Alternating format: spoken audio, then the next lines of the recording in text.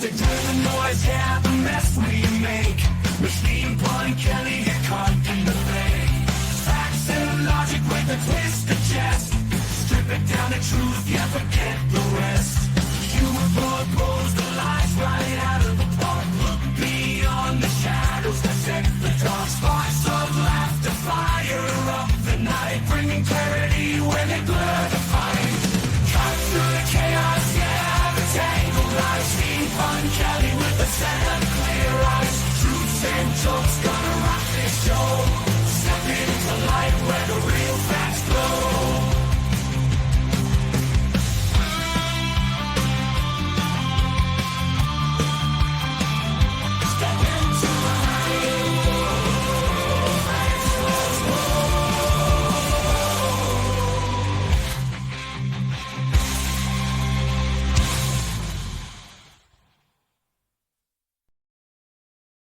Hello and welcome to the final Pun Show of the year. So that's crazy, isn't it? We're already through 2025. 1 year down, 3 to go. If we can survive that long. So thanks for joining. I hope you have a splendid New Year's Eve. Just make sure you don't do anything reckless or anything that you will not want to remember. Had some New Year's Eves like that in my younger days, where I had to be told what I did the next day, and it was never a good thing when that happened. But that was many, many years ago. So anyway, hope you have some good plans for either tonight or tomorrow. I'm gonna dive into Donald Trump's end of the year report card. I'm really juiced about this. I've got grades that you will not be expecting. He did not get straight Fs, if that's what you're thinking. If you're like, oh, I know, he gave him straight Fs. I did not give him straight Fs. So he actually got a couple of A's. So you'll be surprised to hear that, and we'll get to that in a moment. But in the meantime, I wanted to talk about a couple other things first. First of all, this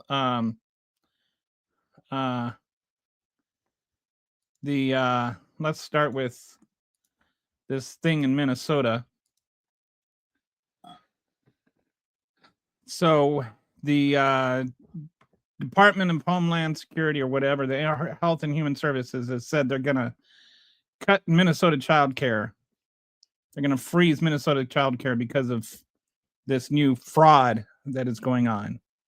And that's going to mean that 30,000 families are affected, 23,000 children impacted, 4,000 child care providers, annual funding frozen, 5 days video freeze, and 87 counties affected. Now, you might be thinking, Kelly, you're kind of stupid. How can there be 30,000 families affected and only 23,000 children?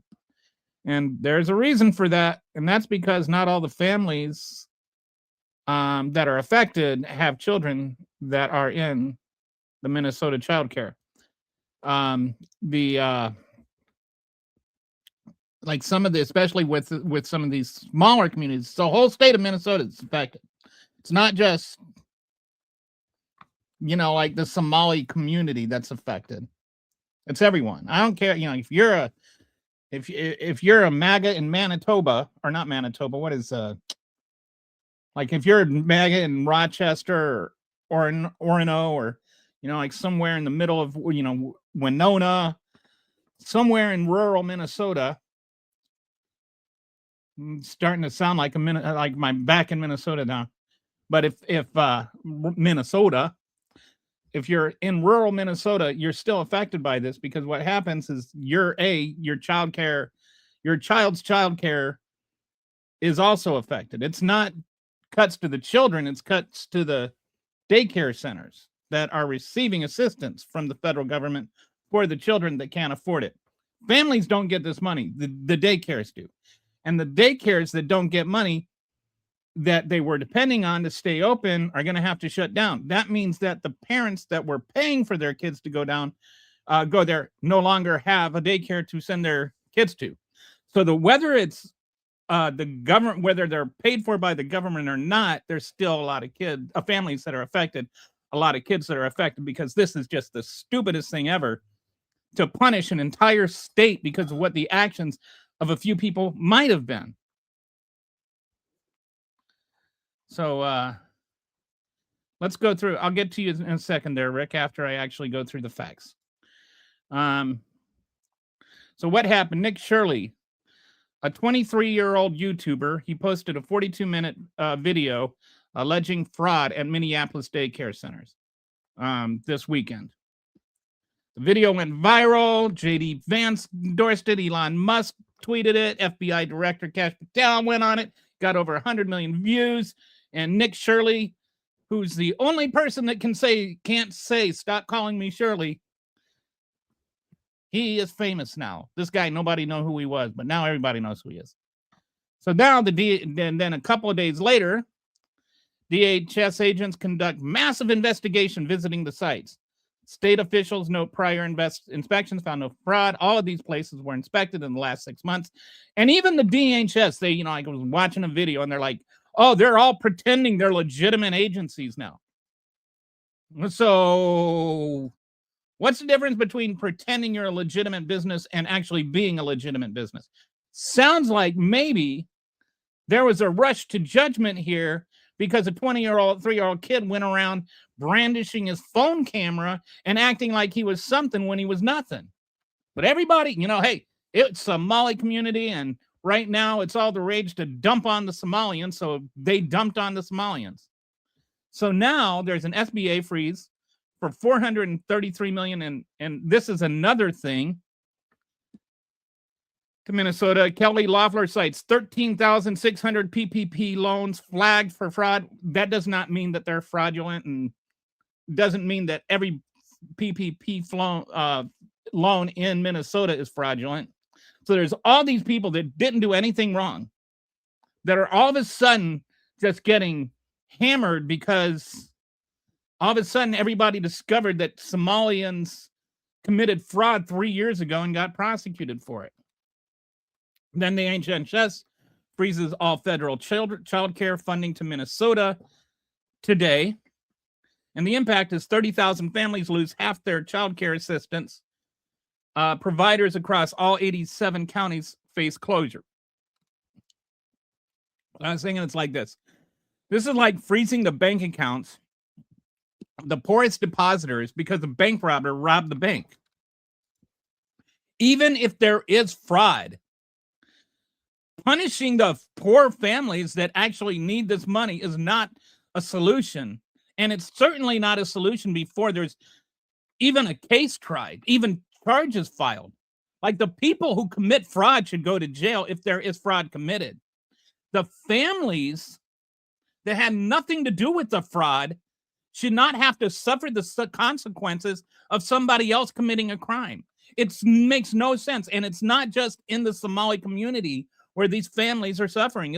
It's across the entire state of Minnesota. So I don't, whatever your justification is wrong. There's no justification for this. You don't punish people for crimes other people committed. I don't know how much more simple to make that. This is like punishing the poorest bank customers because somebody robbed the bank. The alleged fraudsters already got paid. The frozen funds, do you think, like, does freezing the stopping the payments for those families, does that get the money back? Does that have any positive repercussion at all? No. It's just to punish an entire state because of what a couple of people did, because Tim Walz had the audacity to become vice president candidate. All it is just more vindictiveness and vile racism from Donald Trump and his administration. It's disgusting. And they're punishing an entire state for it. It's so easy to just blame Tim Walz and Somalians and all of that. It's like, just stop being disgusting for 5 minutes, Donald. Just don't be a disgusting racist. What's so hard about that? The proven fraud cases have already been prosecuted. They were prosecuted for the most part under Joe Biden. They started under Donald Trump. The fraud started under Donald Trump, was prosecuted under Joe Biden. And there were federal prosecutions, so don't give me that, well, you know, it was a state, blah, blah, blah, blah, blah, blah. Like I saw some of that stuff in the, you know, like in the, you know, some people tried to, you know, like community, whatever it is, me on that, and I saw their little stupid justifications. The the prosecutions were federal prosecutions, little boys. Like, learn what you talk of before you try correcting your superior. The only allegations of fraud are from a YouTube guy that's 23-year-old, has no experience or training in journalism. He's just a dude with a camera. He doesn't say when he ran around. There's been no real investigation into his investigation. If I was taking care of children and some 23-year-old hack with a camera wanted to storm in and start filming people, I'd lock him out too. I don't know what's going on with him. I don't want to expose these kids to like the internet. Investigation time. So for all these other investigations, they spent years of FBI working, actually investigating and prosecuting the crimes. This was a 42-minute YouTube video that everybody just took as like that's gold or something. The verification, actual jury convictions proven in court. Snopes tried to verify what Stop Calling Me Shirley did and couldn't independently verify anything. Nobody's been able to verify what he said. Even the investigations by the feds into it have not been able to independently verify what he said. They did it right the first time with targeting prosecutions after a thorough investigation. This time they just froze everybody out statewide for no reason at all. Accomplishes nothing. You know what I think it does? I think it is an attempt to rig the election. It's an attempt to get the electorate in Minnesota upset with Walz so he doesn't win re-election. All right, so now that's my tantrum there. And so I'm going to go through some of this. Okay. Did Americans have to be psyoped? Yes, I don't even know what that means. Hell yeah, they need to freeze the child care. So why do they need to freeze that child care, Dick? Why? Tell me why. Tell me why, the Robinsons in Winona, why their children can't go to child care because of what happened in Minneapolis. Please explain it to me. Explain it to me like you know what you're talking about, Rick. Please do. I'd really love to hear your explanation. What good does that do those children? So dumbass much. The audit proven false. No, the audit, there hasn't been an audit, dude. You're confusing different investigations. There has been no audit of this. There's no audit of these allegations from Shirley. There's none.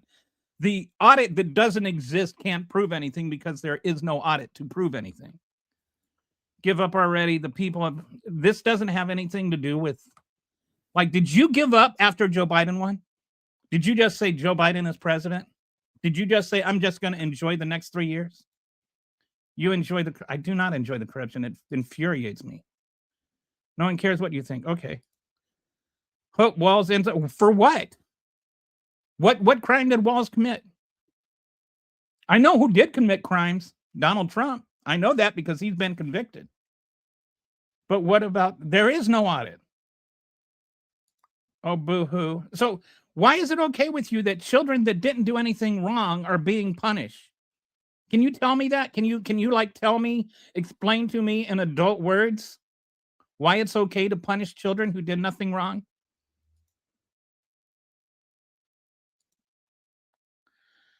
So you're saying that people in Minnesota should not be allowed to have children because of something somebody did. There is fraud. Where? If there is fraud, Jay, seriously, If there is fraud, I think it should be prosecuted like the fraud that was already prosecuted. I do not think that people that did not commit fraud should be punished for the fraud that other people committed. What we're talking about here, for those that have their MAGA hats on too high, is punishing people who did not do anything wrong. And we don't even know for sure that anything was done wrong here. Should there be an investigation? Yes. So far, the investigation seems to have shown nothing except that these businesses are pretending to be businesses, according to Deanne Schatz. Liberals cry about everything. I don't see anybody crying here, buddy. I see you ignoring reality, ignoring the facts, and unable to justify your position. Why should children be punished for something they didn't do? What about what politicians? What politicians? No politicians have been shown to have done anything illegal. Go there and give for what? You have no problem spending your tax dollars flying Kash Patel all over the country. You have no problem spending your tax money giving Donald Trump $1 billion airplane. Why is it that all of a sudden, when it's like spending money feeding children, that's when you get all uppity about where your tax dollars are going? Well, I was told about it in 2019. Yes, and you know what? People got prosecuted in 2019. This is not something that this is a separate allegation. 3 separate frauds have already been prosecuted. Please at least learn what you're talking about, Russell. Do your research. I'm not wrong about anything, Jay. Just saying, do your research. You are wrong. I have literally got on the screen here. I have research right there. Where is your research? Typical white leftist. Tim Walz is total poop. Oh, bullshit. Why are Bibles being forced in public schools if they don't work in churches? I don't think that's a good question, but I don't think it's relevant. All right, so we're just scrolling past a bunch of nonsense. Vote for Democrats in the midterms if you want positive change in America. I just really don't get why anybody would be like, oh, yes, innocent children should be punished for crimes that somebody else might have committed. I don't get that. I don't get that from I don't understand how anybody thinking that they are being an honest person could actually hold that position. Okay, and you're just a dumbass talking to somebody sitting in a chair. But I at least have a point. My point is that children who didn't commit crimes shouldn't be punished because somebody did. Hey, RK, how you doing? This guy Tim Walz hasn't done anything wrong. Can you tell me what Tim Walz did wrong? Can you tell me what statute he broke? Like, rather than just making your arguments with laughy faces, do you have something substantive to say? Do you have something other than an ad hominem attack? Do you have something at all? Anything at all? Like Rick, you're here a lot. You say a lot of things. I have never heard you make a substantive point about anything. So many actual Nazis and Kirk KKK in these comments. Republicans don't care about independent verification. They take something and run with it. I think they want, first of all, they want a distraction. And they think they found one in this. They want to run with this because it distracts from the fact that Donald Trump is a pedophile. And it distracts from the Epstein files. That's number one.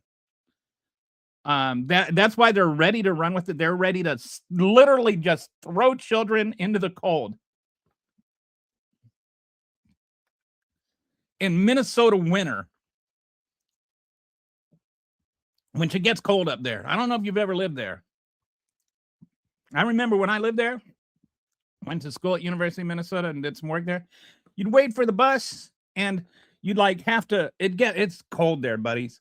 It's like, it's so cold that you would have to like close your eyes and thaw them out while you were waiting for the bus. Like, if you've never been in 30 below, then you have never been in cold weather.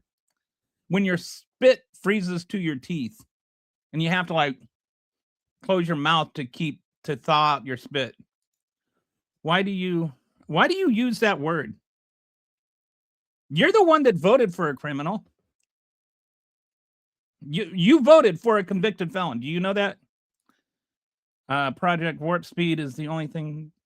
I agree. He did. And I give him credit for that. It's not like it was his idea, but at least he didn't get in the way of it. Okay. I don't see any. You don't have anything for. Do you have anything of substance to say? No, Mark. We don't want no more. What do you call the Trump administration? You don't want more cabal BS in any America? Dude, are you at all aware of what the Trump administration is doing? Are you even remotely literate? Like, do you pay any attention at all to what is going on in the world? Or do you just watch Fox News? Imagine spending your free time on a channel you hate. The obsession is real. Hey, it's all right. As long as they're on, I get paid, so I'm happy. That is exactly whatever that is. Why are you so obsessed with who's talking about illegal immigrants? I'm talking about American citizens, especially. Okay, the kids that are getting denied care are not illegal immigrants, dude. They don't have, they're not illegal immigrants needing health or needing daycare in Winona, Minnesota, or in East Grand Forks, Minnesota. Like, have you ever been to rural Minnesota? Rural Minnesota is about the hardest place to find an immigrant. If you find an immigrant in rural Minnesota, they're probably from Canada. Do you need to work with the meds? No? Okay, but windmills are killing the whales, right, dummy? Yes. And apparently, did you see they're also killing the bald eagles in Israel? Did you see that? Donald Trump posted a picture of a bird that was killed by a windmill or a turbine. He calls them windmills. He killed by a turbine in Israel. And it's like you could see on the tower there was Hebrew writing. Woo, heck yeah, whatever. I'm not sure if that was a sarcastic heck yeah and for whom it was entitled. MAGA are the people I wouldn't tell where the Anne Frank was. Yes, I would definitely not tell them that. Hates D's nuts. Fraud, Democrat fraud. And if you know what, anybody that's convicted of fraud should go to jail. Do you think people that aren't convicted of fraud should be punished because some people committed fraud? That's the actual question. Can you focus for a second on the actual issue, which is that people are being punished who had nothing to do with fraud? Okay, you lack the intellect to come up with a better insult than that. Like, I could say things like, you're so stupid you have to wear a hat to remind yourself of who you voted for. You're so stupid that you voted for a guy that bankrupted a casino because you think he's a business genius. 89% of all Somali population in Minnesota with at least one child. That's not true. No. That's not true. Google is a tool. Use it. It's 83% of Somalian households have some form of government assistance. That's the actual statistic. Russell, Google is a tool. Use it. Racist starter kit, red hat, Jesus necklace, goatee, and a fat gut. Yeah. Feels like it's missing something, though, like a bucket of gravy or idolizing somebody like Donald Trump, like believing the stripper really likes you. Because the Robinsons are trading their benefits for everything illegal. What are you? That doesn't even make sense. And by the way, there's no apostrophe in Robinsons there. At least learn to write English properly. The people, okay. Then again, he said himself, smart people don't like me. That's correct. Only the dumb ones do. What makes Trumpers so stupid? Drugs, inbreeding. I think the hats. I think there's the hats are on too tight, and so it cuts off the blood supply to their brain. Jeffrey Epstein is Barron's daddy. Oh my goodness. Sunshine coming out there with daggers today. MAGA love fraud when it's old white politicians. All of it. Illegal aliens are breaking the law. Illegal aliens are breaking the law. What does this have to do with illegal aliens? Why are you talking about illegal aliens? You seem to be thinking this is like an immigrant thing. I am talking about American citizens. Illegal aliens aren't getting these benefits, dude. None of the people that are getting these benefits that are being cut off are illegal aliens. They're not even aliens. They're citizens. Like, understand things before you talk about them. It would really help you a lot. And why do you have to have a shirt so tight? Do you think it like makes you look stronger or something like that? Just you think? I bet you're one of those people that thinks that testosterone makes you a man. The ability to, why do I don't even know what that means. People who care people do care what you think. They are choosing to spend their time watching you. That's what I say. Like, why else would they be? They either care what I think or they like to get riled up by what I think. Imagine Trump being the only pedo you don't support. Imagine Trump being like, imagine supporting Trump even though he's a pedo. I don't know what pedo I support, and I don't understand why MAGAs always have to like yell pedo every time they start losing an argument. I've never seen a troll manage to be both mid and cap simultaneously. I don't know what mid or cap means, but I'm pretty sure that's a good dig. I'm not good at all the clapback lingo. We talking 8 billion over 90 arrests. What are you talking about? Yeah, I mean, depending on how you the 8 billion is a bit of a questionable number, but yes, there's been over 90 arrests. Most of them have been convicted. None of this is new. And all of it was prosecuted under Biden and Walz. All right. So anyway, I just wanted to go into that and point out when something that conservatives don't seem to care about, that a lot of the victims here, a lot of the people that are being cut off happen to be rural white Americans who probably had their parents vote for Trump. I mean, I lived in Rochester, Minnesota, and Orono, Minnesota. I know that the political climate there is not all that liberal.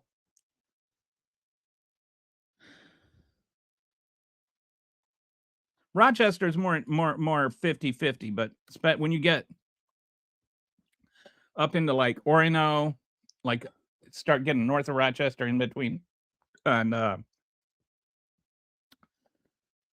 that area between Rochester and the Twin Cities, or you start going over to Winona, or you go, I went to school in East Grand Forks, especially like when you get in that area around North Dakota, it's extremely conservative. All of those families that have been there like for 11 generations that came over here from Germany or whatever, we're talking Fargo white. Like the movie Fargo, you are the pedophile. I don't know why I'm a pedophile. The government needs to take back properties they brought with. Yeah, sure. I'm all for that. But why do they need to punish people that didn't do anything wrong? That's the question. Anybody that's convicted of fraud, anybody that did fraud, fine, do whatever. Punish them to the fullest extent of the law. I'm not defending anybody that did anything wrong.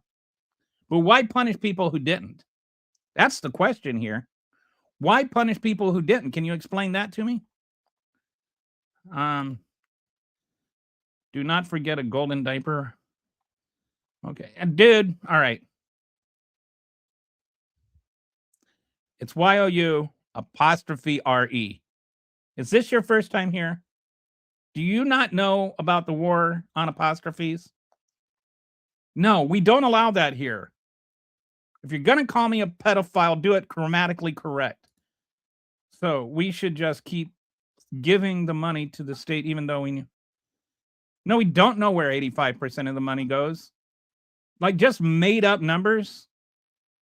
Like, we don't know that where 85% of the money goes. And yes, we should keep giving money to the state, because the people that are receiving it aren't guilty of anything. We should just keep giving money. I should keep putting money to paying my taxes because Kash Patel is going to use the FBI to escort his girlfriend's buddy home. And a year tampon for the kit. There you go. That's it. That's what was missing. Okay, so, all right, I think there was a little bit more here. So the low-income families are the ones that are the most affected. Families earning less than 47% of median wage income lose $1,710 a month average assistance. And they're not getting $1,710 a month. They're receiving $1,710 a month when they send their kid to the daycare. That daycare gets the $1,710. So when that daycare no longer starts receiving that money and that daycare shuts down, all the people in that community lose their daycare. Centers operating legally can't get paid for services they're currently providing. Many will close within months. And not all of these, like, not every provider in Minnesota was receiving kickbacks and doing something legitimate. Most of them weren't. Most of these places, people were just doing legitimate things, had no idea of anything that was going on. There's no reason to punish them. So now you got these working parents without childcare right here. The parents can't work because their children don't have care, and then they lose their other benefits. Their income drops. Then they lose their house. Like, there's no point to all that. There's no point in punishing these families. If you want to talk about punishing families that did something wrong, fine. But you're punishing every family in the state for something somebody else did. This is like taking somebody's bank balance because somebody else robbed a bank.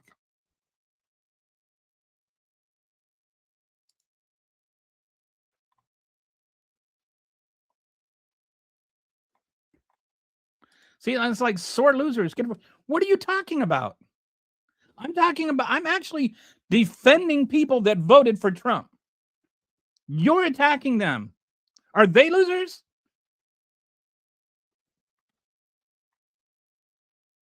Where is your compassion as a human being? Are you like a bot? Are you a real person? Okay, now I see the ad hominem, griefing, flooding, spamming, gaslighting, tongue policing, copy pasta, dog whistling, gish galloping, all the MAGA playbook tactics. Everything to avoid the actual question. Should people that didn't do anything wrong be punished because other people did something wrong? Like, that is the whole and total of the conversation. All right, so all that said, I want to ask, let me see if somebody's in here. The guy, all right, you just gotta, is Freaking Stoic here? Freaking Stoic here today? Because I did put together a dashboard for you, but I want to make sure you're here when I read through it. I answered your question. All right, so I don't see anything from Freaking Stoic. So I'm going to go ahead and move on to the topic that everybody came here to see. Everybody, you ready? You ready for the most fun-filled podcasting time of your life? Let's go through Donald Trump's 2025 report card. I'm actually having fun with this. Okay, all right. Okay. Bye, Jamie. What's up, Rainbow? How you doing? All right. So I said, I guess all you heard me say was that I'm guilty people, innocent people shouldn't be punished for something guilty people did. And he said, I'm brainwashed, and then left. Don Vick, the racist, rapist, felon, fascist, pedo piggy, is burning the divided states to the ground and maggot. Yeah, that's. I'll give you a nickel if you can say that 5 times fast. Every other group of people has a homeland they can retreat to and fall back to if things don't work out for them in the West. Europeans and Americans are being dispossessed. I don't even know what you think that means, much less whether it's true or not.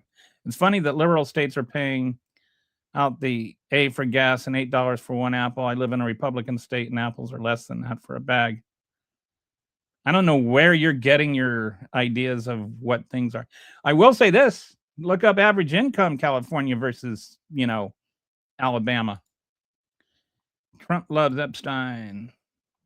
Remember that anger and arousal have a similar sensation in chemistry upon release, so they are eagerly waiting on owning us with their own mad so they can orgasm. Yeah, I bet they choke themselves when they masturbate. They lost, I shouldn't have said that. They lost a lot at their own hand, sure, but they did it to themselves. Americans general firm, never standing up for anyone's rights, and they're a total crap.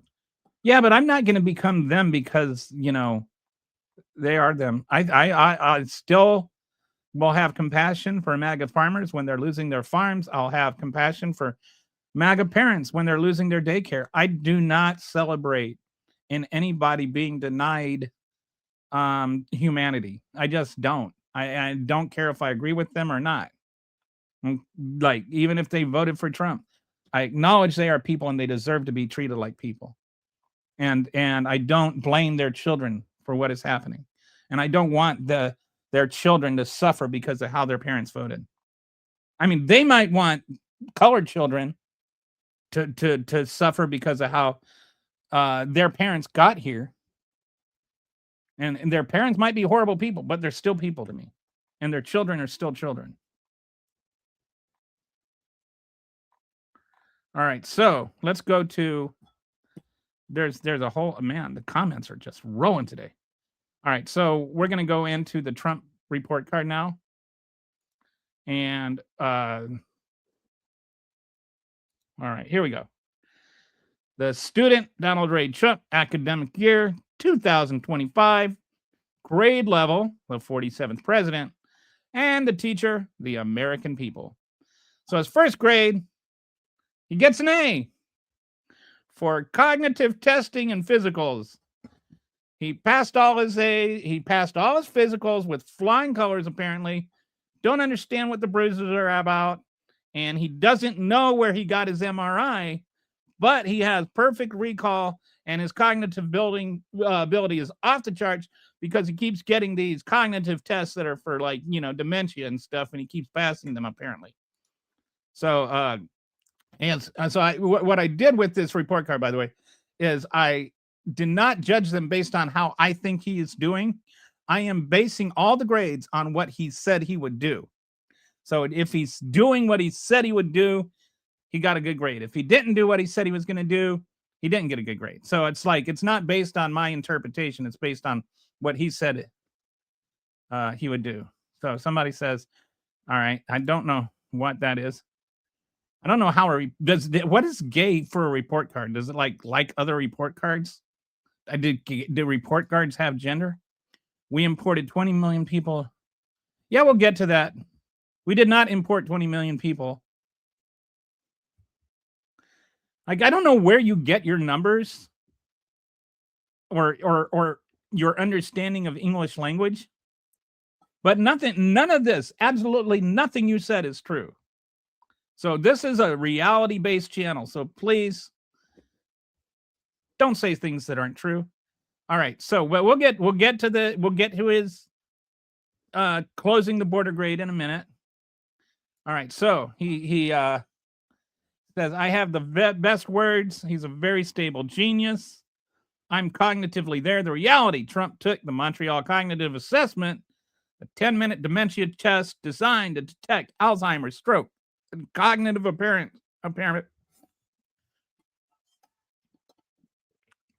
and allegedly scored 30 out of 30. Woo! He passed a dementia test. Test creator, Dr. Ziad Nasruddin, says it's not meant to measure IQ or intellectual skill in any way. Someone performs well, what it means is they can be ruled out for cognitive impairment. That's it. What the test actually is, it takes 10 minutes, includes difficult tasks like naming animals, drawing a clock, copying a cube, and repeating numbers. A score of 26 out of 30 is considered normal. The New York Times, many of the questions are answerable by toddlers. Purpose, to screen for dementia, Alzheimer's, stroke damage, that's it. My father-in-law's girlfriend has Alzheimer's. She takes it, and I can confirm this is what it's actually used for. The reason most people take the test is that they or others start noticing mental decline. They forgot where they parked the car, can't remember what groceries to buy at the time they get to the store. So my question is, why does he have to keep taking this test? Like, not why can he pass it? Whether he can pass it. Why does he have to keep taking it? Why are people so concerned about his mental decline that he keeps having to take the test? So Trump's greatest hit, everybody will remember now, forever, and always. Person, woman, man, camera, TV. I feel like that should be a song. Has Randy Rainbow written a song called Person, Woman, Man, Camera, TV? I feel like he might have. Trump's famous reaction of the memory portion, when she's repeated multiple times, is proof of mental fitness. I had a perfect score. One of the doctors said he's almost never seen a perfect score, despite normal being 26 out of 30.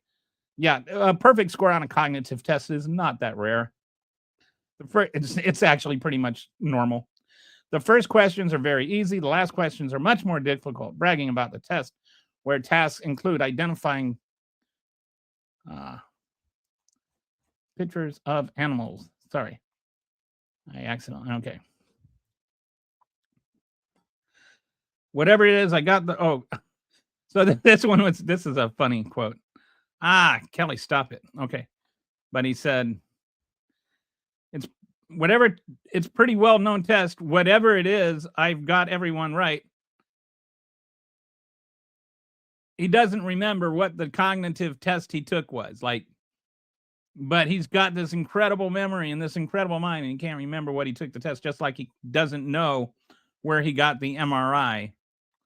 So I described the test question, including a whale, which the test creator says, I don't think we have a version with the whale.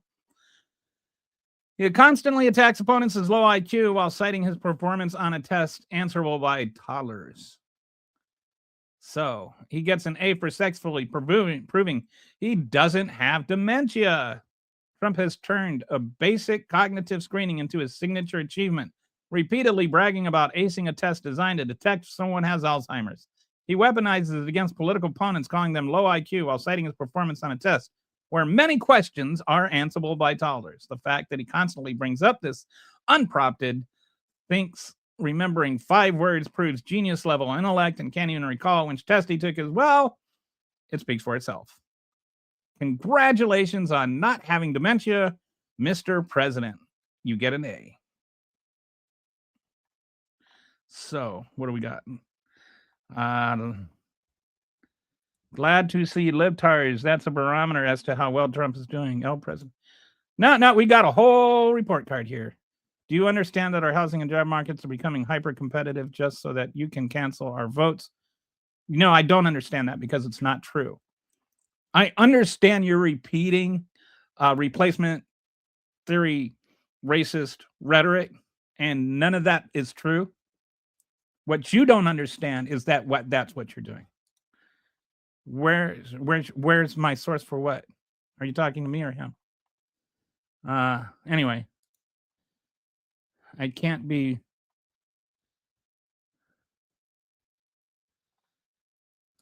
My dad lives in Brazil. Lady, are you lost? Is the Fox News echo chamber so boring that you had to come here to feel something? Jesus said to tithe. Did you mean tithe? 10%? He never said. Actually, Jesus never said to tithe 10%.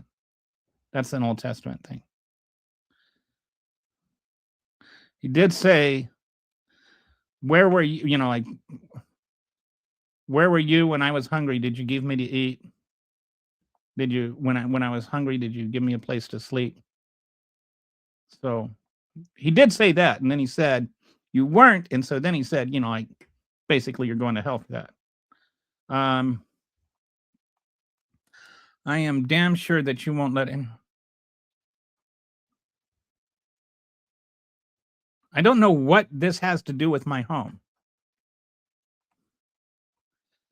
Okay. All right. I don't think that this has anything to do with giving somebody else your house. You're kind of weird, dude. You're kind of weird. Okay, don't you have a... All right, so we're going to... Okay, let's go. Let's see if Rick has anything to say. Hey, Brett, if you think you have so bad in America, get out of here and don't let the door hit you. So, yeah, Brett thinks that everybody should leave if they don't like it when Trump is in charge. But Rick also spent the entire 4 years that Biden was president complaining about Biden. All right. Okay, good. We have a closed border. We have 4.2. Well, we don't, but GB, we don't have a 5% wage increase. We'll get into all that in a minute. We do not have $20 trillion in new American investment. Not like you are really, really drinking a lot of Fox Kool-Aid. But all right, let's go to the border shutdown. We're going to go to his next grade. You'll be happy with this one, dude. You'll be happy. Where'd you go? Gob is 3A or whatever, how you say that. I'll just call you Gob. Gob, you should be happy with this grade. I'm giving him an A. Did I give him an A or an A plus? I gave him an A plus in border crossings. He promised we will close the border. We will stop the invasion of illegals into our country. And the reality is,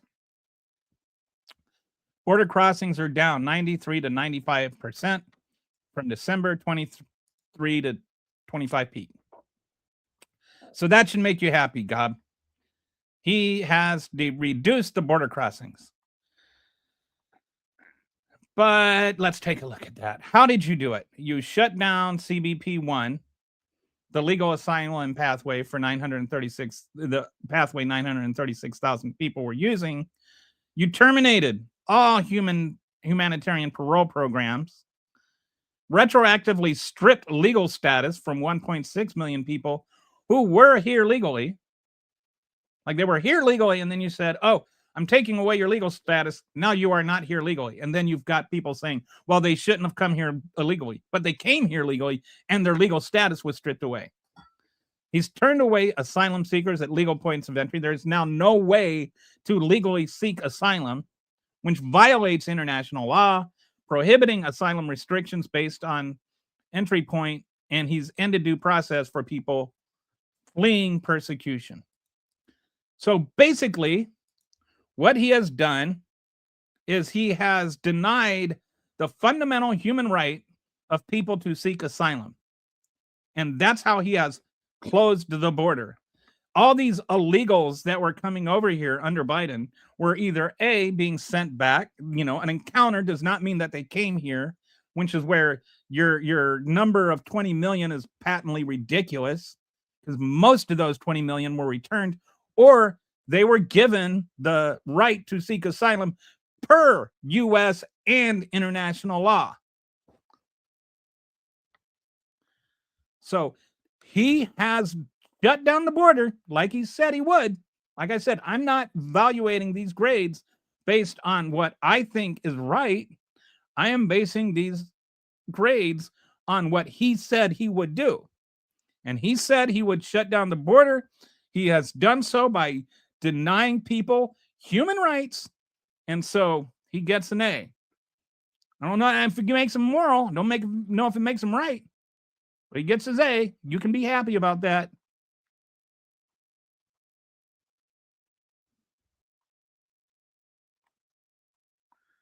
So all right. Your ancestors sent their real just. How do you know anything about my ancestors? My ancestors actually came over here in Jonestown. Darling, children not freshest, but sure fresh is too. I have no idea what that even is supposed to mean. Okay, I just gave him an A for close border. All right. So, yep, he's fundamentally ended the human right of asylum. All right, so let's go to his next grade. You'll like this one. Deportations. So again, I am not judging him based on my opinion of what he's doing. I am grading him based on what his promises were. Okay, and he said, on day one, I will launch the largest deportation program. In the history of America. When she's done that part of it, we're going to remove the millions of illegal aliens. But then he said, the murderers, rapists, and bad hombres. These are the vast numbers of additional criminal illegal aliens who have fled, but their days have run out of this country. The crime will stop. They're going to be gone. So he didn't just, he really made a point of saying not just that he was going to get rid of the illegal aliens and the undocumented migrants and all of that. He's going to get rid of the bad ones, the worst ones, the rapists and the murderers that Biden was letting in, the ones from the insane asylum. But what has he actually done? Who has he actually been deporting? Who's actually being deported? 75,000 people with no criminal record at all. And no, a criminal record means that you have committed a crime, not a misdemeanor. Words mean things, use words correctly. That's over 1/3, and crossing the border illegally is a civil offense, not a criminal offense. So it's not a criminal record. Second time, it's a criminal offense. But over 1/3 of these people didn't even commit a crime. They have never committed a criminal offense. That's over 1/3 of ICE arrests. 48% of the people detained as of November have no... Shoot. Got to stop doing that. 48% of the people detained as of November have no criminal convictions. Non-criminal arrests are up 2,000% since Biden administration. And only 5% of October arrests were people convicted of violent crimes. Because what happened is right away he ran out of the actual criminals. There weren't that many criminals. In reality, if we want to have a reality-based discussion, when he took office, there were about 11 million undocumented migrants here. Not 20 million, not your made-up numbers, not the Republicans in Congress's made-up numbers, but about 11 million. And not enough to like own every house in America or whatever the one dude wants to talk about. All right. Non-criminal arrests were up 2,000. So what's happening is as they started running out of actual criminals, which there weren't that many of,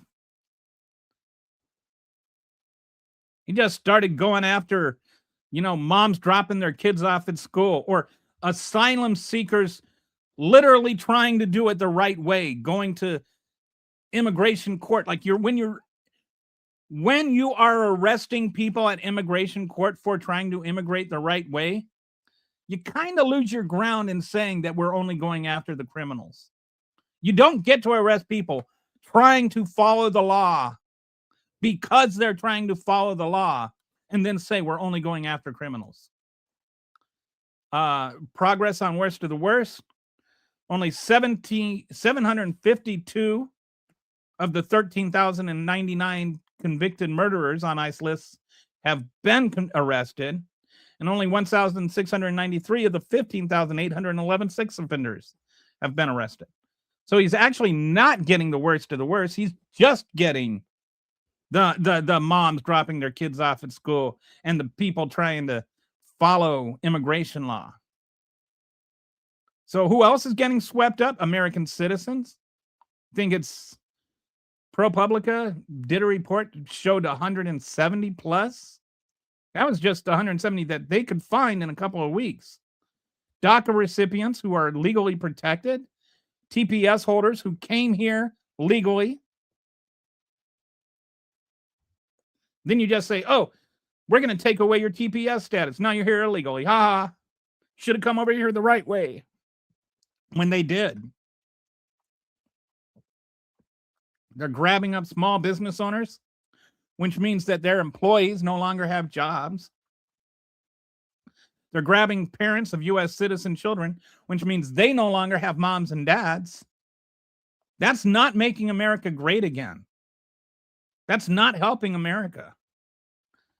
There's no American citizens have been arrested or detained, according to Kristi Noem. The facts, at least 170 U.S. citizens have been detained, according to the ProPublica account, which is likely an undercount.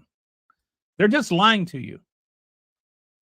All right, it contradicts what the administration has been saying about people who are convicted and criminals, and they are going after the worst of the worst.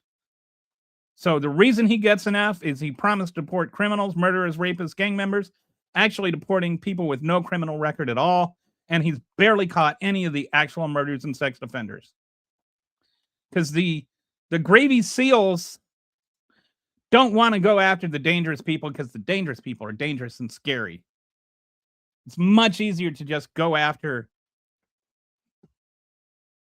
moms that are dropping their kids off at school or raid farms.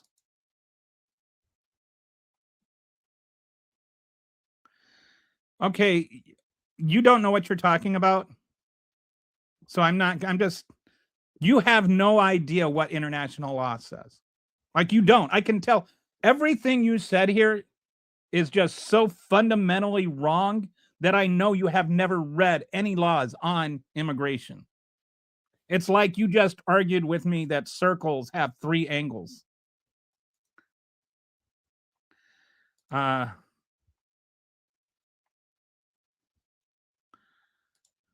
Everyone you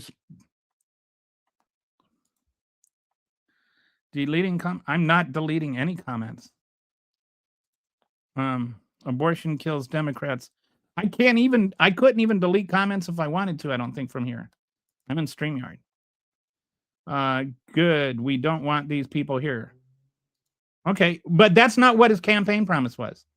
Like, if he ran on deporting moms and stuff, I'd give him an A for this. But that's not what he ran on, was it?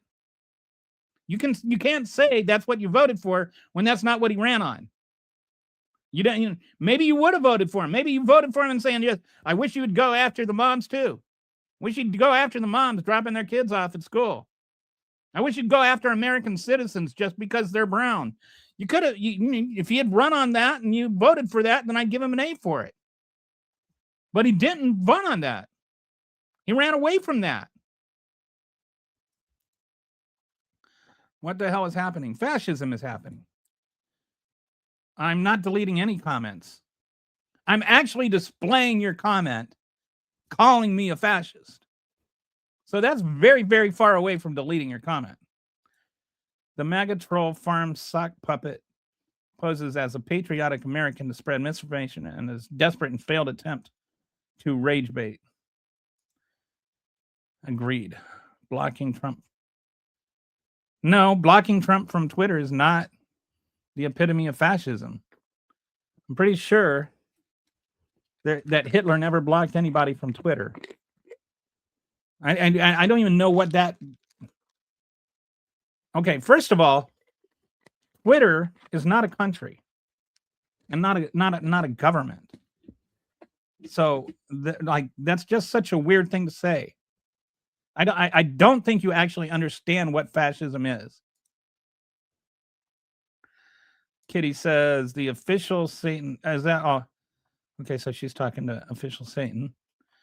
Maybe Hotline Miami 1 and 2 were right. And I don't know what they said. Quite calling a random person a fascist is like sexually assaulting a minor and blaming them for, and I quote, being so attractive.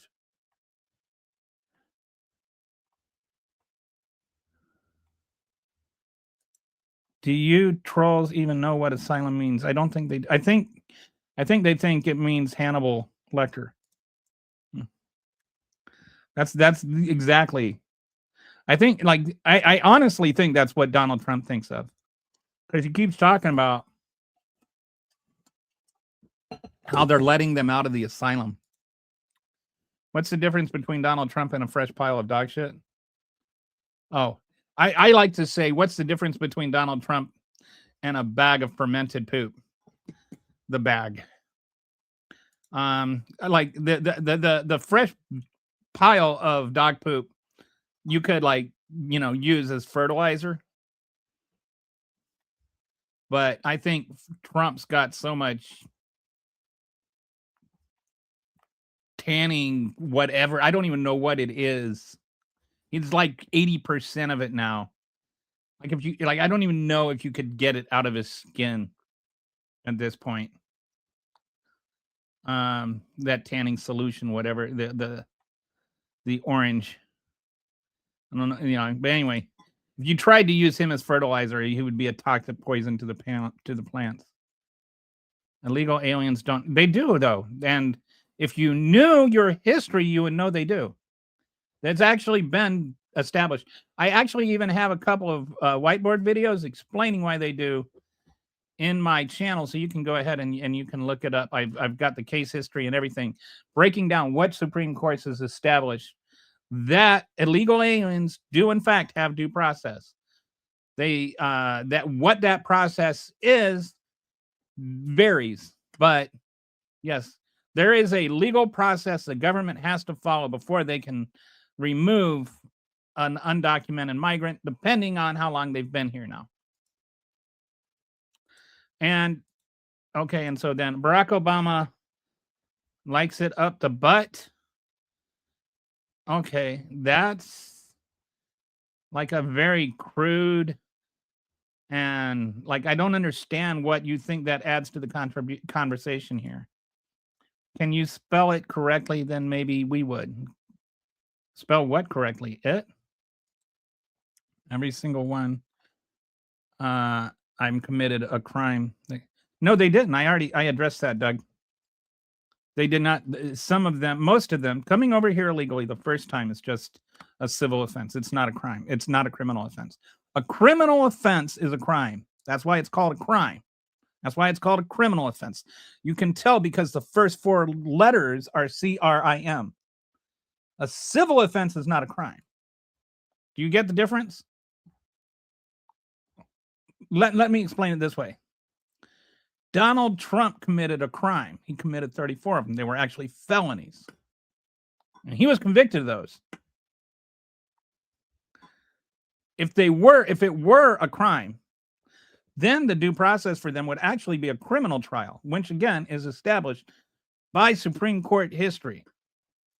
And they would have to actually go through a jury trial, every single one of them. So you don't want it to be a crime. But they aren't. And that's what I'm trying to explain it to you. But of course, you typed that before I responded. You libtards don't know what the rules for. I do know what the rules for asylum are.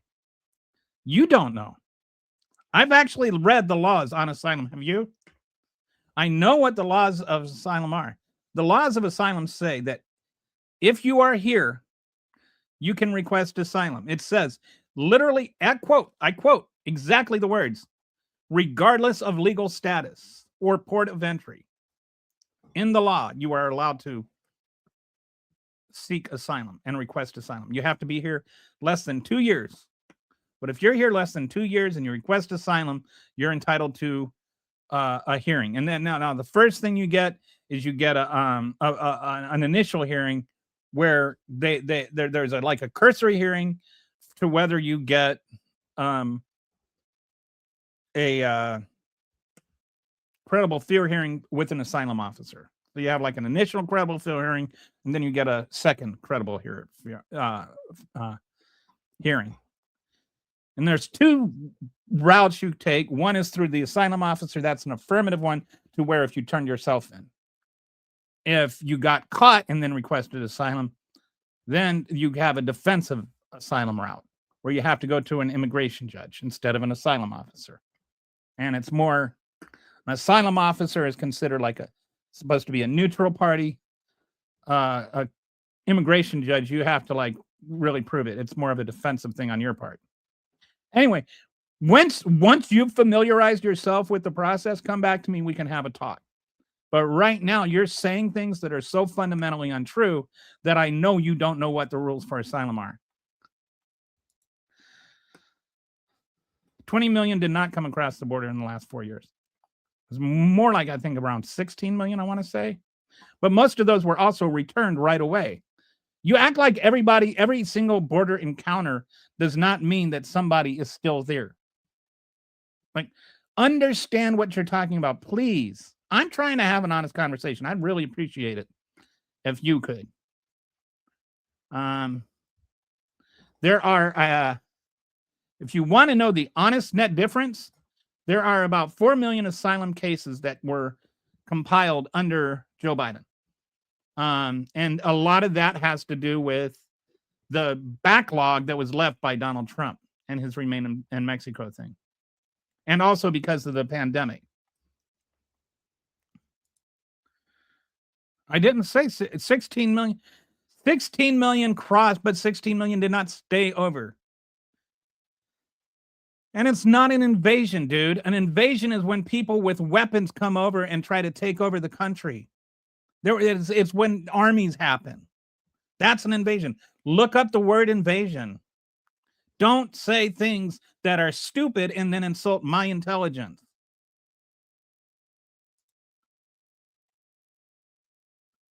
All right. I don't know what you're talking about. All right. Anyway, that's his grade on deportation. Now let's talk about his grades on the economy. What did he say he was going to do on the economy? He said, starting on day one, we will end inflation and make America affordable again. He said, when I win, I will immediately bring prices down starting on day one. He said, prices will come down and they'll come down fast. He did not, and I feel like this is really important to emphasize, he did not say that inflation will come down. He said prices will come down. And he never said how that was going to happen. So, like, even if you, like, we'll go into this, but prices have not come down. I don't care what you're paying for the price of gas in Tennessee. Inflation is up. Inflation stuck at 3% all years, not ended, still above the Fed's 2% target. Depending on how you look at it, there's, you know, it's about what it was when he took office. But it's still inflation. It's not prices coming down. Things are more expensive now than when Donald Trump took office. Prices are not less than when they took off when he took office. He said prices would come down. Prices have not come down. Don't tell me about the price of gas and the price of eggs. Those are two things. There are more than two things for sale in the entire country. Across the board, if you measure inflation under Trump the same way that we measured inflation under Biden that you complained about, inflation is 3%, which is not the prices coming down. On some things, they've gone up even more, and a direct result of what Trump has done.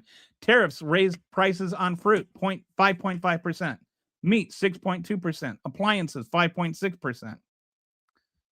This is hitting the working class the hardest.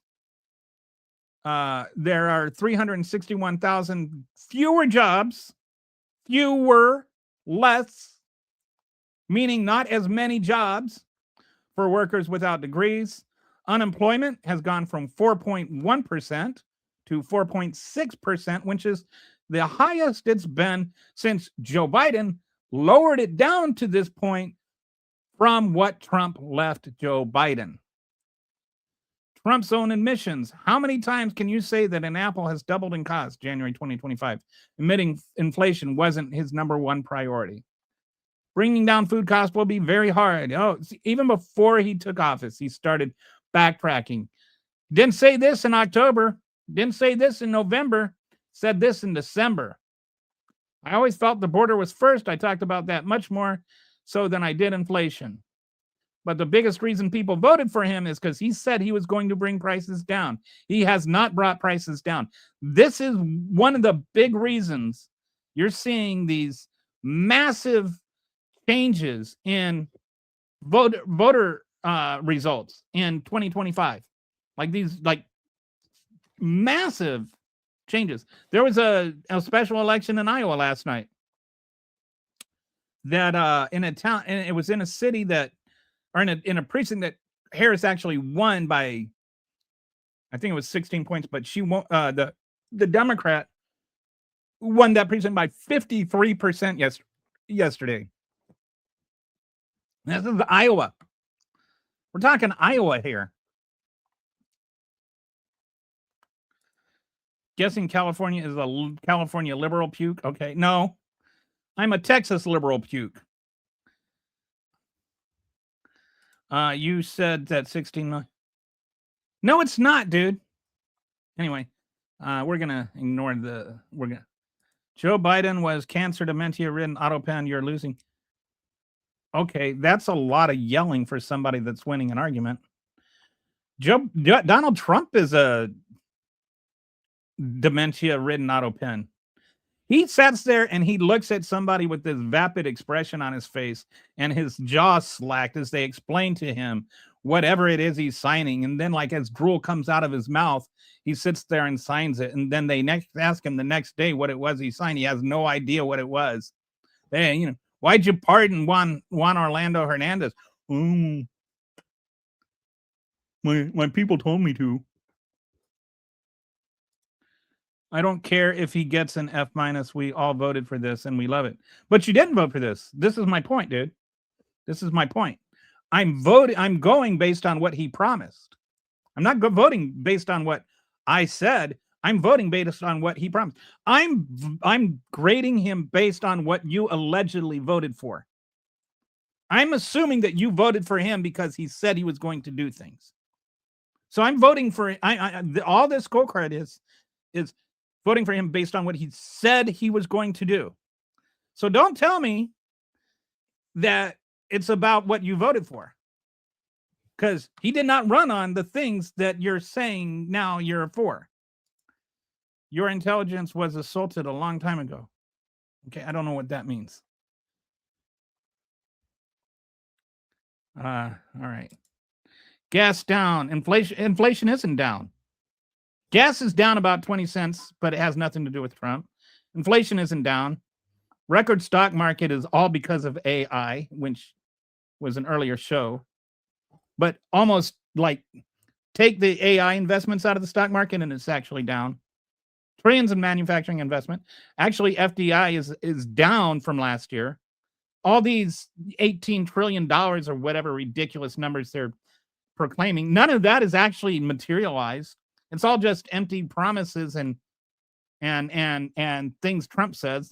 When you look at the actual dollars that have been invested in America by foreign countries in 2025, it's less than it was in 2024. In 2024, it was actually kind of down too. Biden dropped unemployment 0.1%. Biden had like one of the lowest. Biden inherited a much higher unemployment, and he kept it below 4% for most of his presidency. It's now higher under Biden, under Trump. And no, actually, the pre-COVID rate,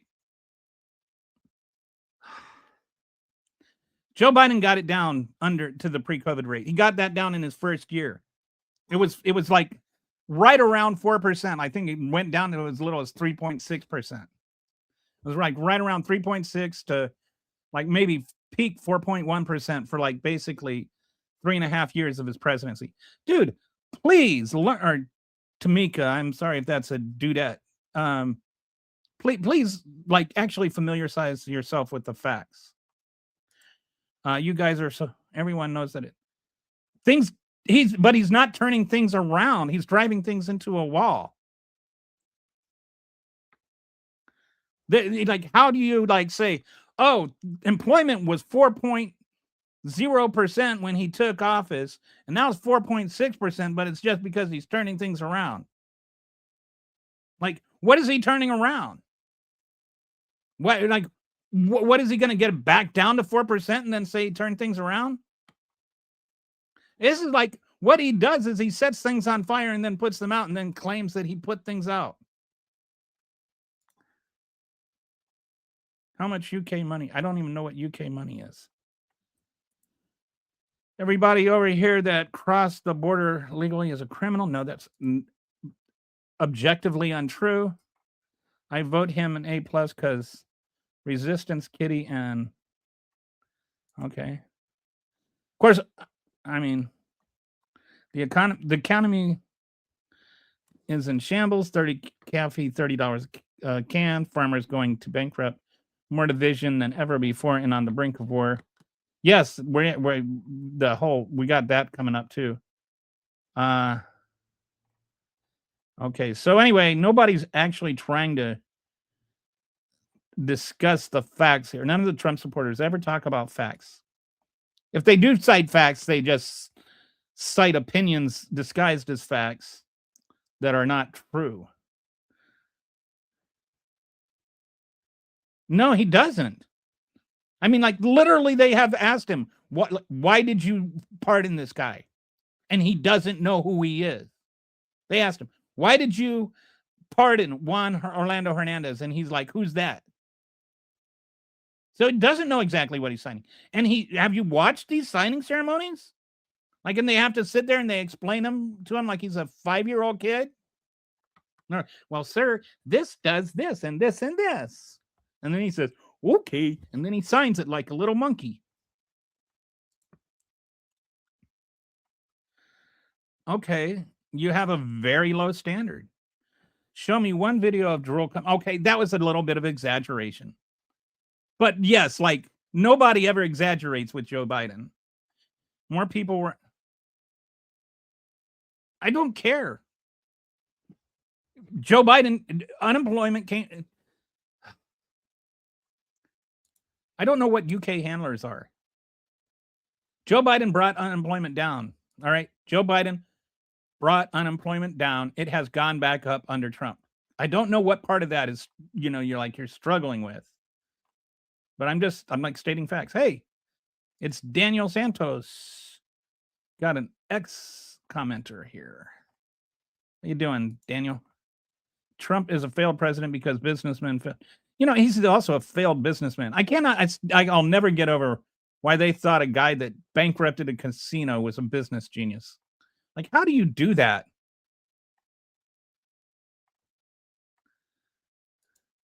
The Jack Smith transcripts were just released. Oh, this should be interesting. I'd be like running over there right now if I weren't in the middle of a podcast. You are literally lying. Inflation is down. No, I'm not literally lying. Inflation is not down. It's 3%. It was 2.7% a year ago. I mean, why are you saying things like that? You could have Googled it and avoided yourself the humiliation. But that's not even really the point. Even if inflation were down, if inflation were like 2.5%, 2.3%, prices are still like inflation means prices are going up. He didn't say he was going to bring inflation down. He said he was going to bring prices down. Unless there's deflation, he is not doing what he promised. I gave him an A for closing the border. I told did you just come here? I went through the whole closing the border thing. I gave him an A for closing the border. Because all you had to do was take credit for what Biden did and then, deny people human rights. The border crossings were down 67% before. He always quotes since 2023 but the border crossings were already down 67% for a couple of reasons. And I don't agree with everything Biden did there either. Because I think Biden did a lot to deny people of asylum rights too. Biden did not create fake jobs and government jobs. Like, The reason there have been job adjustments, in case anybody like really wants to know, is AI has had so much money invested in it that it's throwing the birth death rates for businesses out of whack. Birth death rates they're not like birth death rates for human people, they're birth death rates for businesses. And when money is invested in business, it usually means that people are getting jobs. This is not being associated with AI and or reflected by AI accurately. And this happened under Biden and under Trump. Is that there was an overestimation of jobs because so much money got invested in AI. And so then the algorithm thought, okay, that means this many jobs are being created. But the number of jobs being created per the amount of money being invested by AI is low. And so it keeps overestimating how many new jobs there are. And then what they do is when there's two kinds of jobs reports. There's an initial job report where people fill out surveys and they send it in. And then there's an actual jobs report that they do like twice a year where they review actual number of jobs that were done. So one is like an estimated, that's your monthly job report. Then there's your actual semi-annual jobs report. And what happens with the semi-annual jobs report is it, adjusts the monthly jobs report to configure accurately what happened. And so when they do those, they're finding out, oh, these monthly jobs reports were off. And so then that's where you get these massive job adjustments. And that's what happened with the massive job adjustment in 2024 and with the massive job adjustment in 2025. Neither one of those were anything to do with Biden or Trump. Like it's not fair to blame Trump for one, and it's not fair to blame Biden for the other. It just has to do with AI and the algorithm that estimates jobs. I know that nobody likes to hear things like everybody wants to just blame somebody or make it a partisan thing. This is actually not one of those partisan things. And I've never blamed Biden or I've never blamed Trump for that job revisal. So, all right. What about crime? He said, we will take over Washington, D.C. and clean it up so that it's no longer a nightmare of murder and crime. Repeated that over 20 times. He gave him a D. Cities are totally under a siege, a brutal plague of bloodshed, crime, chaos, misery, and death. Now, the reality is that he was actually overstating crime in those states or in those places. Murders were already down 20% from 2024. That was a trend that started in 2022 under Biden. And actually, for what it's worth, crime had been going down. Violent crime had been going down for years. Like for decades. Since like the 90s, crime had been going down across the country. Violent crime had been going down. And then during the pandemic, there was like a surge because of the pandemic. And then after the pandemic, it started going back down. This is, again, one of those things. I don't think it has much to do with who the president is. It's much more, crime has much more to do with local policing and state policing than it does, like the president. But, he had his little plaything soldiers, walk around illegally and give the illusion that it was bringing down crime, but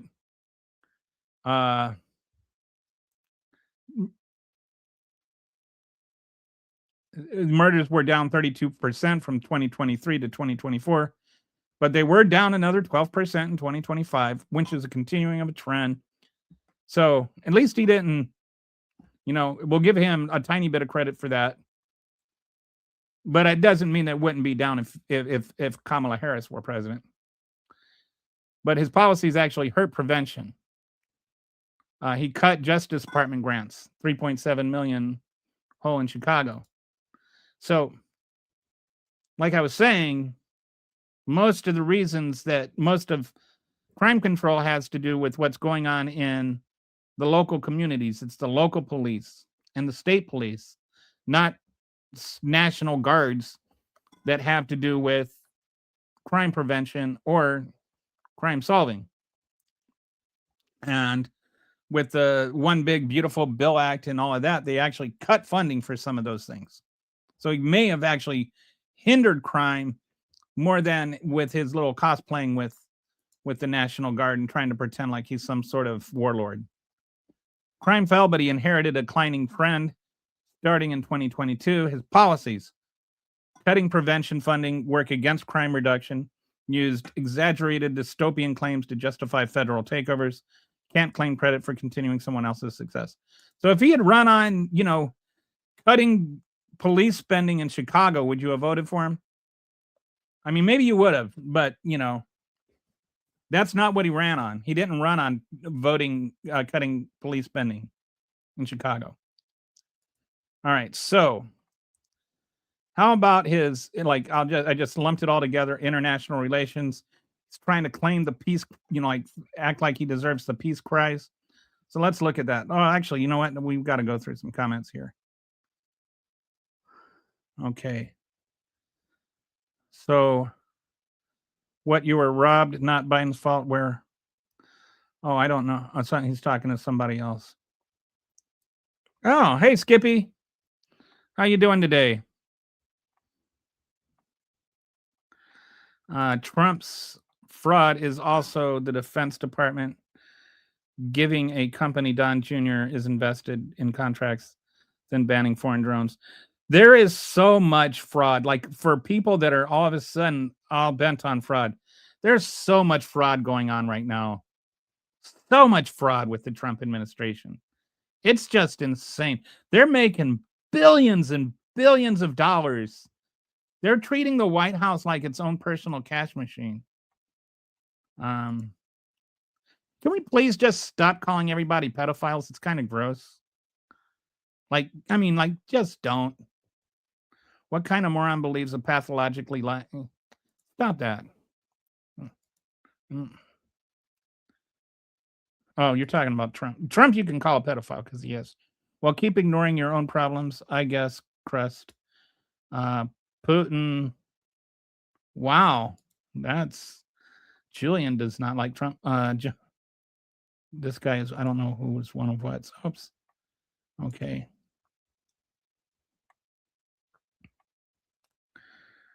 But we got flagpoles. Yeah, I forgot about the flagpoles. MAGA would offer their own children so that Trump could take them to Epstein Island. Well, they're ready to throw their own children under the bus in Minnesota. Trump is a pedophile. I have receipts.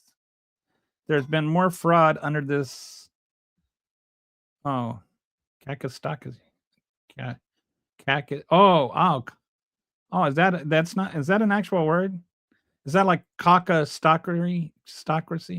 Kakistocracy? Like caca plus stocracy, like a government of poop. Is that what you're trying to say? There's been more fraud under this Kakistocracy than it's ever been in American history. I like that word, Darren. Can you get actual real statistics versus ChatGPT? Like,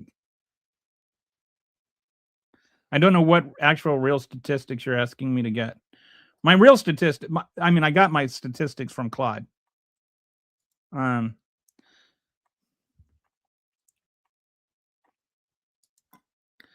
don't think ChatGPT is going to give me significantly different statistics than Claude.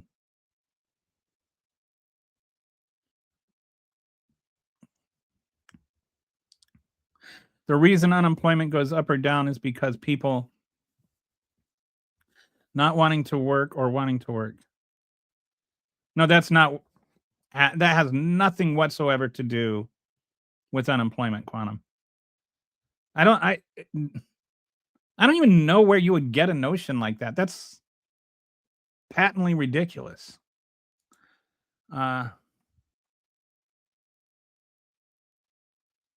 So the official Satan there says a lot of things. I bet you got shoved in the locker. I bet you're like 5'1", 110, and you're like a little Chihuahua type of boy. Like you're like a grown man in age, but you're still like a 10-year-old boy. I bet you still get stuffed into lockers by high school girls. You don't seem all that bright either. I bet you get outshone by a Christmas bulb.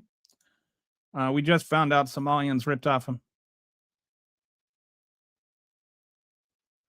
Yes. I don't think that Somalians committing fraud means that Trump is right. And I don't think we just found out about it. I think they were already prosecuted under Biden. I think they started scamming people under Trump. And I don't know if it was $9 billion. I mean, this has not been proven. It's been stated, but there's been no actual evidence. The actual evidence shows it's more like $1 billion, which, by the way, is how much we're spending on upgrading Trump's personal airplane that's in a blatant violation of the Emoluments Clause. The world needs to clean up their own room before they start pointing fingers. We need to start cleaning up our own room.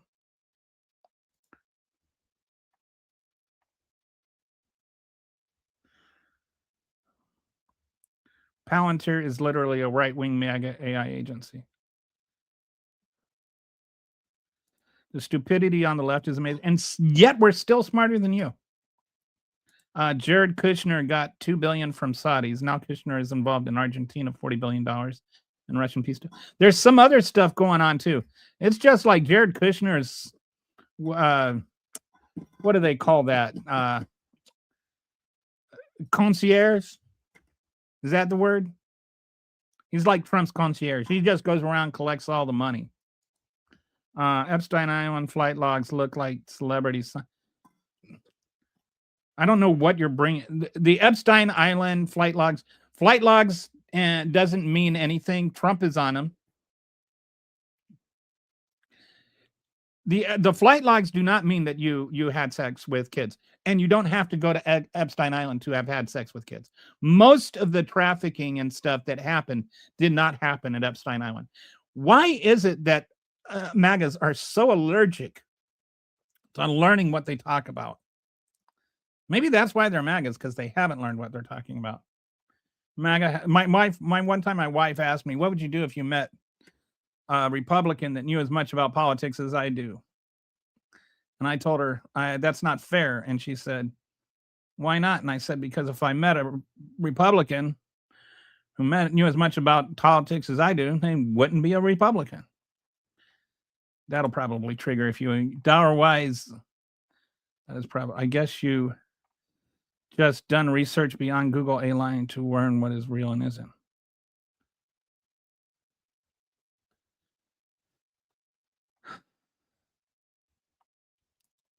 Dude, do you remember 2020 when the Democrats were rioting?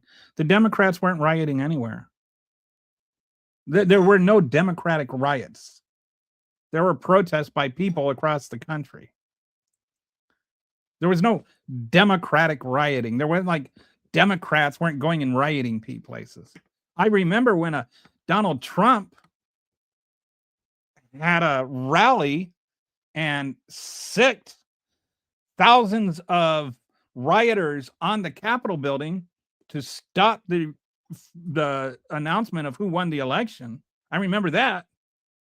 But no, I don't remember the George Floyd protests as being Democrats rioting. Why is it with you guys, everything that you disagree with, you just have to, like, with you guys, it's MAGA, and then everybody else is Democrats. And everything else is wrong. Like there was, I think, the percentage of people that participated in violence or pillaging or whatever, the percentage of people that were arrested in the George Floyd riots was like less than 1%. The percentage of people that participated in violent crime in the MAGA riot on the assault on the Capitol building was like 30%. So yeah, you can go sit down in the corner with your little Democrat riots. And it wasn't Joe Biden that had a rally and said, now go riot. Throwing children under the bus. Yes. Throwing children under the bus in Minnesota. Stopping fraud. Yes. No, what's throwing children under the bus is freezing child care for the entire state because some people committed or were accused of committing fraud. We haven't even been proven that those people committed fraud yet. This thing from Nick, stop calling me Shirley, hasn't even been proven yet. And if there is evidence of fraud there, they 100% should be prosecuted. But stopping federal funding for childcare across the entire state because some people committed fraud, that is literally throwing the children under the bus. Children are not going to get the health care or to get the child care they need. That means their parents are going to have to quit their jobs. That means that their incomes are going to fail. That means that their homes are going to go, are going to be lost. Yes, I'm sorry that you think that even the ones that voted for Trump should lose their homes because somebody committed fraud somewhere. You're the one sitting there saying that people that didn't do anything wrong should suffer the consequences of those who did. So get out of here with your sanctimonious bullcrap. I'm not using Google. I don't know what real questions I'm ignoring. I'm just clicking on questions as I go. Crime was not out of control under the Biden administration. I'm getting my facts from the FBI, from reality. I'm sorry that you have to believe weird things that Fox News tells you. Where are you getting your facts from, Quantum? Where are you getting your facts from? I mean, this was like fact-checked all through the campaign. Look at my feed. I just posted something today. The number one predictor of who voted for Trump is people who believed in disinformation. You are evidence right there. Crime was down under Biden. That's a fact. Why do you think about Trump being Israel's? I've got things I can't say on a monetized channel. Violent crime. It was going down. Okay, come back when you've read a book. I'm not going to debate reality with somebody that doesn't know reality. This document calls Trump's crime drop trend hidden inherit.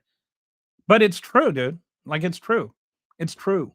Because you don't know it doesn't mean it's not true. It just means you don't know what you're talking about.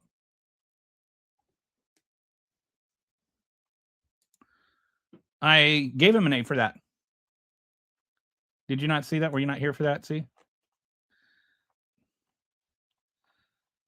Border crossings, A+. He did a fantastic job of denying people the fundamental human right of asylum. So he got an A+. All right, so let's go to, so we did crime, we did economy. Oh, international relations, that's where we were. We got to go on. We got to plow through this, guys. He's got more grades to come. Wouldn't be the same thing. Wouldn't be as much fun if I didn't do that. So he promised he will end the war in Ukraine in 24 hours.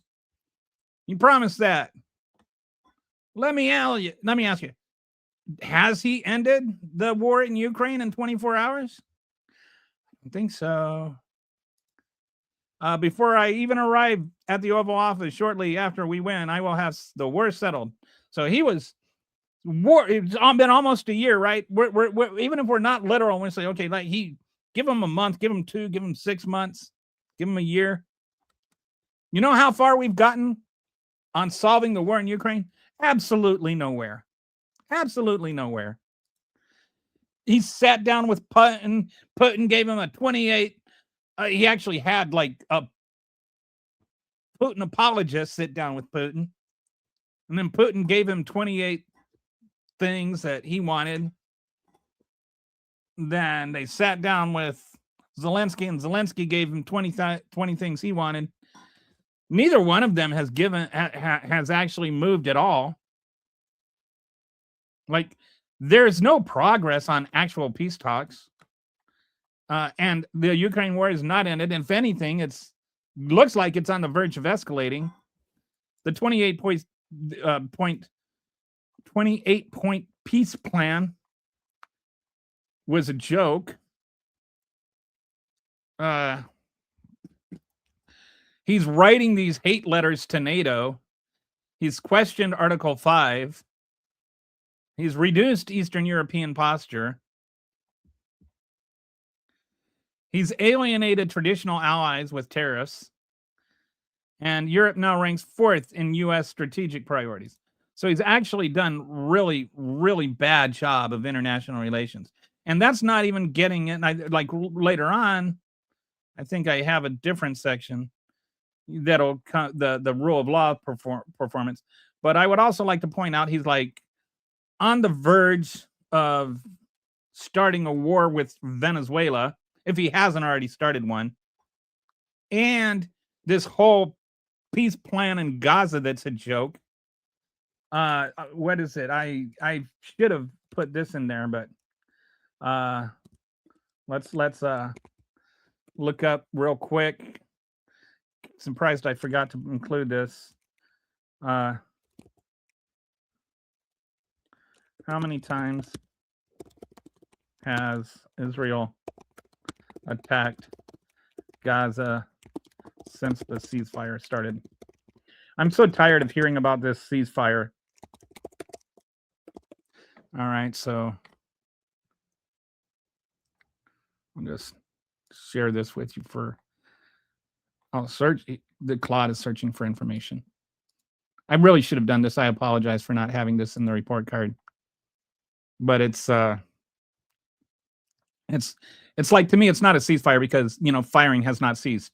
Based on the search results, there have been nearly 1,000 reported Israeli attacks on Gaza since the current ceasefire began on October 10th, 2025. So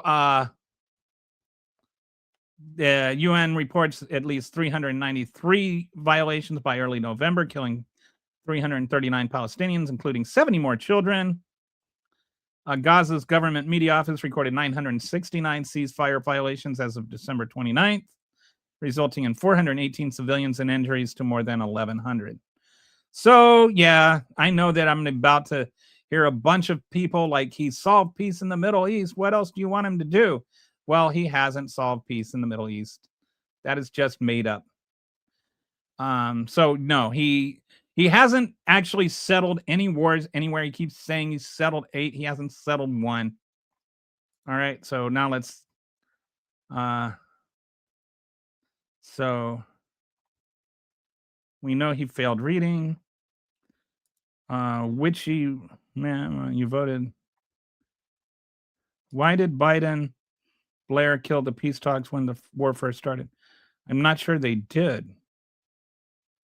I'm pretty sure that when Trump took office, Biden had negotiated a ceasefire that was actually working. You sure do stomp your feet about Trump being mentioned in them. I don't know what you're talking about. I guess I missed some important facts with the war in Ukraine during what date of Trump's presidency did Russia annex Crimea? And when I'm talking about, he said that he was going to end the war. I didn't say that. What does that have to do with what he said? He said he would end the war on day 1. Did he end the war on day 1? Yes or no?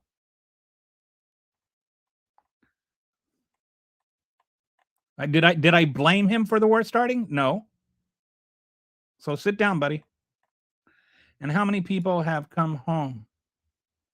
How many came home? Came home from where? I don't know what you're talking about. Come home. I don't know why anybody's talking about Charlie Kirk right now. I like Trump. I'm ready for 2026. He better deliver, or no taxes on. I think the no taxes on tips or overtime is already passed, but it's not what you think it is. It's most people. It's not going to save any money. I find it funny how American Democrats protest for a place that would throw those same people off of high places. I have zero idea what you're talking about. Okay. Boris Johnson went to Ukraine to sabotage the peace. I don't know what that means.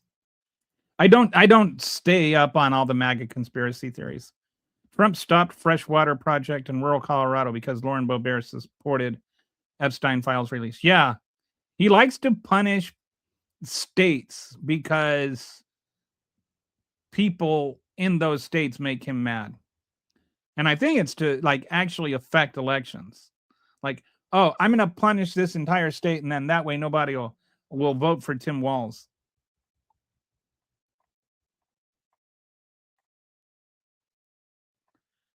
He withdrew intel to, yeah, I remember that. Hey, Democrat, let's talk about yours. Why? You're the one that's just injecting it in the conversation out of nowhere. I'm not the one. You're the one that can't have a conversation without talking about trans people. So apparently you might. I don't know what your Pornhub situation is, but I imagine it involves words with chicks and dicks. Okay, make Kamala sober. Yeah, this is just a weird thing. Like, she doesn't, like, as far as I know, if she drinks, there's no indication that. I was just like another one of those 2020 lies that got, or 2024 lies that got spread. Now I am done. Okay, bye. Bye. I'm sorry. MAGA has low fact tolerance. They get like they have this kind of reaction when they encounter facts. I'm still waiting for the healthcare plan. 2 weeks, dude. I hear it's 2 weeks. All right. Oh, we've got healthcare to come too. All right. So does anybody actually have anything to say? I want to know what is going to be said if all this does play out. What plays out properly? Like, there is zero chance that the Gaza thing is ever going to play out properly. There is no way that Gaza is ever going to decide to let Donald Trump be the board of governor director. That I mean, that's just not going to happen. All right, so somebody just brought up his healthcare plan. So let's now give him his grade on healthcare, because that is the next thing. So that's a nice little segue. All right. His promises, real changes begin with immediately repealing and replacing the disaster known as Obamacare. I will never do anything that will jeopardize or hurt Social Security or Medicare. He promised May 2024. And we will never forget that he stopped saying, I have a plan coming out in 2 weeks, but he had concepts of a plan. We still don't know what those concepts are. The reality, ACA subsidies expire in roughly 8 hours, a little less than 8 hours. Medicaid is cut over $1 trillion over 10 years. Didn't he say, I will never do anything that will jeopardize or hurt Medicare? Didn't say Medicaid. 10 to 15 million people will lose coverage, according to the CBO. 300 rural hospitals are at risk of closure. I know that they included in there this $50 billion for rural hospitals, but these are already on the brink, and the $50 billion is like they're going to lose $300 billion. So the $50 billion is just like, oh, it looks like you amputated your arm by accident. Here's a Band-Aid. Does not really help. A lot of rural hospitals are going to shut down. And I can't tell you how bad that is if you live in a rural area. Because if you live in a rural area, the average time is like already can be like 30 to 40 minutes for a hospital. If the closest one is shut down, then you could be looking at an hour-and-a-half drive. And if you're having a heart attack, and, even if you're in an ambulance, you have a very good chance of dying on the way there. Or if you're having a miscarriage, or you're having a pregnancy crisis, you could lose your child on the way. And we still do not have a realistic plan. This healthcare savings plan is ridiculous. And even most of the conservatives know, most Republicans know that this is junk. That's why some of them were even voting against it and saying, let's come back with a realistic plan. They've tried things like this before. The healthcare savings account, they have failed miserably. This is not a new idea. It is one that has already been tried and tested and failed. So he's promised to never hurt Medicare and Medicaid. He cut it $1 trillion. Still no replacement for ACA, just concepts of a plan. 10 to 15 million Americans losing coverage, 300 hospitals closing, workers laid off. By the way, in a lot of these rural communities where these hospitals are going to be closing, the hospitals are A, the largest employer in the town, and B, also the largest consumer in the town.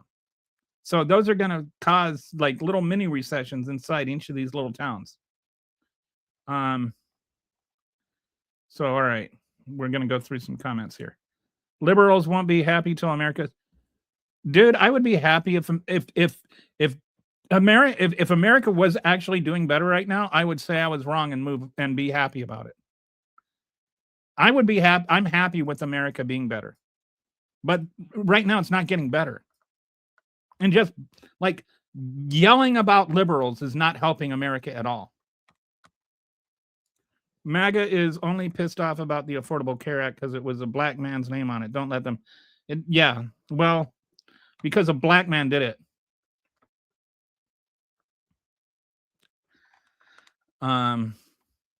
They're the one that put the black man's name on it.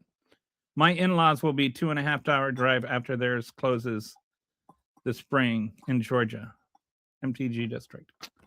That's so sad. Why does no one talk about the revolution of dignity?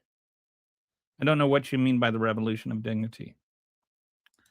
It's funny. A reporter asks MAGA minds if they support Obamacare or ACA. They said ACA. It's the same thing. The GOP called it Obamacare to confuse Republican voters. It worked.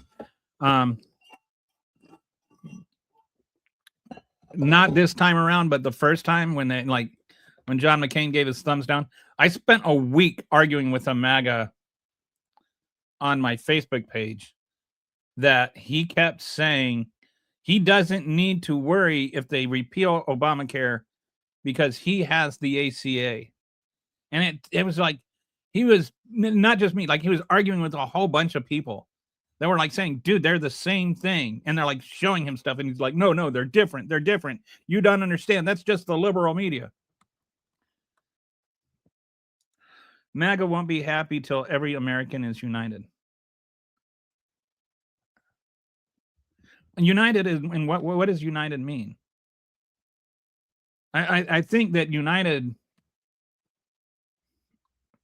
like it could mean cowed, right? United implies that inwardly you agree with something. So there are some things that MAGA is for that I am just fundamentally morally against. And so I will never be united with Trump. Not because I hate Trump, but because the things he says I abhor. When he says that immigrants are poisoning the blood of the nation, when he says racist things like that, I abhor that. I can never unite with that. If you want America to be united, you need to come and unite with us. If you really care about America being united, listen to what we're saying. Don't just demand fealty. Absolute loser bootlicking mentality. Oh no, the government won't pay for you to cut your baby when he's a baby boy, right? What are you talking about? You're a weird person. Okay, MAGA is happy with all abortion stops, and if you get one to go to, I don't know what a weird, I don't know where we go. That's why we go to MAGA. They rely on group cohesion. The more they make it unsafe, the more they'll dig in.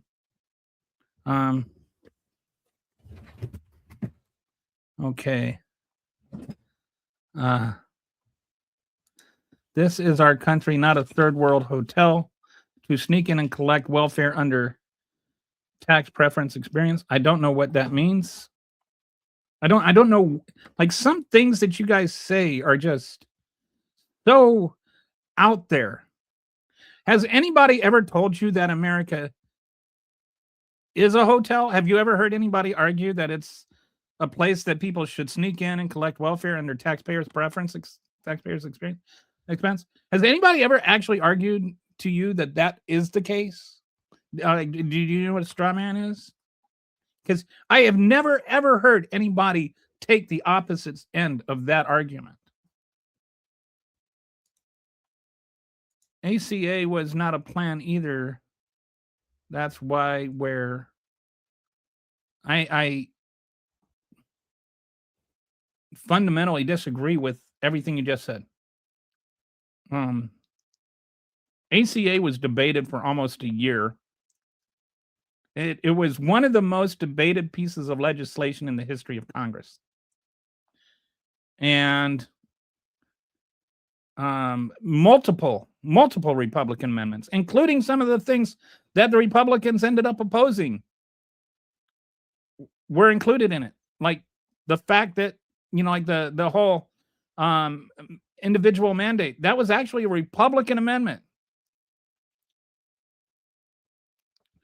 And it's not why we're here at this point. Like, why we're here at this point is a very, very long and nuanced conversation. I'm in the local fire department in rural area. A kid died an hour trip to the hospital earlier this year. So I actually agree with Kelly on this. I think that there are some things that if we could just, like, people should have, like, access to hospitals within, like less than an hour's drive is like, that should be something that we shouldn't have to bicker over. Like, and by the way, are you a volunteer fireman, Skippy? If so, thank you for that. What led up to it is why the citizenry of Kiev decided they would rather take their chances with Russia. I don't know what that means. ACA needs to be gone. Okay, well, what's better? Like, if you have something better, go for it. But right now, just kicking 20 million people off their health insurance is not going to help anything. The first president does healthcare. The first president does healthcare for will be considered the greatest president. Just watch. Oh, for all. I think she's saying means for all.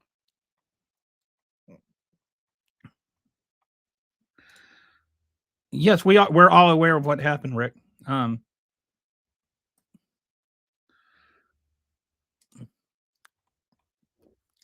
That you think it's funny that 20 million people are going to lose their health insurance. I don't know why that's funny to you. Yes, I addressed that. The subsidies for the rural hospitals in the One Big Beautiful Bill Act only cover like $1 in $6 that they're going to lose. Like I said, that's chopping off an arm and offering somebody a Band-Aid.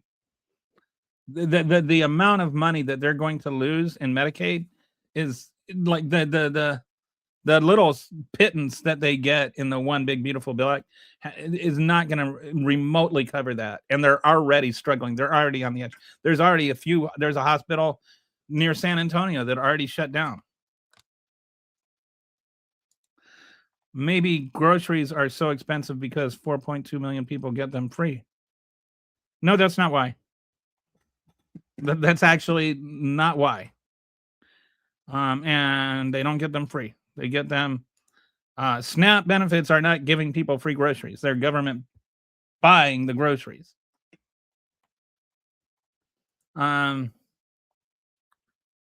Correlation. Equality without racism. Homophobia, misogyny, and religious freedom would make me happy. Correction. Equality without racism, homophobia. Yes. I think it would be great if people could just live as they are and as who they are without any extra challenges in life. And I think that to get there, we can't just pretend that we're there. Okay. Evil has reared its ugly head once again. Do you guys know the main reason Russia is blamed for Ukraine's situation? It's because Russia invaded Ukraine. The reason Russia is blamed for Ukraine's situation is that Russia actually invaded Ukraine. That's why. 100% of the reason. Now, if you want to tell me that the reason they invaded Ukraine or whatever, but the reason they invaded Ukraine is not why Ukraine is in the situation. The reason they're in the situation is Russia invaded Ukraine. That's like if you hit your wife and then you say that the reason you hit your wife is because she said something. So then if she hadn't said something, you wouldn't have hit her. So it's really her fault that you hit her. By the way, don't hit your wife. This is straight from your echo chamber. Did you have to cross-reference those stats? The whole whites, I don't know what you're talking about. Right now, there is a very, very straightforward white supremacy argument coming out of Steve Miller's mouth every time he speaks. President. All right, so let's. I think we're. All right. My wife told me I'm being too mean, so I'm going to try to be nicer. It was not, and it was almost impossible to get without a. Yeah, I mean, and I don't like that we're tethered to our jobs, like because of healthcare. Like I don't think healthcare. This is like one of those feudalistic things, right? Like you can't leave your employment because you don't want to lose your insurance.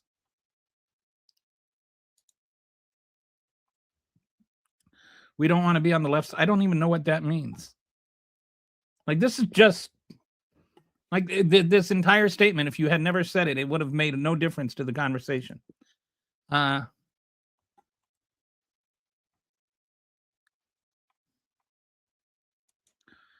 took from their own people and all right, we're still going on about. They are trying to search for a reason to sound legitimate for their portrait. For Portis. All right, so let's. All right, so. Yet they still dangle that carrot in front of these officials because the infrastructure. Boy, you're really stuck on this Kiev thing. You can't pretend the abuse in social service programs isn't there when it is. It doesn't matter. Like, that's no reason to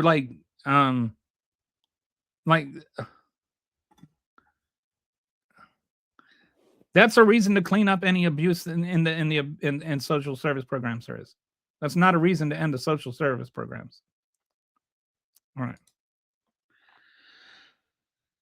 Okay, so let's go to the next thing. The thing that Trump does not want us to talk about. All right. The promises. We're going to give him an F on the Epstein files. All right. I get yelled at if I say Epstein, and I get yelled at if I say Epstein. It seems like it's one of those either or things, but the way I look at it, the German word for mug is Stein. So I say Epstein. You don't say Einstein or Einstein. You say Epstein and Einstein. So, okay. The promise is, would you classify the Epstein files, Trump said. Would you declassify the Epstein? He was asked, would you declassify the Epstein files? Trump said, I guess I would. And then he also asked, yeah, I'd certainly take a look at it. I'd be inclined to do the Epstein, which is just such a Trumpian thing to say. I'd have no problem with it. I'd be inclined to do the Epstein. I can't do it, Trump. I can't sound that stupid. I'd have no problem with it. February 20. I have a friend who does it like a really good Epstein or a really good Trump. February 2025. Pam Bondi said she's got her client list on her desk. direct order from President Trump. Woo! Everybody, remember how excited everybody was? Oh, she's got the client list on her desk. The beans are going to be spilled. We're going to find out. We're going to know. DOJ, FBI in July, and remember the files or the little binders, and everybody was like, they got all the podcasters, and they're all like running around showing their binders off, like they're, like showing off their Christmas presents. Anyway, turned out there wasn't anything in there that was new. And then in July, they just, oh no, there is no client list. Then Trump blocked the release of the files and said they were a hoax. So the files that were on Pam Bindy's desk apparently were a hoax. Then Representative Massey filed a discharge petition to force the release in September. Donald Trump launched a pressure campaign to stop the release that even ended up forcing Marjorie Taylor Greene, she of stalking David Hogg fame, kind of drove her out of the Republican Party. Trump suddenly reverses course after it was apparent that this bill was going to pass, and says, okay, yeah, I'm on board. Because, if it was going to pass 427-1, its veto wasn't going to do any good. And so then Trump signs the bill into law, and then he breaks the law. All right. Now we're like, keep finding new files every other day, it seems like, and redacting things that don't need to be redacted and trying to hide Trump's name in there. And, and I will say honestly that some of these things, that are just affidavits and just statements, like there's the VAERS report. I think about it like the VAERS report, where you have anybody can call in and say that this, they had this side effect from the vaccines. Well, people can call in and say they had this encounter with Epstein, and they can have their little claim to fame for a few minutes. And some of these things are probably bogus, but some of these things might be true, but none of them have been thoroughly vetted. So we don't know. So we can't take every single allegation in there as being as being true. And everything in there out of all these, affidavits, all of it needs to be taken with a grain of salt. But they're trying to obfuscate everything. The Trump administration tries to obfuscate everything with it. There have been anything but transparent, anything but straightforward.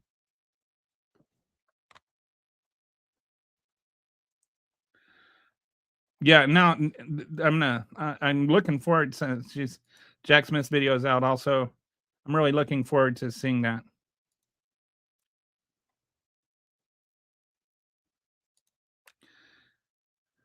What have I said that's speculation?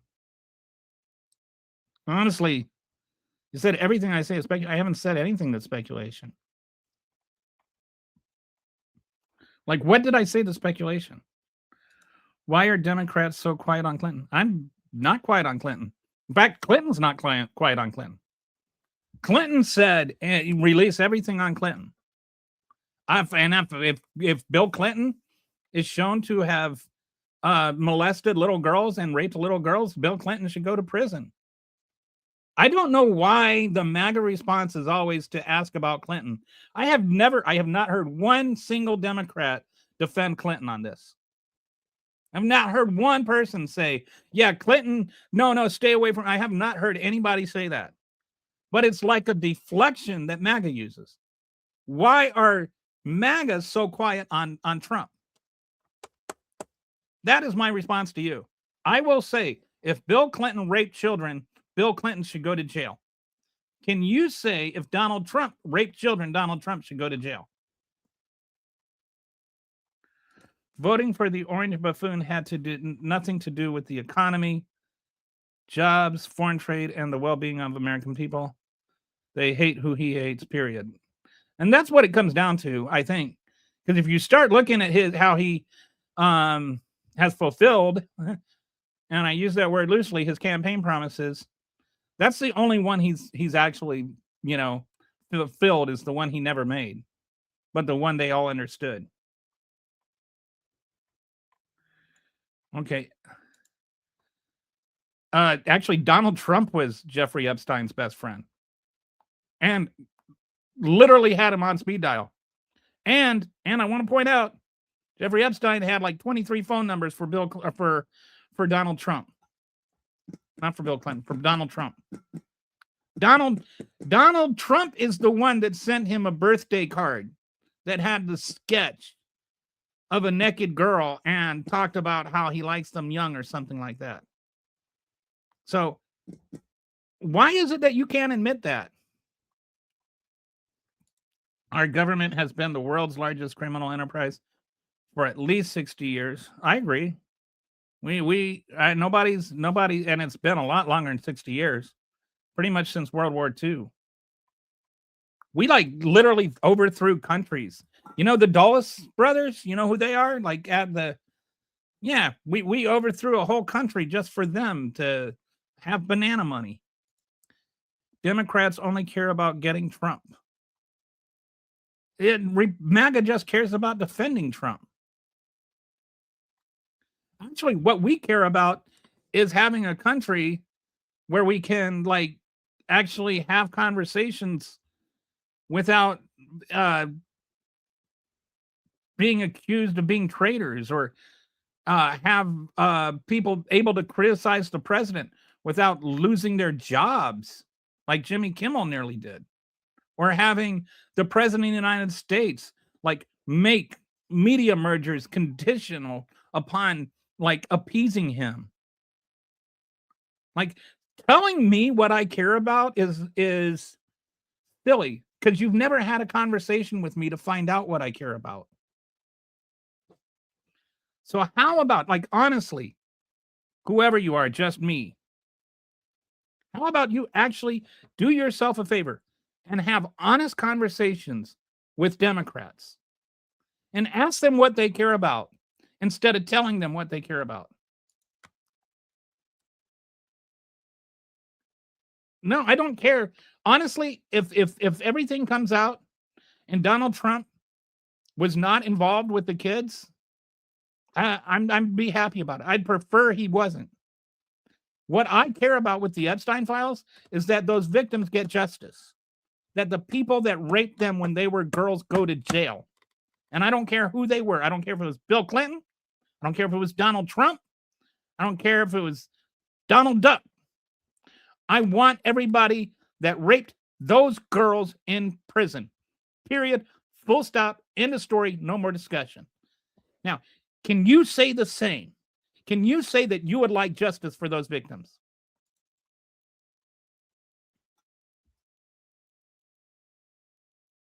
If that's true, put him in the slammer. Better to use the file for blackmailing people than releasing it. No, better to use the files to get justice for the victims. Would love it if both sides stopped being sore losers and we treat each other like human beings.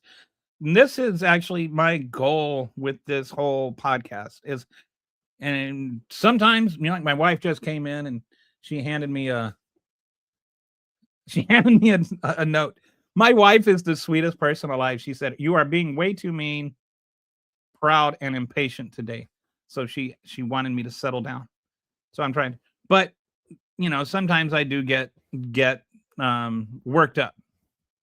But my goal is to have conversations, to be able to talk with people I disagree with, and to be able to find ground where we can actually have discussions based in reality. And that's why I get upset sometimes, is because it's hard to just have a reality based discussion. And especially you get all these comments calling me a libtard or whatever. It's not that being called a libtard bothers me. I mean, I've been called a libtard 5 billion times. It's just what bothers me is not being able to have an actual conversation. I have a bias against the things the far left brings up, not because of Trump, but because y'all never address the whole situation. I'm trying to address the whole situation. Like anytime you want, like I would love to have like watch my podcast. Everything I do is try to have the whole conversation and address the whole situation. I'll have a conversation that I don't even bring up Trump, and somebody else will bring up Trump. Now, this obviously this conversation is about Trump. It doesn't matter if a painting of Trump of Bill Clinton was found on Epstein Island. Like, you do realize that you can paint a picture of Bill Clinton without Bill Clinton being involved in that picture, right? Like, you're smart enough to understand that.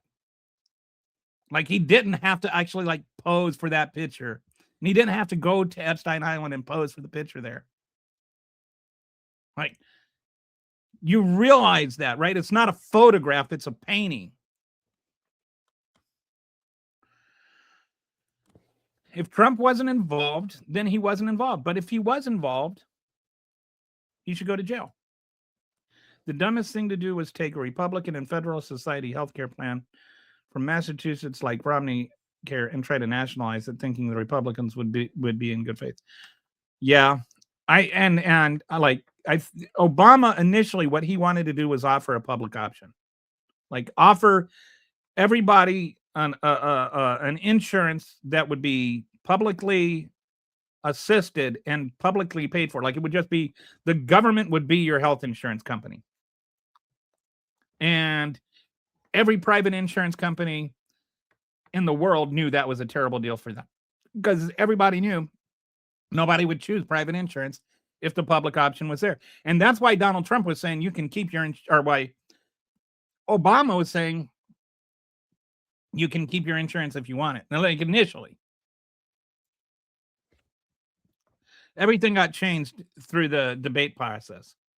But I think if there were a public option, that would revolutionize everything.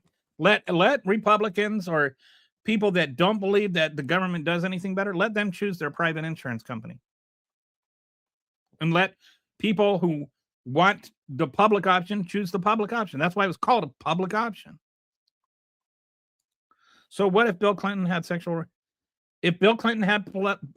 relations with children, he should go to jail. Have I been unclear? Okay. Who should go to jail? Should Donald Trump go to jail if he had sexual relations with children? And it wouldn't be sexual relations with children. Let's not rape children. If Bill Clinton raped children, he should go to jail. You don't have sexual relations with children. You rape children. Republicans are far from perfect, but why do Democrats claim to be the party of tolerance, yet treat those with different? I don't know what that means. I don't know that the Democrats claim to be the party of tolerance. Like I don't know that there's like some, like if you go to the Democratic Party website, it doesn't say we're the party of tolerance. Like that is a label put on them because they say things like we shouldn't be racist or we shouldn't judge people because they're transgender or because they're gay. I don't know what the party of tolerance is supposed to mean. And the Democrats try to not judge people based on innate attributes. There's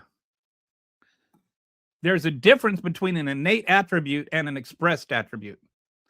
An expressed attribute is like an opinion, or like you can't compare an expressed attribute like racism with an innate attribute like race.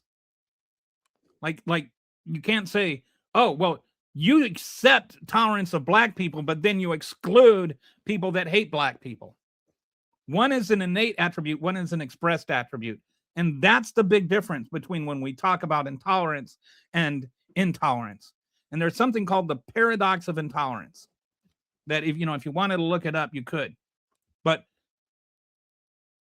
when we talk about tolerance, we're tolerating, and by tolerating, I mean we accept, not just like tolerance itself is a word that annoys me because it means there's something wrong with it, but I tolerate it, like I hold my temper in And that's not what tolerance means. Or that's not what we mean. We're not tolerating black people, we're accepting black people, we accept gay people, we accept trans people. We accept innate characteristics that are immutable, that aren't a choice. But racism is a choice. Trump kicked him out of Mar-a-Lago when he found out he was poaching his workers at Mar-a-Lago. His story changed on that a lot. But yeah, I think the latest one is that he found out that Jeffrey Epstein stole, that was his word, right? Stole his teenage girl that was working in the massage parlor. Nothing has come out showing Clinton's involvement either. But that's why we need the rest of the files, right? That's why we need that. That's obviously there's stuff we don't know. That's the whole point of saying release the files. Trump should not be in jail. Trump should be in jail if he rapes little kids, but he didn't. Well, but we don't know he didn't. And if he didn't, he shouldn't be in jail. And like, you're asking me about Clinton, and then you're defending Trump in the same breath. Like, if Clinton, like right now, there's no more evidence against Clinton than there is against Trump. Obama, Trump at all have the same boss. I don't know that Obama and Trump have the same boss at all, much less at all. Your Democrats last year. Who's talking about who won the election? And it's so funny that like people that MAGAs talk about you lost the election, move on, after they spent 4 years complaining about the 2020 election and like denying that they lost. No, he wasn't. I don't know. I'm sorry. They were best friends for 15 years, dude, according to both men. We're not quiet on Clinton. We don't defend pedophilia like MAGA cultists does, period. They hated each other. Yes, they hated each other after their falling out, but they were buddies before their falling out. Honestly, do you not know that? Or are you just in denial? Like, are you unaware of that? Or are you just denying it because you don't want to admit it? I don't know. I don't know what MAGA actually knows about Epstein because I don't know what they tell you on Fox News. But and then they'll talk about like this person received money from Epstein after he was convicted. What concerns me about Trump is they were besties while he was doing the peak of his criminal stuff. And he's like going to these parties with Playboy bunnies and stuff with him. There is certainly a lot of reason to suspect he may have done something. Like Clinton, all the pictures with Clinton are Clinton's story is that he was on he was on the flights, and he admits he was on the flights, but they were going on a flight to Africa along with other celebrities. Epstein loved to put himself around celebrities in power. And so he had these philanthropic things he would do. And so he'd fly people around the world on his plane to like do charity stuff. And Trump made a few trips to Africa with him to do this charity stuff. And it was on one of those trips that he was in a hotel in Dubai when he was in a public hot tub. And that's the hot tub picture that you see. The funny robes that he was wearing, they were wearing African shirts. I lived in Africa for 3 years. I had shirts like that. They're actually really comfortable. But all of those pictures with Clinton and Epstein are from that trip. There is nothing to indicate that Clinton had anything to do with him apart from that trip. Epstein and Trump were like hanging out at sex parties. Well, I don't know if it's fair to call them sex parties, but like at the Playboy Mansion. So why not denounce people that have been shown to your eyes that were still in contact? I'd say that, okay, it's not that I'm not denouncing them. I'm saying that after is different than during. And the thing about, like, now we look at Epstein and we're like, oh, everybody knows. If I asked you what you thought about Jeffrey Epstein in 2012, you would have been like, who's Jeffrey Epstein? Like, most people had no idea who Jeffrey Epstein was then. He became temporarily famous in 2019 after he committed government-assisted suicide. And then he became famous again more recently. And I know this, or at least, based on public interest in him, based on search engine results. Like, if you look at the search engine history, the Google history of Epstein over time, it's like there was no interest in him, except for there was this little bump in 2019. And then this summer, there was a massive spike. Like, that's all of a sudden, that's when everybody started looking into Epstein. And it was actually kind of a self-inflicted wound. There was a lot of interest in Epstein from a segment of people on the right, and some people that were, like, maybe not necessarily by Epstein, but people who had been victims of sexual assault while they were the children themselves and had similar types of trauma. They were, kind of focused on it, but it was pretty fringe for the most part. And it wasn't until, if you look at the search engine history, it wasn't until 2025, the summer of 2025, that all of a sudden, that's when everybody really, really got on board. And it was because all of a sudden, Donald Trump's like saying, oh, no, we can't release those. And, Pam Bondi's like, oh, whoops, what? I don't have any client lists. What are you talking about, client lists? I never said client lists. All right. Katie Johnson is telling the truth. The orange pedo and her. Yeah. Katie Johnson is the woman that alleges that Epstein and Trump raped her together when she was, I think, 14. Is that right, Darren? We should find more favorable balance of things, sure. But holy poop, the simplification of how these companies and governments handle the economy is annoyingly disappointing. I don't know what that means. I'm sorry. I don't know what simplification. I would say try not to read too much into a single podcast, because you can't go into intricate detail of every little thing on every single segment of every single podcast. Wait, isn't all the Democrats that use EBT? We Republicans can actually. No, it's actually, did you know this? Red states actually have a higher per capita use of EBT than blue states, and rural counties actually have a higher use of EBT than urban counties. And I don't live in my mom's basement because her house burned down when she died in the house fire. So, yeah, neither my mom nor her house exist anymore. But thanks for bringing that up. You have anything else cruel to say? But Biden's DOJ had cut. Yes. Now, this is like my favorite. Like, this is okay.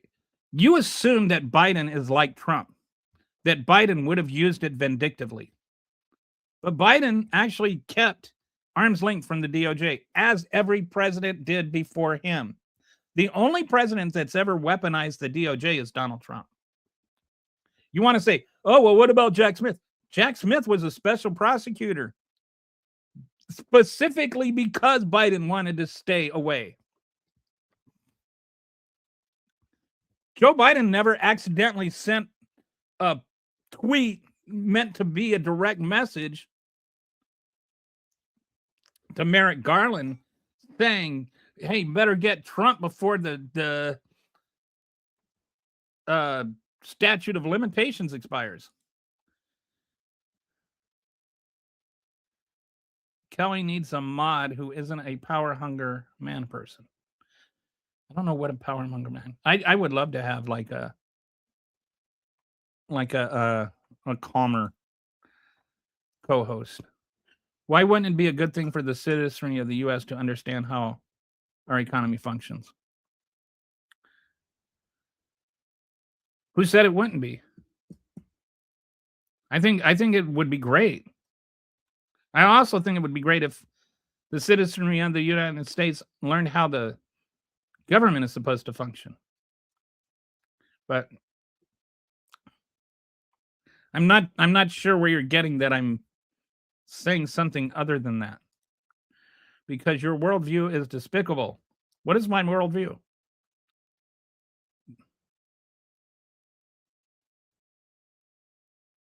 Okay, I don't know what any of that is supposed to mean. Have you ever? Are you talking to me? Do you know what is my worldview? What is despicable about my worldview? How am I? What am I ignorant of? Okay. Every state is red, and there are more rural areas than metros. Every state isn't red. Are you saying California is a red state? And there aren't. Do you know what the word per capita means? Do you know what per capita means? Like, look it up. Google the words per capita. Thank you.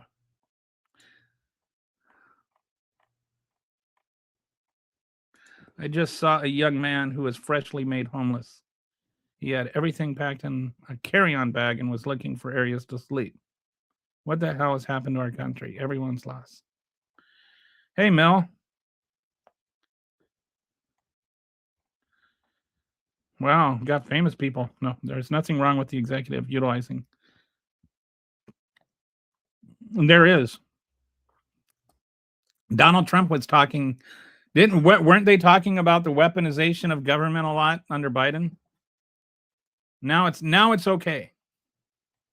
Because they had the audacity to prosecute Donald Trump just for trying to overthrow the government and steal nuclear secrets. Even the right does this and gets carried along by the status quo in its framing of the overall situation in the U.S. I don't know what you mean by even the right does this. What do you mean even the right? Like the right has been exceptionally better at this all along? I appreciate you're seeking an honest conversation. And why are you guys so fixated on the Epstein files? Trump wasn't an FBI informant, and we're not fixated on the Epstein files. This is just one part of one grade of his report card. So we'll just move along. All right, so now it's amazing how these things kind of just end up working together. So his last grade is on rule of law and constitutional rights. He promised to defend our Constitution, our Bill of Rights, and our fundamental freedoms, including the freedom of speech, freedom of religion, and the right to keep and bear arms. When asked if he has to uphold the Constitution after he got elected, he was asked if he has to uphold the Constitution. In his answer in May, I don't know. Can you imagine the president of the United States saying he does not know if he has to uphold the Constitution? Washington Post analyzed him. He's been defying the courts. The Washington Post analyst, he defied 35% of court orders. 57 out of 165 rulings. That's an unprecedented level of noncompliance. And then they say things like, oh, it's because liberal judges or Obama-appointed judges or Biden-appointed judges. You don't get to dismiss a judicial agreement because another guy appointed them. That is not how the country works. This is what the one guy. This is what I mean when I say we need to have a fresh appreciation of how the civics in our country is supposed to work, how the government is supposed to work. And I feel like this is an issue that has been going on for decades, and it's I'm actually planning on doing a show on this probably next week about how we are supposed to have a balance of powers between the executive, legislative, and judicial branches, but it's become a balance of parties. And what's supposed to be a 3-branch system of government has become a 2-party system of government. And so we see everything through this binary lens. We don't see issues. I think this even prevents us, like you were talking about, from talking about issues as issues instead of talking about issues as sides. Like immigration, I think, is something that is a complicated issue. I think everyone agrees that we need to do something about immigration and that immigration laws need to be changed. But we don't have that discussion.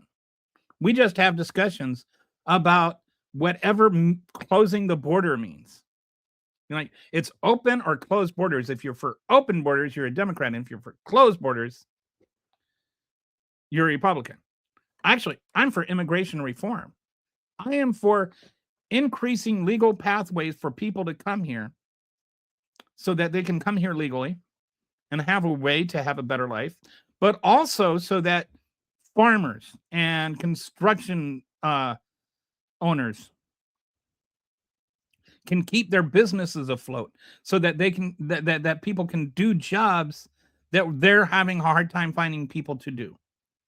Our entire history is a history of immigrants coming over here and taking what I call bottom rung jobs. They take the lowest rung on the ladder and then they climb. And that's been the American dream. The American dream has always been fulfilled by people coming over here, by immigrants. The children of immigrants are more likely to open their own business or start their own business than the children of natural born Americans. Did you know that? I think that's fascinating. The people that believe in America the most are the immigrants. They believed in America to come here. So I think that we need to enlarge our conversation to figure out how to let people come over here and take these jobs that we don't want. So that and when they take these jobs, by the way, it actually creates more jobs, because they don't just come over and do jobs. They also come over and create jobs. They buy houses.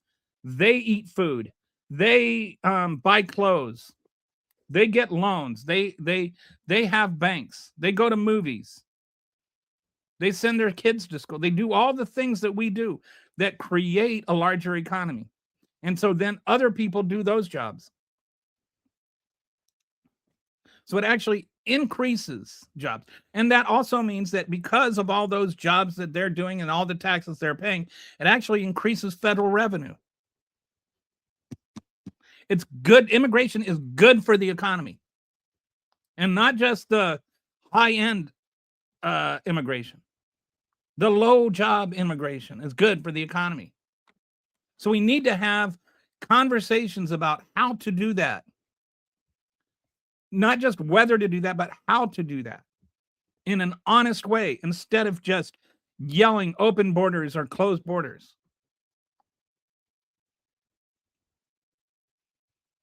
I don't know if that makes sense to you, but anyway, let's go back to...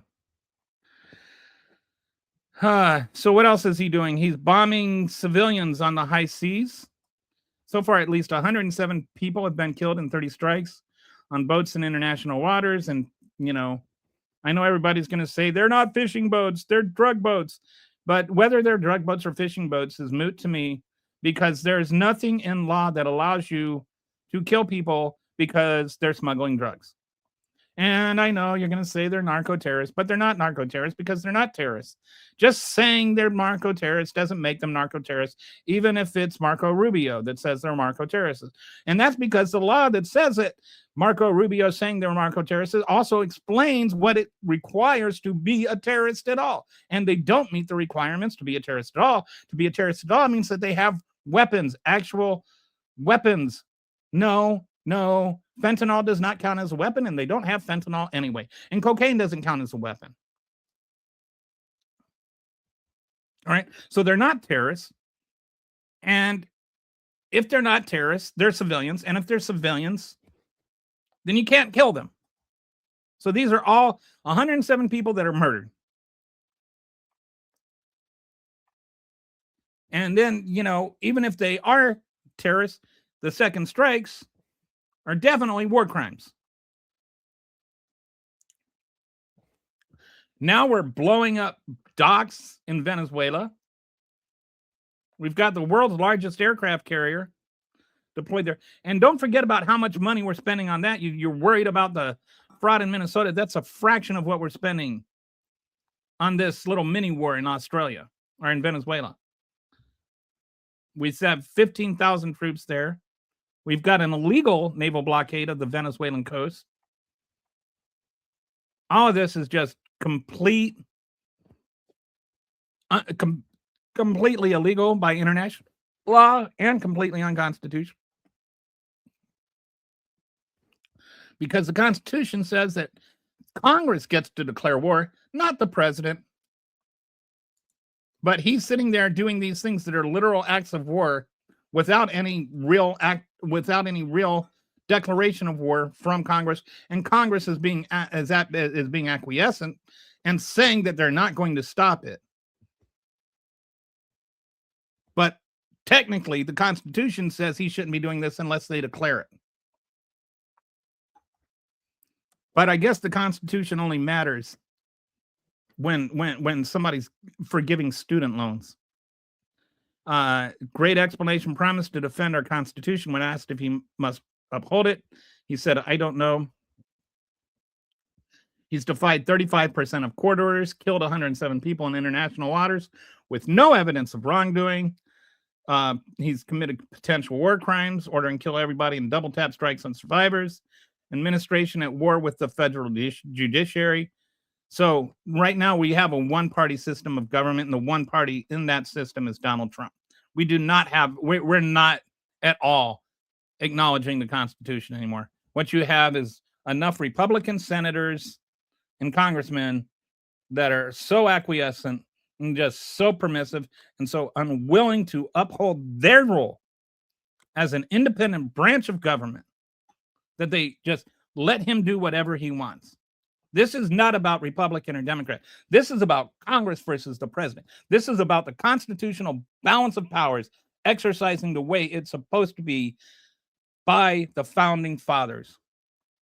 And this is not, like I said, this is not a new thing. It's been a gradual thing over the last 40, 50 years. And every single president has exacerbated it since Reagan. Reagan did it. Clinton did it. Bush did it. The other Bush did it. Obama did it. Trump did it. Biden did it. And Trump did it again. Every single one of them. This is not a new thing.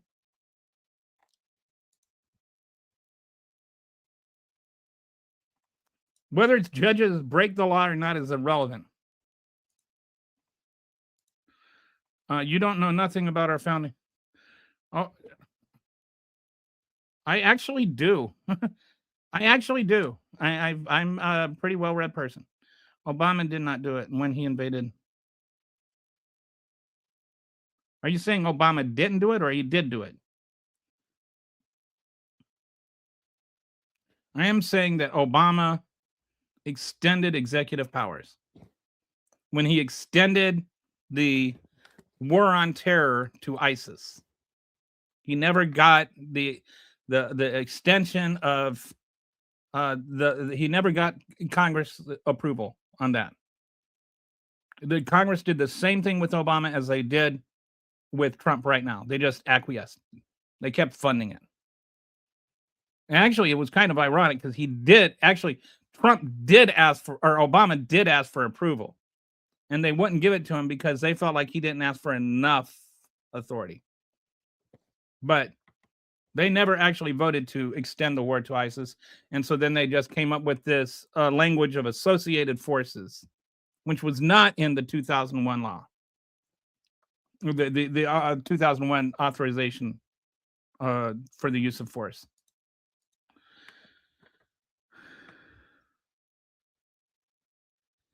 No, Congress is not, it's not working as because the way it's supposed to work, Lynn, is that Congress is supposed to vote for, they're not supposed to just not vote while he does what he wants.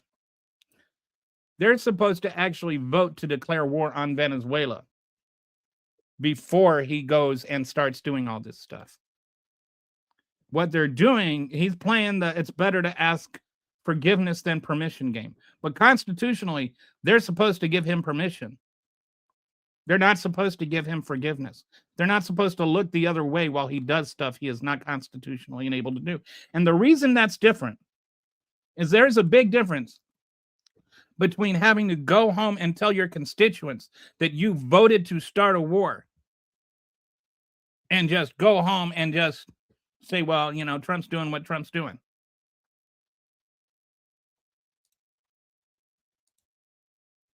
No, I'm not saying it was okay when Biden ignored the Constitution. I literally said the opposite. I said every single president since Reagan has been doing this sort of thing, has been extending the powers of the Constitution. I specifically mentioned Biden as being one of them. Did you not hear that part? But why is it okay when Trump does it? If it wasn't okay for you when Biden did it, why is it okay for you when Trump did it? And if you're going to call him bribing, how do you feel about Donald Trump receiving bribes to give pardons to drug dealers?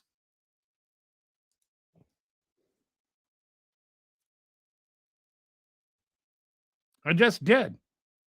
He murdered people on the open seas. Used a prestigious rank.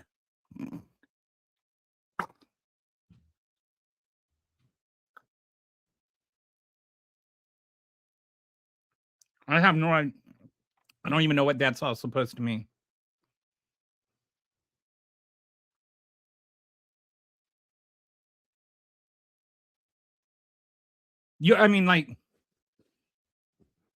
Donald Trump is a lying fraud. He lies, and he has literally been convicted of fraud. Relevant what that judges? Yes, it's irrelevant to this discussion, yes. I don't know what you're talking about, judges break laws, but Donald Trump can't just decide that he's not going to follow the law because some judge somewhere broke a law. That's the way our Constitution is written. The judicial branch reviews the laws. You don't get to go, oh, well, I don't believe you. I don't agree with that. The executive branch doesn't get to decide that your judicial branch is wrong. The final say is it's the judicial branches. That's what checks and balances are. So your assessment that the judge breaks the law is irrelevant. You don't have a voice.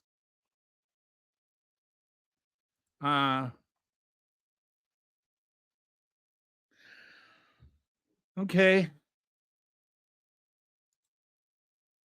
I didn't say he asked he didn't ask. He's declaring war on Venezuela. I'm sorry if I misspoke and said Afghanistan, but he's bombing Venezuela, and he didn't ask Congress to invade Venezuela or to bomb Venezuela or to attack Venezuela. All of these are acts of war. Blockading Venezuela is an act of war. He did not get congressional approval before he did any of that, and he is supposed to.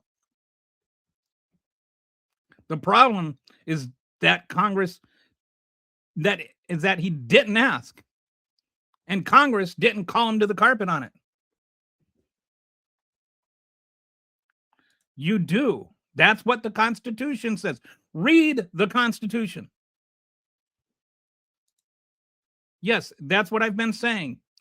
This has been gradually expanded by every single president. And this is an issue I have. Were you not here when I said that part? I'm pretty sure you were. So why are you acting like I didn't say that part?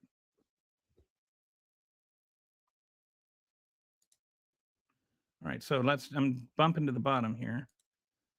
Crazy guy, Kelly, you want the legal aliens to bring in drugs in the country because no, there's okay. What do you think the only options are to bomb boats or let drugs into the country? You think like for the last 45 years, people just like Coast Guards are like supplying an escort to the drug boats? Do you think that interdiction has not happened for the last 45 years and worked for the last 45 years? Like, that's just wrong. That's fundamentally wrong. Please understand what you're talking about.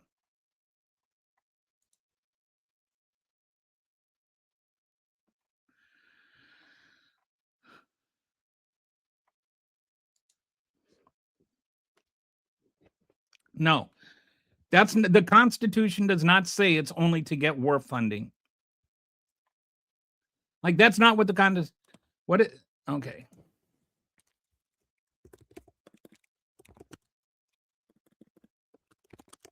Give me a second here.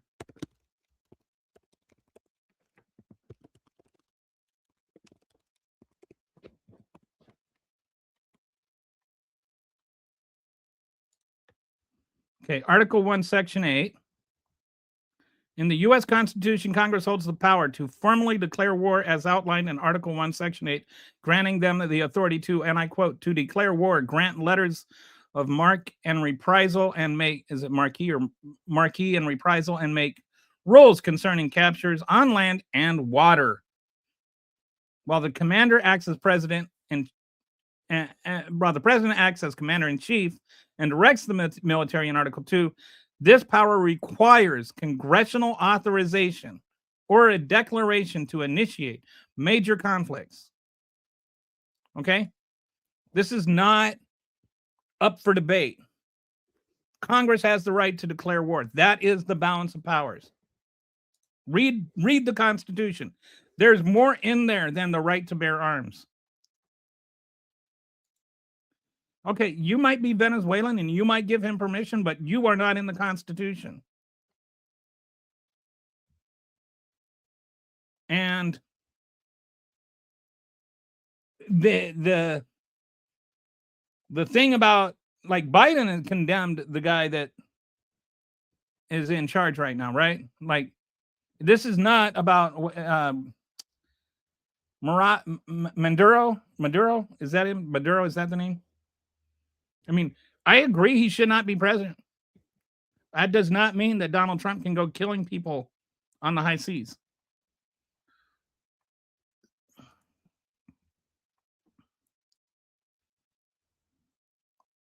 I never liked Tulsi Gabbard. And she is a Russian asset. It's like I love the way that MAGA invents this fake history of Democrats.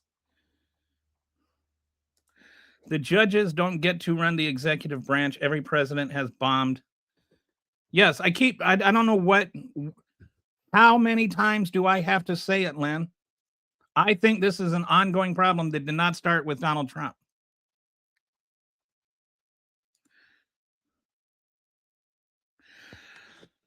For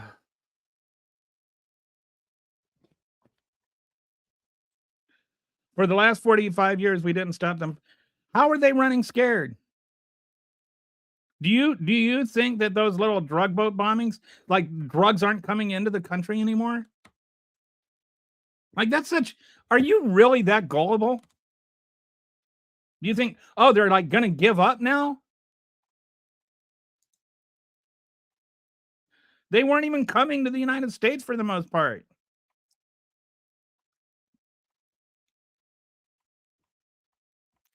if there were drugs on them at all. All right. I would love for there to be peace in Israel. I'd also love it if they stopped killing children in Gaza. There are people who actually believe millions of non-citizens vote every presidential election. You can't debate them. They do believe that. It's like, it is like, I did this person right here. I don't even know what she's going to say, but I know it's crazy because everything she says is crazy. The problem is illegal aliens and drug dealers are staying in this country because guys like you, Kelly, want to go by the law and protect drug dealers. See, I told you, just crazy talk. Major conflicts, stopping terrorist cells, gangs, cartels, etc., are not major conflicts in the sense of a full. But we're acting like the things we're doing, embargoing another nation, are not things like stopping terrorist cells, dude. Like we're embargoing another country on the pretext of stopping terrorist cells. We're bombing ports in other countries on the pretext. We're killing people from other countries on that pretext. We're committing acts of war on the pretext. The things we're doing are war. We can't just say on the one hand that, oh, they're, terrorists, so this is part of the war on terror, and then say, oh, these things aren't war. Trump was never my daddy, and I don't know what this obsession is with Trump being somebody's daddy. It's such a weird take. Coolcat, you realize the irony of breaking the law in order to stop people who break the law in a legal way. Sheesh. Fair point. These people worship a pedophile. Of course they're gullible. They're the most gullible people in the world. They still think that Donald Trump did nothing wrong on January 6th. That, like, there are certain days, to me, certain things that are deal breakers. Like making fun of the handicapped person. The way they like bend over 27 different directions to make it seem like there's very fine people on both sides was a way okay thing to say.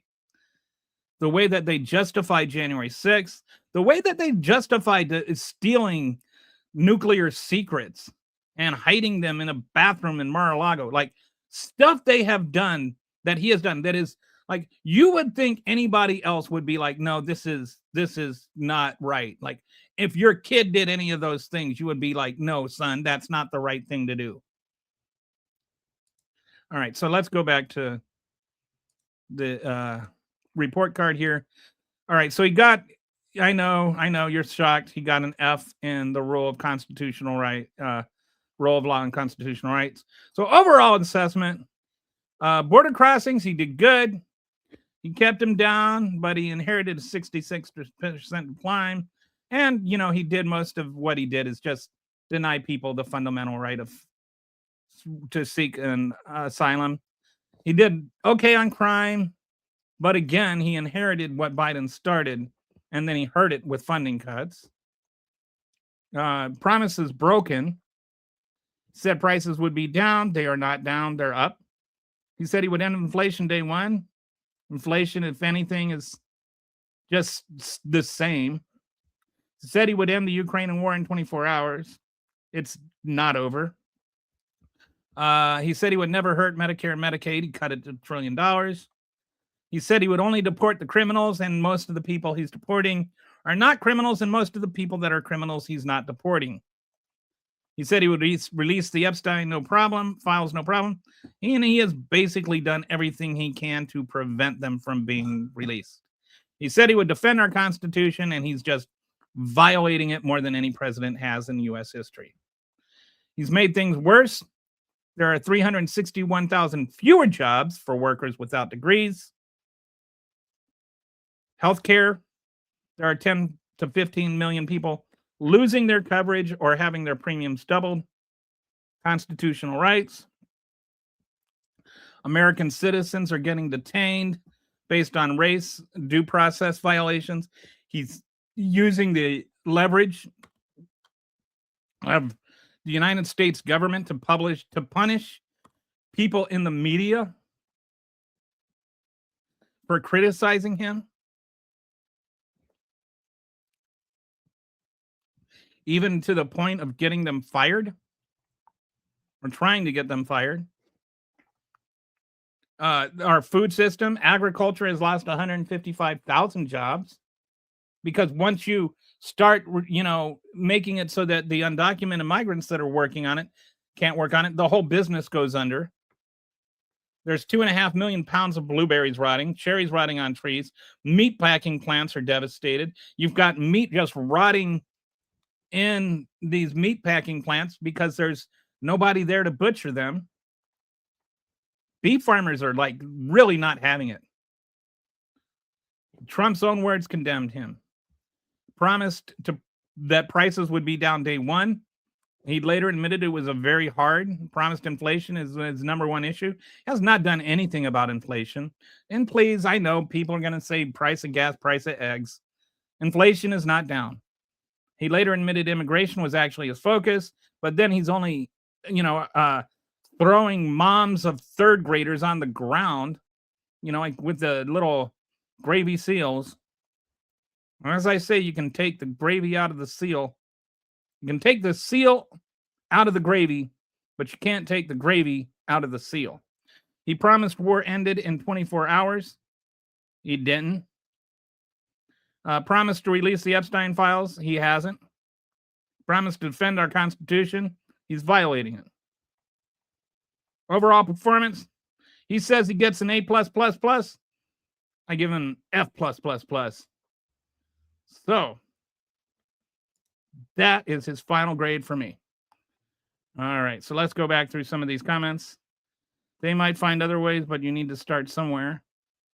Yeah, well, why is starting somewhere? Why does that have to be committing domestic and international crimes? Like murder is not like necessarily the place you have to start. And also, we're not just starting. Like there are actual things in place that are already working.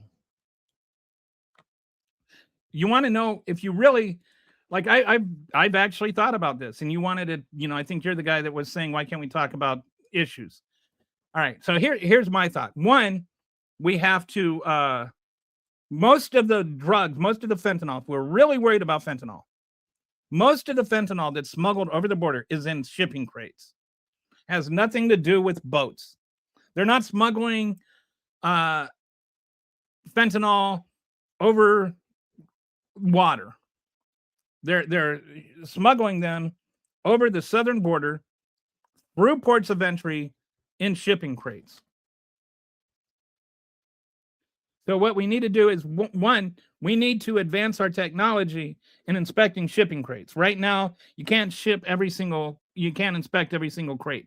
But right now, we're only inspecting like 3.7% of the shipping crates. We need to get that number up because that's where most of the fentanyl is coming from. If you really want to address the issue of fentanyl overdoses, then the number one thing you need to do is look at the number one way they're being smuggled over, right? We can agree on that, I hope. Like blowing up shipping boats that don't have fentanyl is not saving any lives.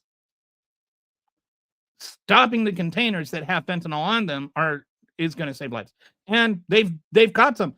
Biden caught some. Somehow when Biden caught some, then it was just proof that it was being smuggled over. But when Trump caught them, when they got caught under Trump, it's proof they're not being smuggled over. But that's the number one thing.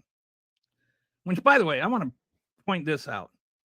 Because this is one of those ways. I'm going to see if I can find this little piece of irony here.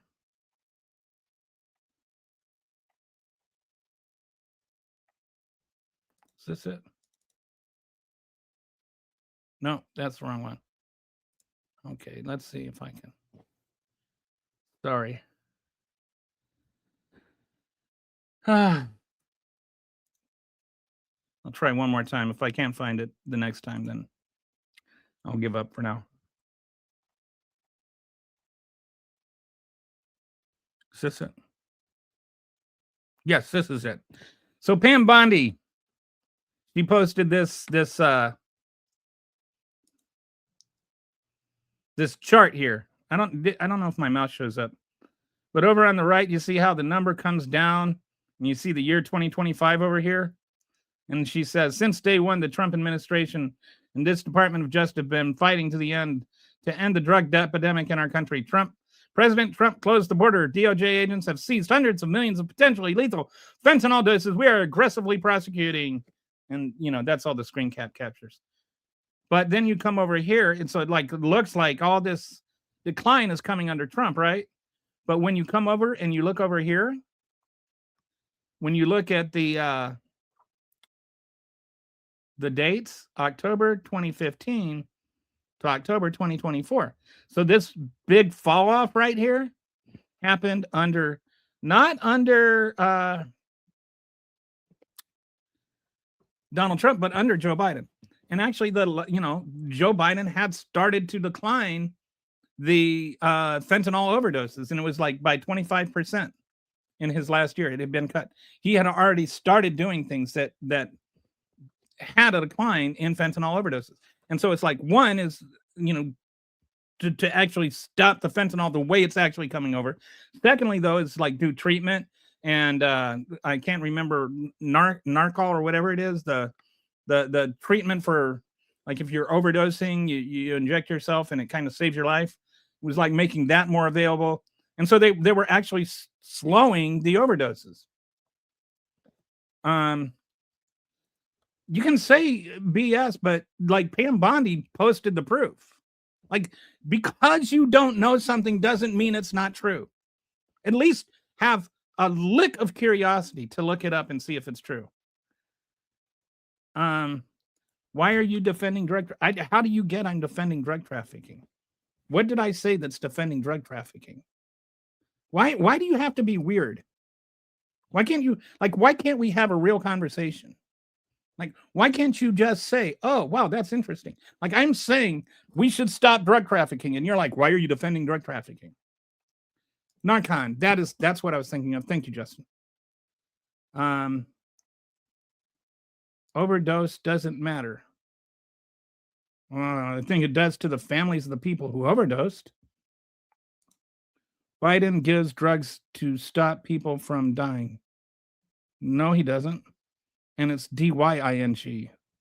Dying is what you do with your Easter eggs. Haha, he's getting mad. Owned by what facts have I been owned by? Ruin lives, more crimes, etc. What are you? Okay, I'm not. All right, we don't need. Yes, which is why, again, we need to look at how to stop the drugs from coming here also. Which is why bombing fishing boats that don't have fentanyl on them are not going to do that. Like, let's actually look at how fentanyl gets here and stop it from getting here, instead of just using it as a pretext to bomb fishing boats off the coast of Venezuela. The real thing about Venezuela, I'm not sure. I've kind of tried to find out what's going on because he keeps changing the narrative about why he's doing it.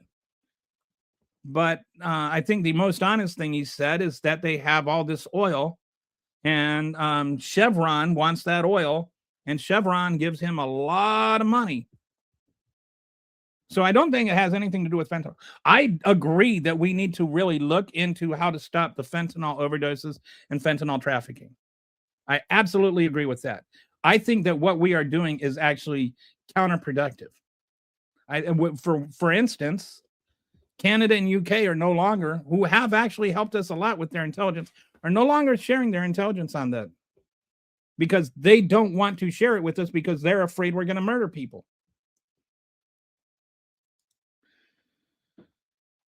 Okay. All Dems do.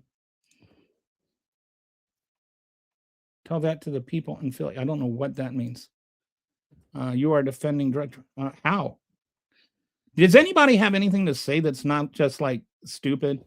If you think people we know are trafficking drugs should be captured at risk to our person, guess how many Coast Guards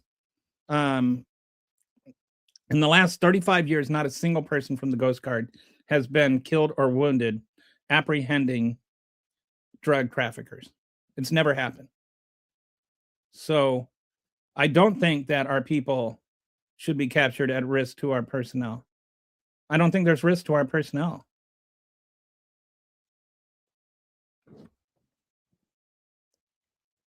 Like, did you know that it doesn't happen? Legalized weed caused tent cities to form. No, it didn't. They stopped reporting it to screw the numbers. No, they didn't. What am I? You were pretty good in Firefly. I watched The Rookie for a while. It was okay. I liked Castle. Castle was good. Why didn't Biden close the border? Because the border was never open to be closed. Like, the border was never open. And Trump is doing that. Doing what? What is Trump doing? That like, what is he doing? He's not doing anything to stop more fentanyl. He's done absolutely nothing in terms of the way fentanyl is coming over here. The drug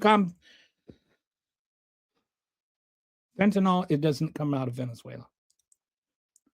Oregon or Washington decriminalized low amounts of hard drugs, thinking they would go rehab. How stupid is that? I don't know enough about that to comment on it. I'm not for legalizing hard drugs. You literally said Trump is wrong for blowing up boats the intelligence says are drug trafficking. Yes. I don't see what contradiction there is. The intelligence is wrong sometimes. 75% of the time, Coast Guard pulls over a boat, they're right. 25% of the time, they're wrong. Every time that they think a boat is trafficking drugs, they're not trafficking drugs. But that's irrelevant because trafficking drugs does not come with a death penalty without a trial. I don't see why the contradiction is there. And I really don't understand your contradiction. Like, you're saying this as though you're like owning me on some level, but you haven't actually exposed any contradiction in what I think. Yeah, the reason, these drug boats are made to look like fishing boats. Do you think that they sell these boats to be drug trafficking boats? Why do you think they make these boats? They're not just selling to an exclusive clientele of drug runners. Most of the boats like that are actually fishing boats. And the reason is that there are some fish they have to go 300 miles out to sea to catch, like tuna. They can't just row out a couple of miles and catch tuna with a rod and reel. They go out 300 miles and they catch their tuna and then they bring them back in the boat. But to get fish back 300 miles, they need high-speed boats because they don't want to come back with rotted fish, which is why they need the high-speed boats. I don't understand how people don't understand this. Like, do you really think that entire boat companies produce and manufacture these boats just for drug cartels? Like, it's funny to me that you don't know that. And it's even funnier to me that you're like being condescending while you're saying something that dumb.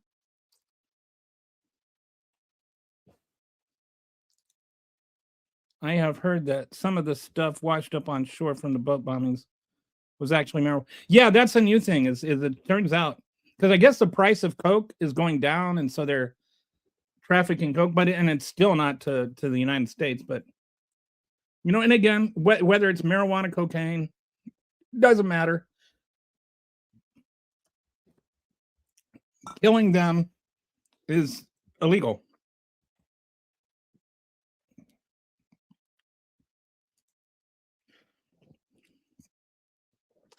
You say this like you're like an expert in what fishing boats look like. The squishy-faced retard still thinks they... Like all these people, like MAGAs are like, they are experts in literally everything and they don't actually learn anything. What California wants the oil Chevron? And that's not actually true. Do you have anything to say that's not stupid? All right. As for drugs, as far as drugs go, we need to give people therapy if we treat them. Yes, and almost everybody that is an expert on this in any way agrees that the first and primary thing is you've got the supply issue and the demand issue, right? The way to treat the drug issue is to first treat the demand issue. Like that needs to be the main thing. And that is actually the main way that Biden did drop overdoses by 75%. He dropped use by 75%.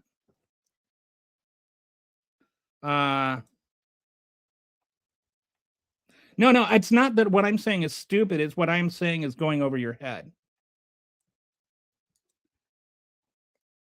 No, calling them fishing boats is not dishonest, and I haven't actually called them fishing boats. I said that they use high-speed boats for fishing because they do. What I am saying is whether they're fishing boats or drug boats is irrelevant. Either way, it is illegal to murder them. That you hear, see, this is a frustration I have with MAGAs. They hear what they think you're going to say. They don't hear what you're actually saying. And so then they respond to the argument that they've been pre-programmed to argue with.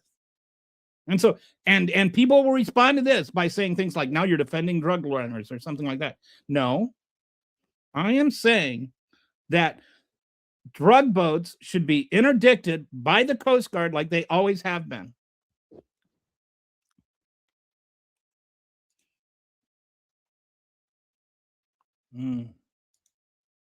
We have the most sophisticated, and we still get it wrong sometimes, Zach.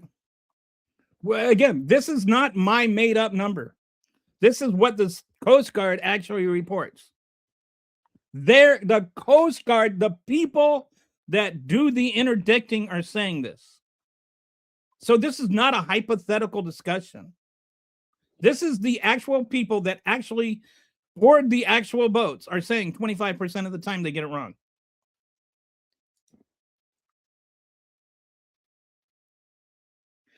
The penalty for drug trafficking is not death. They can be arrested. This shouldn't even be a conversation.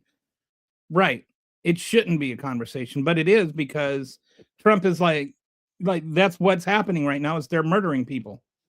They're actually killing people for drug trafficking. Like 107 people are dead because they were accused of drug trafficking. So I don't know if I'm making a stupid comment or somebody else made a stupid comment, but what I'm saying is they shouldn't be killed. I think we're in agreement.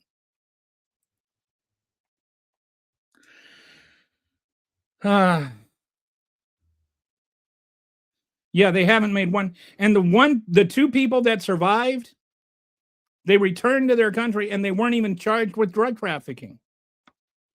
Like, not even one person has even been charged. Never open? Are you kidding me? No, I'm not. There was never a point in Biden's presidency where you could just walk across the border. There was a border patroller there every single day. Do you think that they just shut down Border Patrol? Like, open border is such a stupid thing to say. They were never open.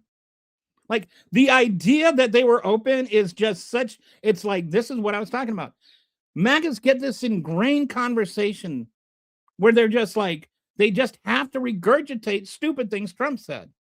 And they regurgitate it so much that anybody that would dare point out that we didn't have open borders, like whatever the heck that's supposed to mean, is like, that's the ludicrous thing to say. We didn't have open borders. Why do you think we had all of these encounters? Who was doing the encountering? Border Patrol was. That's why we have encounters, because we don't have open borders.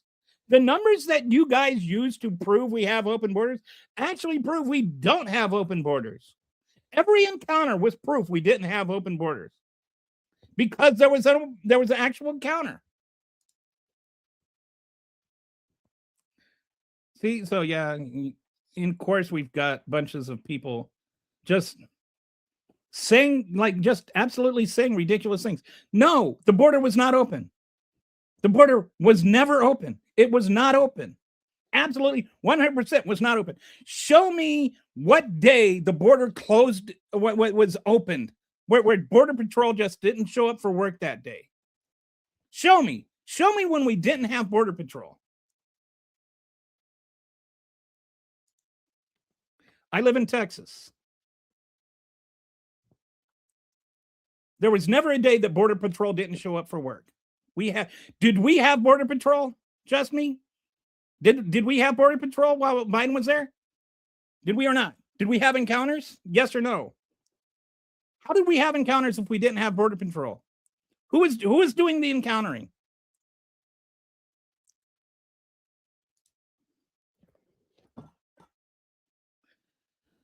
They were encounters, Ninja. We had encounters, and it wasn't 20-something million. We had encounters. Who was doing the encountering? There's two sides to an encounter, right? There's the immigrant that's coming over, and there's the Border Patrol person that encounters them. The fact that there were encounters means that there was Border Patrol. The fact there was Border Patrol means there was no open border. How do you have Border Patrol with an open border? It's such a stupid statement. And MAGA just flips their wigs. They just like, it's like they can't accept the fact that we had a regulated border under Biden. It's because they just have had it drilled in their head by stupid far-right, right-wing news nonsense. The boats weren't, you're right, the boats weren't anywhere near the U.S., and they were going away from the U.S.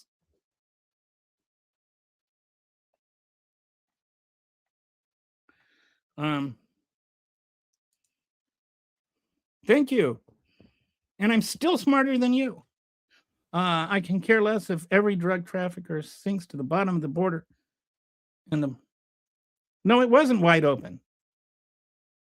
I don't care if you live in Oklahoma. Oklahoma's not a border state. The border was not open. Can you tell me that you drove over the Texas-Mexico border without a single person being seen? Like, don't lie to me. Don't lie to me. The border was not open.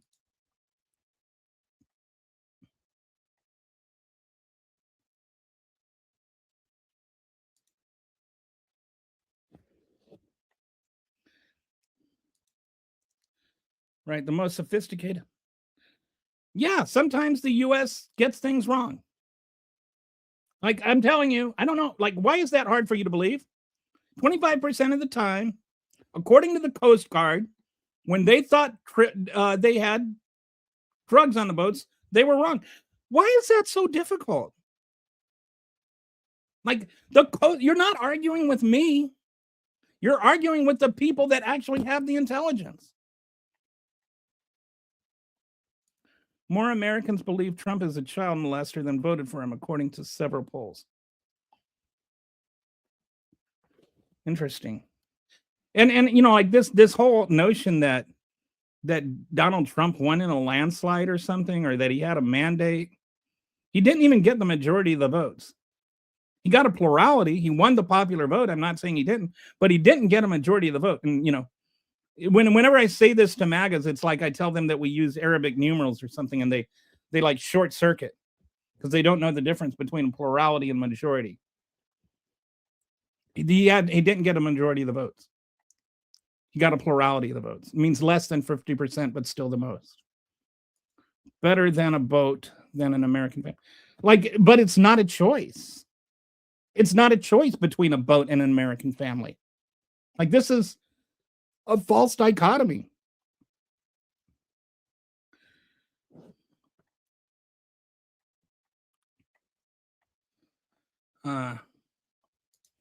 It is common knowledge that Venezuela has been a narco state.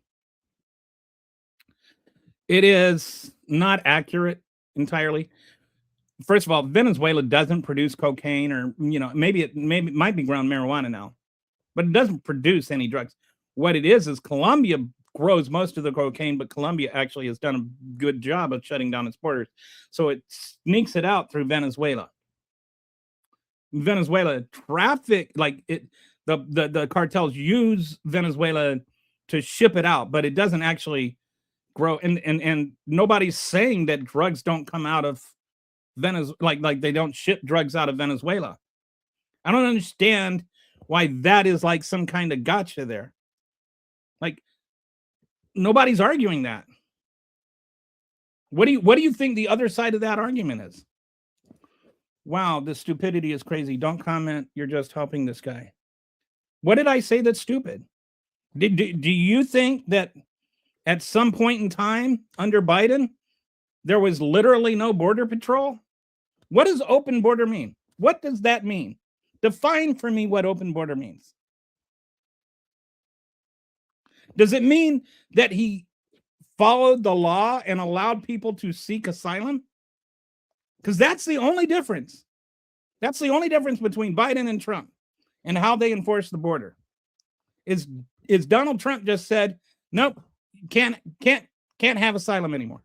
The actual way the border is patrolled has not changed.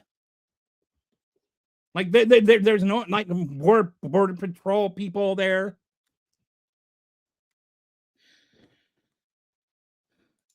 There's not 100,000 fentanyl deaths a year. And again, here, let me just put this back up. Fentanyl deaths went down in 2024. It was about 75,000 last year.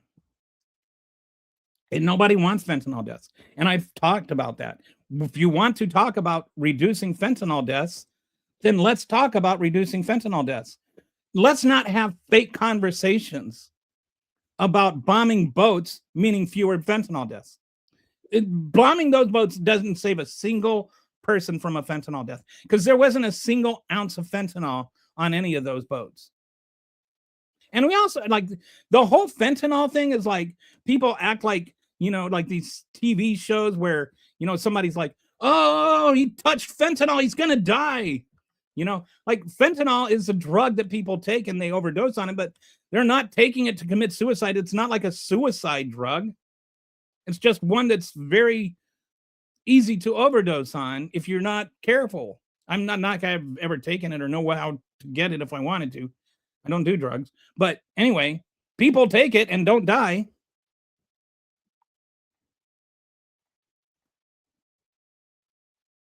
Do you know how big tuna is? They're going to put it on. All I know is that they do. No one thinks what? No one thinks what? That we had open borders? I honestly don't know what you're talking about. What do you mean nobody thinks that? The cartel makes them. I don't know what the relevance that has to anything. Yes, cartels make drugs. Nobody's arguing that drug cartels don't make drugs. High-speed boats go to go out fishing. Yes, they do. They actually do. Far left and far right should be deported. I don't even know what far left and far right is anymore. Like, what is far left? I never understood that. Like, what's the difference between far left and center left? And what's the difference between far right and center right? We like, to me, we get, this is, again, I wish we could have conversations that are not binary, like open or closed borders. Like, I think that's stupid. I think just the whole thing is stupid. The whole conversation is stupid. It doesn't get anywhere. It just gets people driven further apart. Far left, far right, far, like it just, as though throwing the far in there makes you wrong about something. Like, we need immigration reform. We need to talk about a fair and equitable tax situation to where we're not overtaxing the rich, but we're also not overtaxing the poor. Like we have, like, under this new tax bill, made a massive shift from poor to wealthy in terms of the wrong wealth transfer.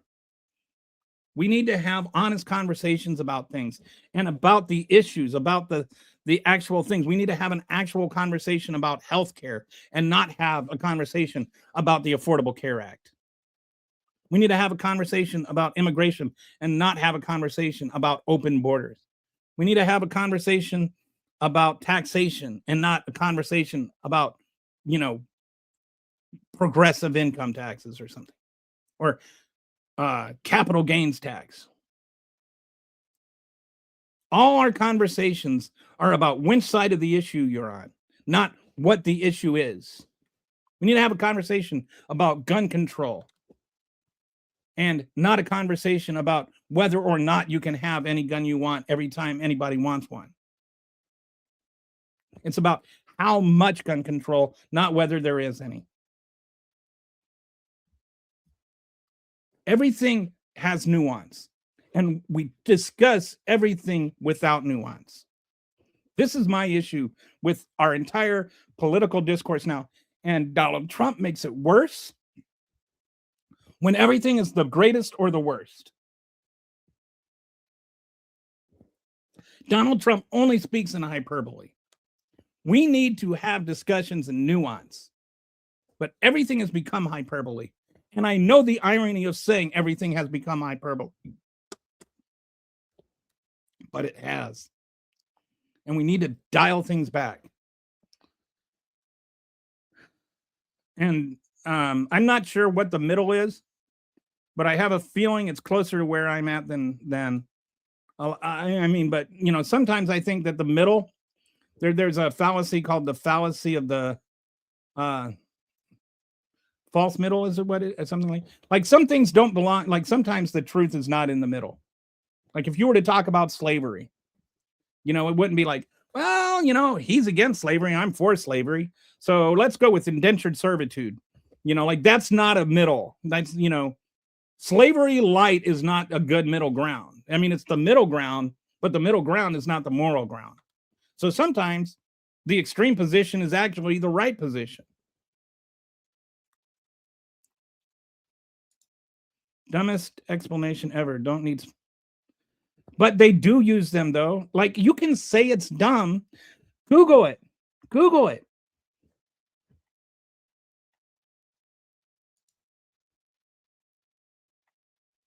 Okay, Google it. Google it. Google, do fishermen use the high-speed boats? They do. Do you really think that boat manufacturers build those boats just for drug runners? Why do you think they build those? Sorry, I didn't understand. Oh, Google didn't understand.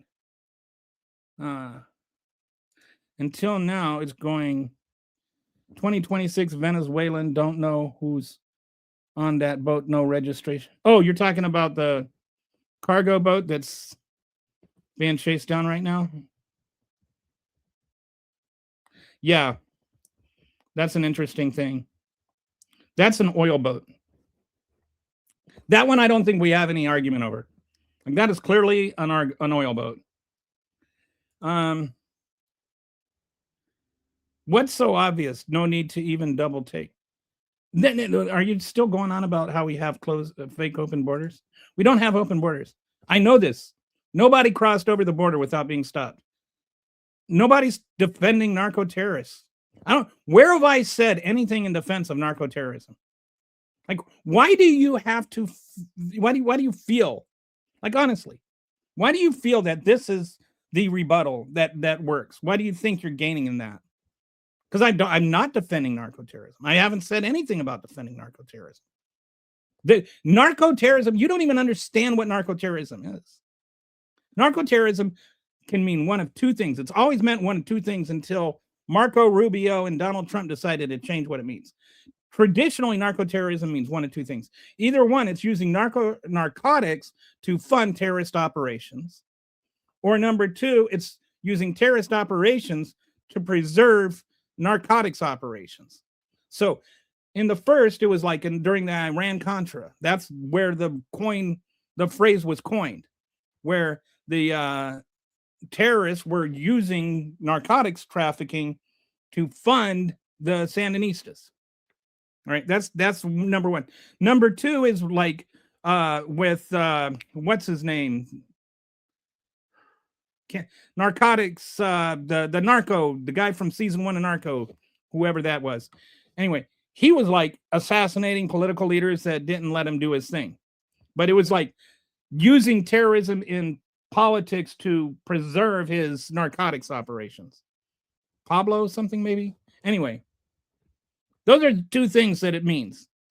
It does not mean like whatever Trump and Rubio, like using fentanyl as a chemical weapon of war or something like that, whatever they're, like that's nonsense. That's not what narco-terrorism is.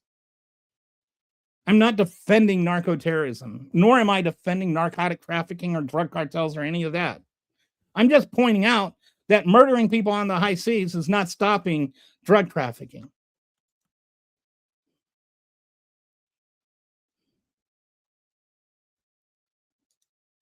They build speedboats for that. They don't build the kind of these high five board things that they're using to smuggle the drugs for smuggling drugs, and they don't use those for sport.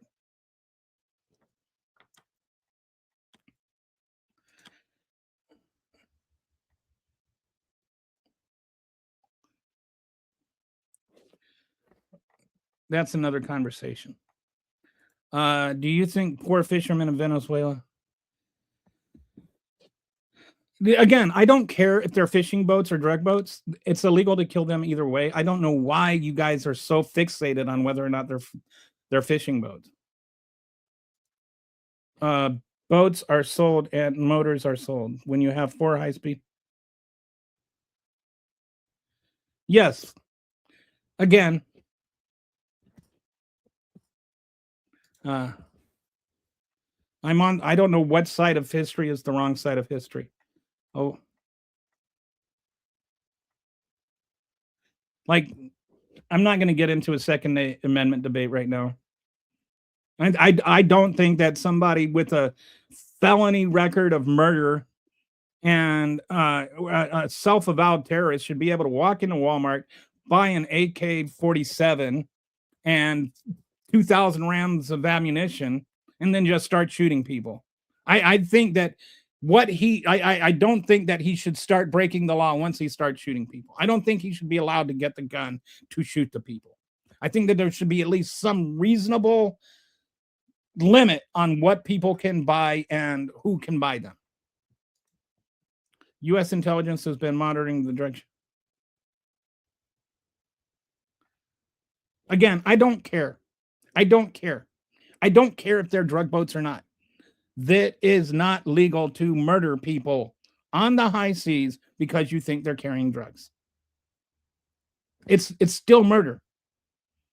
They're still entitled to arrest and a trial and all of that, both by international law and by domestic law. You don't get to murder people because you think they're carrying drugs. If a van is driving down the highway and you think that it has fentanyl, you can't take a rocket launcher, a shoulder-mounted rocket launcher, and just blow the van off the road. Stop getting your information from Stormfront. I don't know what Stormfront is. And I don't know, are you talking to me or? It means terrorists pushing narcotics. No, that's not. What is a terrorist?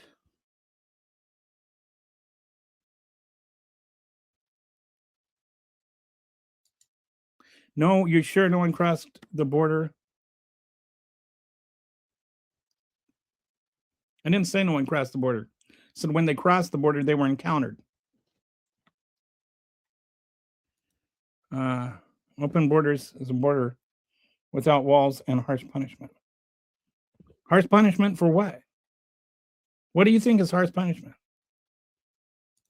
How is the punishment harsher now? What is harsh punishment? What punishment for? What does that mean? Look up Minutemen slave catchers, friends. You're wrong, militia. Use the arms.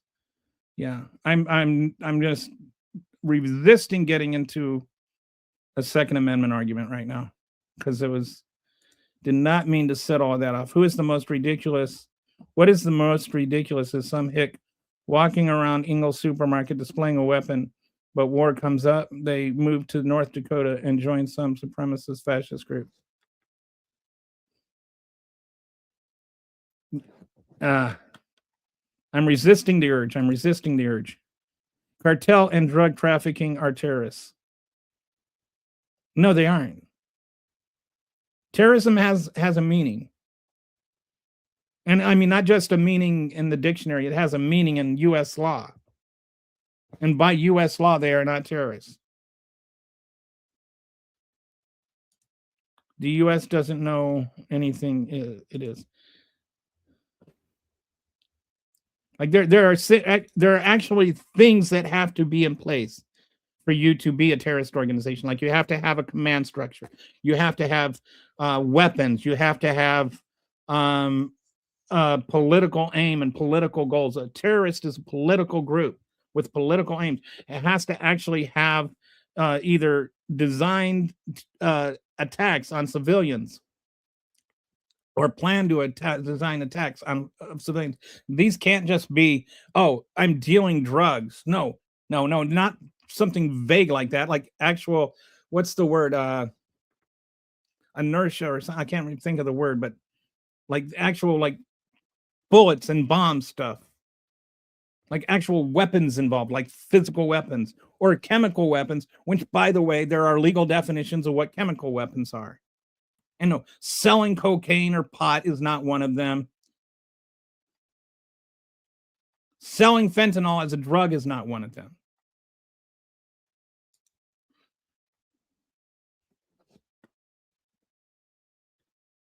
They were encountered a lot, but Border Patrol said don't arrest or detain them. No, that's not true. That's just not true. Again, denying they may be smuggling drugs. Nobody's denying they may be smuggling drugs or they may not be smuggling drugs. Whether they're smuggling drugs or not is not important in terms of whether or not you kill them. If they are smuggling drugs, and by the way, if they're smuggling drugs to the United States, not going somewhere else, which most of them appear to have been, you interdict them and you arrest them. Like there's not like kill or, just ignore them. Those aren't the only two options. This is, again, what I'm talking about. We need to talk about nuance. We need to have, not everything is Trump's way or the wrong way.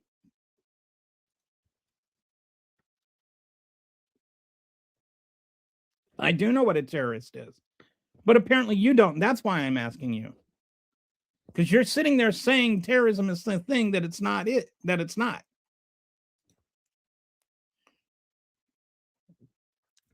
Trump is using the same BS tactic that Putin did to invade Ukraine. It's the same, same like drone attack on the Putin president so he can justify not ending the war. I'm really concerned about this. And I don't know if it's about the oil. I don't know if it's about the Epstein files. There's a lot of things where it seems like he's just desperate to find something to latch onto that's not the Epstein files, because the Epstein files is something his own base is, not a significant part of his own base. Apparently not in this room, because nobody in this room is like ready to criticize. No MAGAs in this room are ready to criticize him over the Epstein files. But Marjorie Taylor Greene is. The fact that you even asked what a terrorist.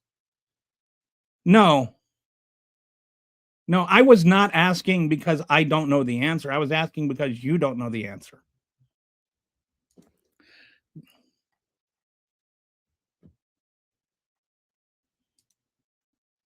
I didn't actually ask what is a terrorist. I asked, do you know what a terrorist is? Schumer passed a bill in the 70s that made it illegal to stop drug runners in international waters. Okay, did he make it legal to kill them? I mean, I think you've brought this up before. If you can type the law, I'll look into this and I'll talk about it on Friday. I know I said AK-47. I meant AK-47. I didn't mean AR-15. I meant AK-47 because that's a gun that you can't legally buy right here. But that deliberately chose a gun that you can't legally buy at Walmart right now. So why are you laughing your O off or your A off? Please name one act of terrorism against the United States by these people. I can't. That's why I say they're not terrorists. But I think you're talking to the other people. Okay, what's the meaning of terrorism? Terrorism, as I said, is a political organization that tries to make a change in a political in the political part of a country or organization. It's a political movement. It's not a, like a cartel is a criminal organization. It's not a terrorist organization. It doesn't have political aims. It doesn't have political goals. Terrorism has political goals. It also has an organized command structure.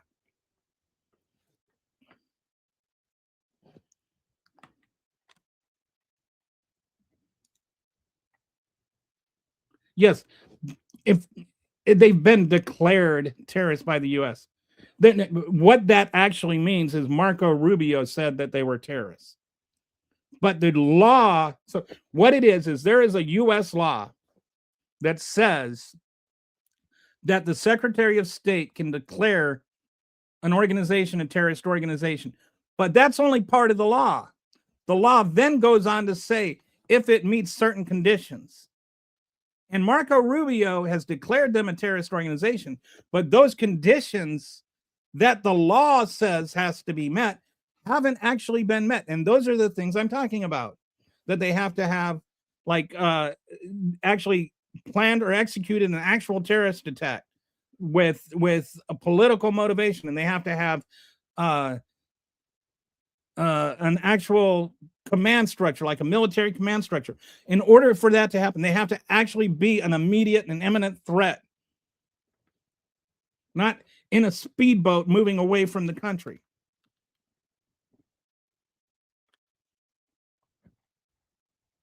So, yes, he declared them a terrorist organization. That does not mean they're a terrorist organization. They're not even following the law that allows him to declare them a terrorist organization. And they're not actually doing that here. They're doing it in international waters. So international law applies, and there's no international law that says they're a terrorist organization. By our own treaty with the UN that declares what is what. Cartels are considered criminal organizations like the mafia or the Yakuza. They're a cartel, they're a criminal organization, and they deserve to be arrested and prosecuted and sent to prison.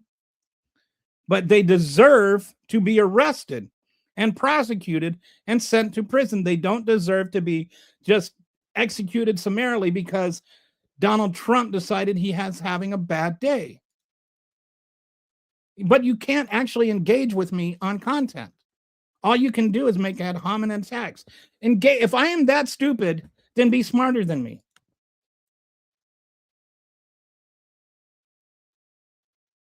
I'm not a gun expert. I fired an M16 when I was in the military. That's the extent of my use of guns. So the cartels. What about the cartels? Trump calls anyone who doesn't tug him off a terrorist. That's a guy that wanted to know what I did not want to know what a terrorist was. Why are you dishonest? I didn't ask what a terrorist does. I asked you if you knew what a terrorist was. Literally. No, I did not describe the cartels. The cartels do not have a military organization. They do not have political motivations. They have not carried out or planned any attacks on Americans. No, I did not describe the cartels at all. That is not remotely. What do you is the difference between the cartel and the mafia? How is the cartel terrorist but the mafia isn't? Or the Yakuza?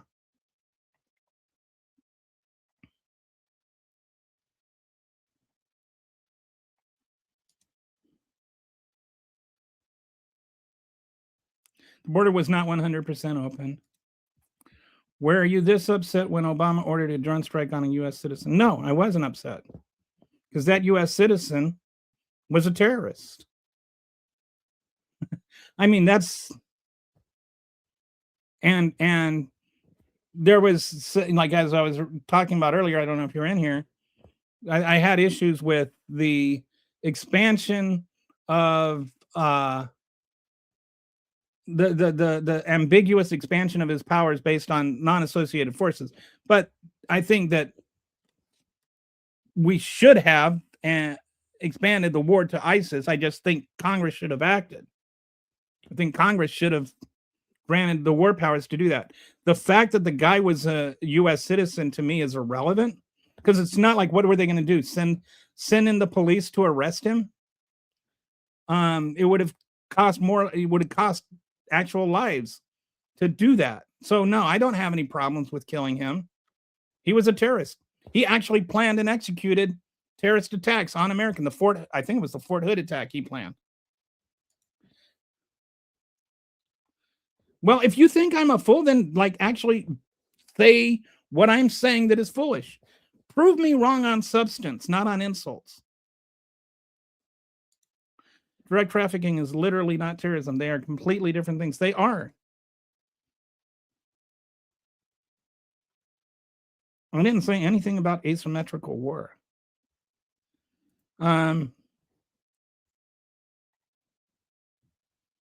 Remember when Obama gave, I don't know what Cartella firearms. I don't know what that means. What do you mean Obama gave Cartella? Who is Cartella? Did you mean cartels firearms? Are you talking about the one gun trafficking thing where they were trying to track gun traffickers or whatever?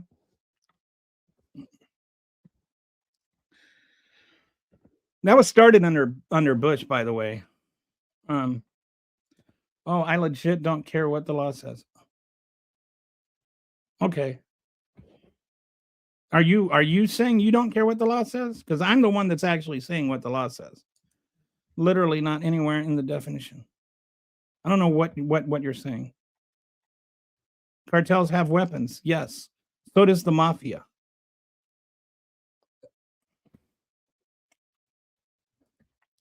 That does not mean that they're trying to overthrow the United States.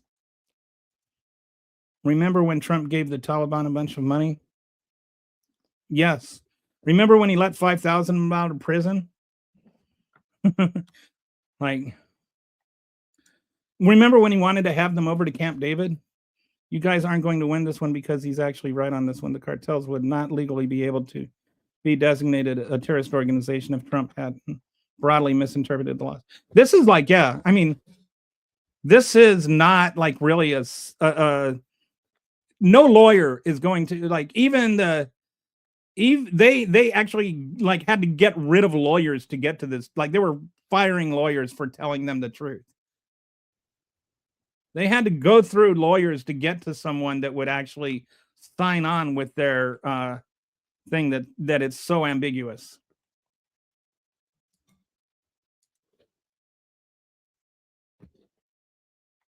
Yes, he unlawfully declared them FTOs. That does not mean they're FTOs. If I hold up an apple and I say, I declare this apple is an orange, it does not become an orange. Calling something what it isn't doesn't make it that thing. It just makes you look stupid for calling something it isn't. And again, the law itself stipulates what a terrorist organization is. And according to the law that stipulates what a terrorist organization is, it is not a terrorist organization. MAGA and Adolf Trump are a cult and a terrorist organization.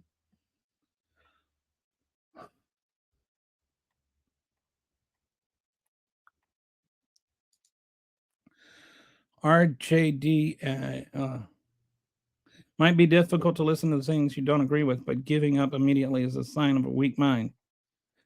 Cartels and drug dealing is okay if they're brown. What a weird thing to say. I still haven't heard anybody tell me why cartels are foreign terrorist organizations, but the mafia isn't. Look, at the USA is not a party to international law, but we have never agreed to. Yes, it is a party to international law. And it's not about giving up our legal sovereignty. And these things didn't happen in the United States. They happened on international law, on international waters. So no, none of the things you're saying, Boxer, are true. We signed on to international agreements. Like we signed on to international agreements. Do you know that?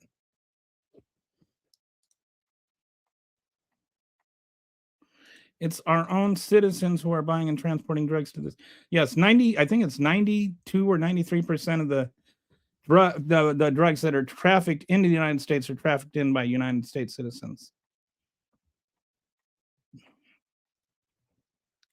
Somebody says like Obama did, except ISIS was an actual terrorist organization.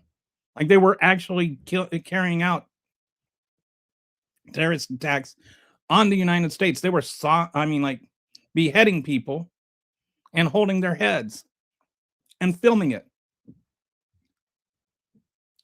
ISIS was a terrorist organization. So Obama calling them a terrorist organization is not like some reach. Religious or social goals often beyond the intimidation to advance an ideology. I don't know what you're quoting. Sorry. It looks like you're continuing a comment, and I don't see the first part of the comment. My cousin was a border agent in Casa Grande, Arizona. So they got ordered to let them be in the U.S. with an order to appear into. Yes, if they were seeking asylums, if they're getting an order to appear, that means they requested asylum. That is the law. Like if people come, what happens when we're actually honoring the human right to seek asylum is people cross the border and they have an initial hearing where it's called a credible fear hearing, and they sit down with somebody that they tell them why they think that they are going to get killed if they get sent back to their own country. And then that person, based on what they say, decides whether or not they're going to be granted a full asylum hearing. And the waiting list for that is 2 to 3 years. If they pass that credible fear hearing, then they're allowed to stay here on parole while they're waiting for the hearing. But then they are here legally. They're allowed to be here to seek asylum. That is the U.S. law, and that is also a recognized international human right to seek and request asylum. Donald Trump ended that human right. Like you can no longer seek and request asylum in the United States. We offer no slights for that. Unless you're a South African farmer. A white South African farmer. Okay, international laws. Okay, I'm not going to refute the same thing over and over again. It's interesting that Obama droned the hell out of so many FTOs when Trump is more transparent. Because what Obama was doing, ISIS is a terrorist organization. He was actually attacked. Would you have rather that Obama didn't respond to ISIS? Because I seem to remember that people were really upset that he wasn't doing enough to stop ISIS. ISIS was terrorists. ISIS was not a drug cartel. The point is not whether or not you can respond to terrorist organizations. The point is whether or not cartels are terrorist organizations. Do you get that? So, yes, more than one thing can happen at once. I don't know what that has to do with anything. Why didn't Biden release the files? Why would he? I mean, number one, he couldn't because the Maxwell hearing was still going on. Or the Maxwell appeal was still going on. And so there was, but he was also he was not making promises that he would. He didn't interfere with the Department of Justice. He kept a wall between the things. He never made promises that if you search for his comments on the Epstein files, there aren't any. He just did not involve himself with the Department of Justice. We have satellites that can see a quarter of on a sidewalk, but we can't see drug. Well, it's getting. I gonna go through. I don't know how many times I have to say it. 25% of the time that the Coast Guard pulls over a boat suspecting they have drugs, there are no drugs on that boat. Number one. Number two, it does not matter if there were drugs on the boat or not. Either way, it's illegal to kill them. Ukraine's tourism comes mainly for prostitution. Their entire government is corrupt. Somebody had to regulate them. Well, that's a whole lot of stupid. I'm sorry, I shouldn't say stupid, but that's stupid. That's just stupid. I don't understand like why people hate Ukraine just because Trump swears fealty to Putin. You don't understand. Okay. I don't know who doesn't understand their initial. We know. Forgot to do the Instagram. Oh no. Okay. We know that libtards want the drugs to flow. Yeah, I don't think we want the drugs to flow. I don't even know what that's supposed to mean. Were you this upset? Are we didn't you already ask that? Didn't I already answer it?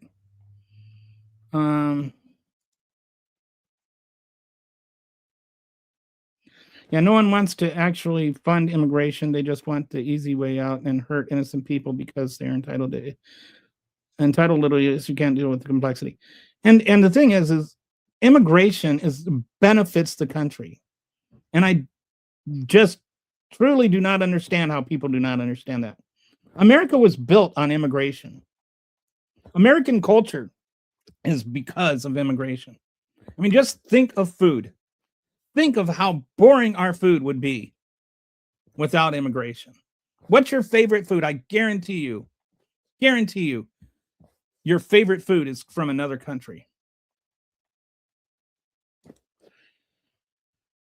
I don't know what all that means.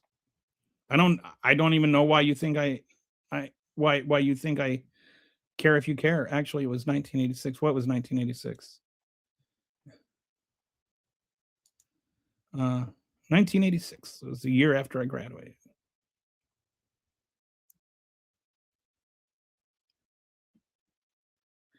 I'm not using MAGA as a derogatory term.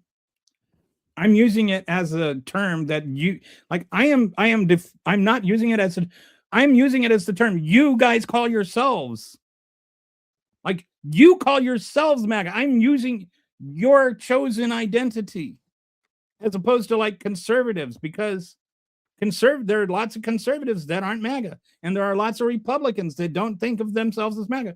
I don't want to say America first because I don't think that America first is a good explanation, but you're the ones that wear the MAGA hats. You're the ones that wear the MAGA shirts. You call yourselves MAGA. So I'm not using it as a derogatory thing. I'm using it as an objective thing that's what you call yourselves. It's like me saying that you're calling me if you were to talk about the Democratic Party, that's not a derogatory thing. That's defined, although you use it as a derogatory slur. But I'm not using MAGA as a slur.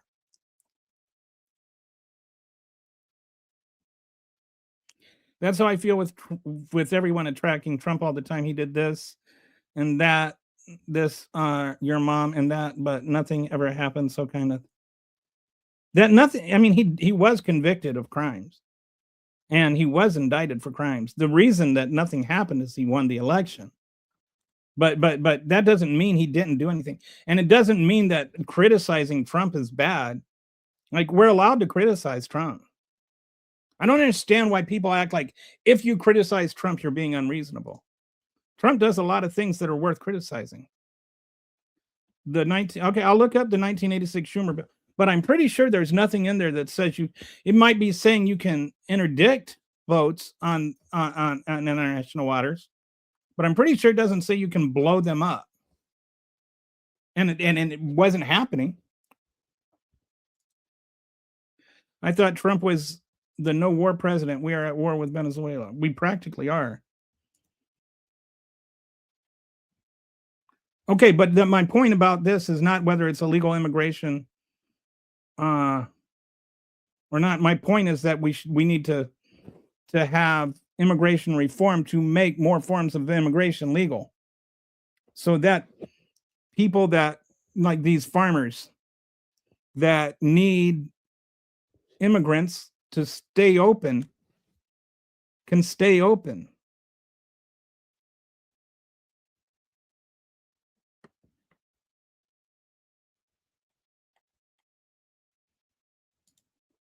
And honestly, like the idea that it's just the top 1% is really not true. Most of the people that hire undocumented migrants are not in the top 1%.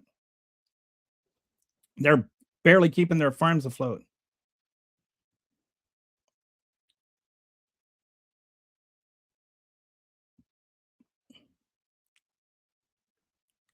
When a country starts stealing or confiscating oil tankers of other countries,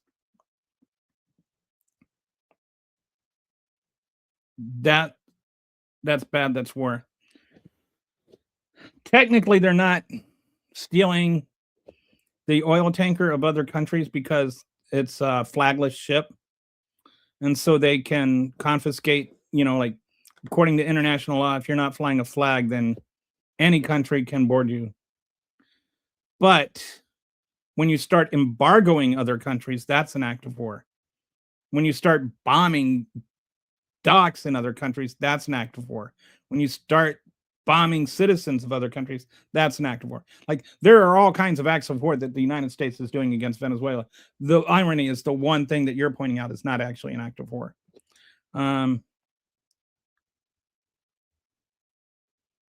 Yeah, and the cartels are not looking for political gain. Donald Trump, on the other hand, might be a terrorist.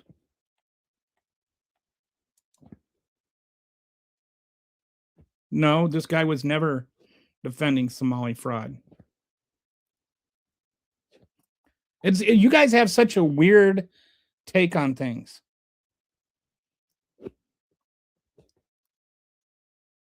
I never defended Somali fraud. I never even said anything remotely close to that. I don't even know where you got that idea. I just pointed out that the Somalis who committed fraud are all prosecuted and in jail like they should be, and that some of the people that committed fraud weren't Somalis, and they also were prosecuted and in jail as they should be. I don't know where you get from me saying, yeah, they were prosecuted and in jail as they should be, to me defending fraud. Other than I'm not ready to make everyone of Somali American descent culpable for the actions of a few.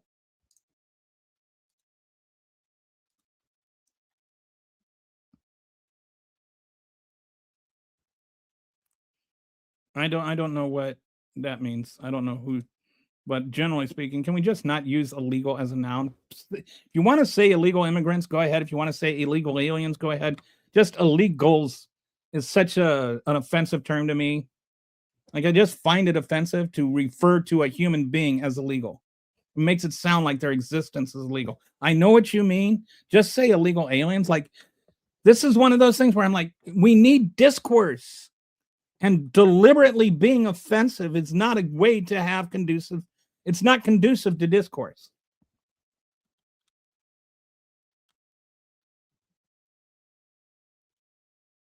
Hard to really think that the U.S. believes it can make laws about things that didn't happen in its territory.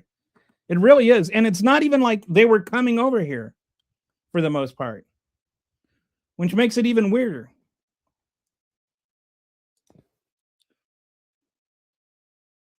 You're missing the point, Robert, and I think it's deliberate. The point is that you shouldn't be able to, like, I'm not going to waste my time with you. You people here, why argue with this guy? He does not know the USA does not agree.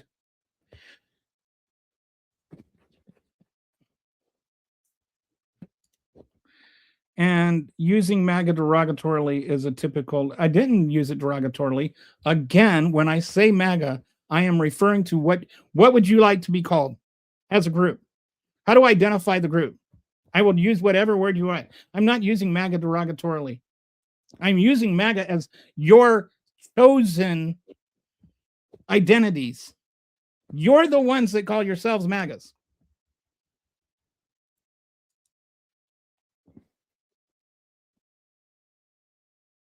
Okay, wow, I'm like half an hour behind in the comments now. All right, so I'm going to zip up. Okay, actually, sorry if I skipped over your comment. It was because I was just way behind. And actually, to benefit the country, America should keep the hardworking immigrants and to deport the lazy ass, worthless MAGA cult. Would make more sense and make America much. I don't agree that the MAGA cult is. I mean, I really feel, and this is why, like when I say I don't use MAGA as derogatorily, I genuinely call you MAGA because not you, but the MAGA because that's what they call themselves. I am trying to get away from using dehumanizing rhetoric or insulting the groups of people. I want to have real conversations. I want to have honest conversations. And I feel like when all we do is just dive into insults and things like that, it's not conducive. It doesn't produce solutions. It doesn't produce answers. It just produces hostility. And I'd like to get to where we could have real conversations. Like, how can we solve immigration? How can we solve fentanyl overdoses? Instead of just making it about, like whether or not it's like okay to murder people. Like murder is bad. I don't understand why we can't just all agree murder is bad. But anyway, I'm sorry, Darren. I don't mean to call you out on that. I mean, you're hardly the worst person when it comes to this. But I refrain from making generalizations about people. How many generations have you been here, Trump followers? MAGA was born under Reagan versus Carter. There is a shift. If you go and you look at it, the kind of the history of it is like the moral majority under Jerry Falwell, that the Republican Party started embracing this Christian right movement around that time. And it's been a slow immersion and melding of this kind of pseudo-Christian faith with this pseudo-nationalism that's become MAGA. I would say it's evolved from that. So you're not entirely wrong. I mean, I don't even saying you're not entirely wrong. There's truth in what you're saying, is what I should say. Chase Roach, I agree. I don't need a label. You can call me sir. Well, I'm not going to remember that. I don't call, I'm referring to the group, not to you individually. I don't call myself MAGA. I'm too far right for MAGA.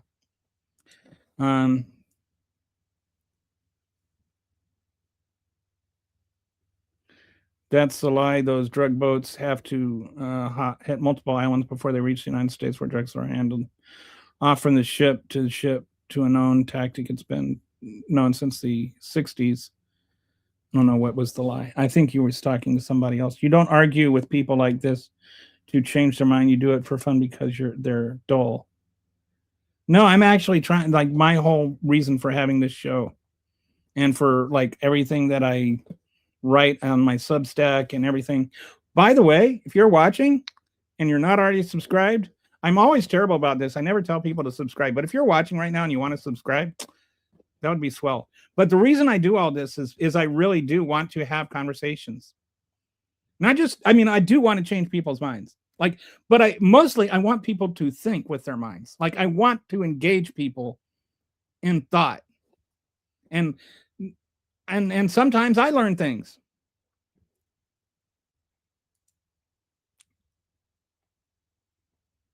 There weren't fentanyl boats, dude. There weren't fentanyl boats. And even the people that even the Coast Guard says they weren't coming over here. Like nothing you said was true.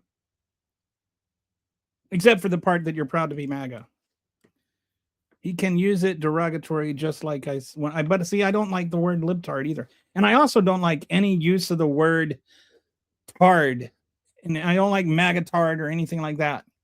I don't like using somebody's disability as a slur. Like this is, I mean, I don't know how many ways to say, why can't we just have conversations as people? Why can't we treat people as people? Like, why can't we do unto others as we would have done unto us? And it's funny how many Christians don't live by that. No, you say you're not, but you 100% are. Remember, you can't just say it and have it be true. I agree, you can't just say it and have it be true. But you can't just say it's not true and it's not true. The Minnesota governor also needs to be held accountable for letting it happen that badly on his. Why does he need what does he need to be held accountable for?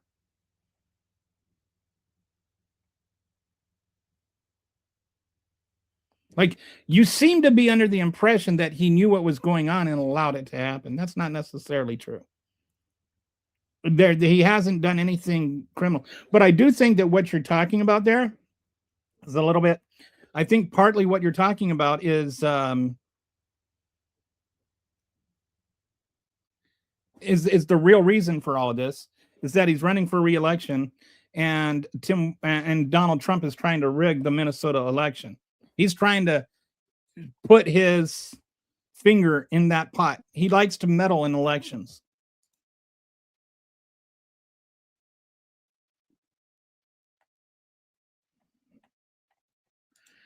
They wear hats that say MAGA. They wear hats that say MAGA.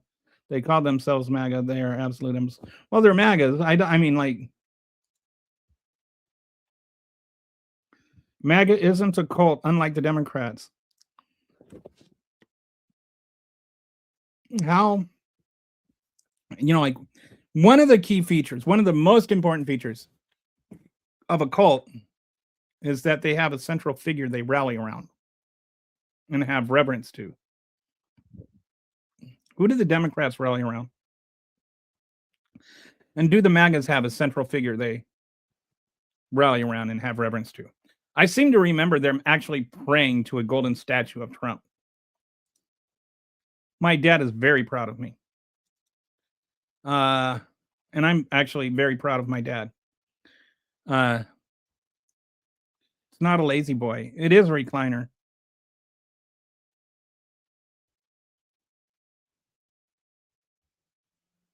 It's in my living room. Okay, well, at least I made somebody laugh. Okay. Americans used to work the job immigrants took, but large farms and crops. And that's actually not true. Actually, immigrants used to work the jobs that immigrants are now taking. Immigrants have always worked these jobs. Like, immigrants have always worked the bottom rung jobs. Look throughout American history. Whether you're talking about the construction jobs that built the the skyline in New York City, that was Italian immigrants. You want to talk about the industrial jobs and during the Industrial Revolution, those were Irish immigrants. Those were Eastern European immigrants. You want to talk about who settled, who laid the train tracks? Those were Mexican immigrants. Those were Chinese immigrants. Those were Irish immigrants. Those were freed blacks who were forced immigrants. You want to talk about who picked the cotton? Those were forced immigrants. There has never been a place in the country. There's never been a history in this country. There's never been a time in the history of this country where immigrants were not doing these jobs. Like, read a history book.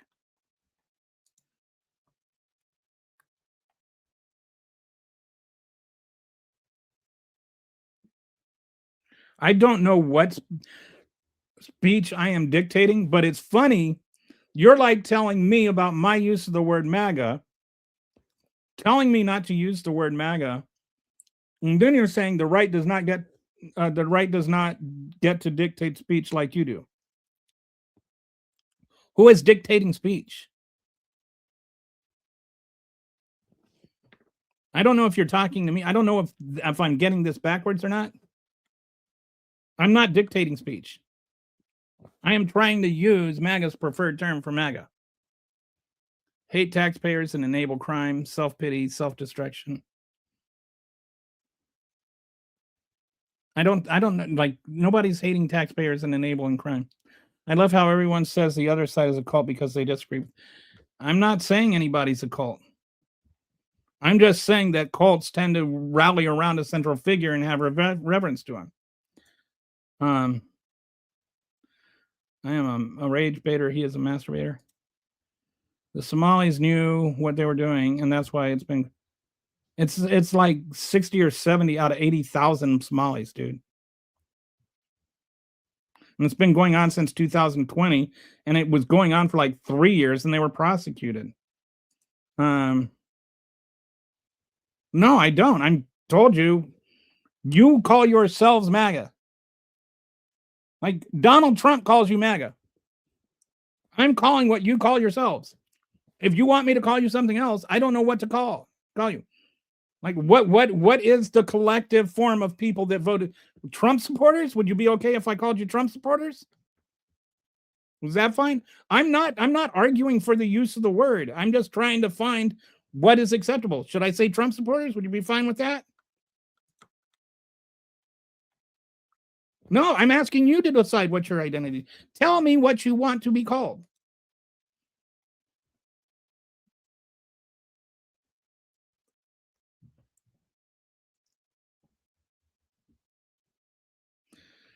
Illegal, okay, they want the word illegal from immigration because it would confuse people. Illegal immigrants are completely different than immigrants. Yes.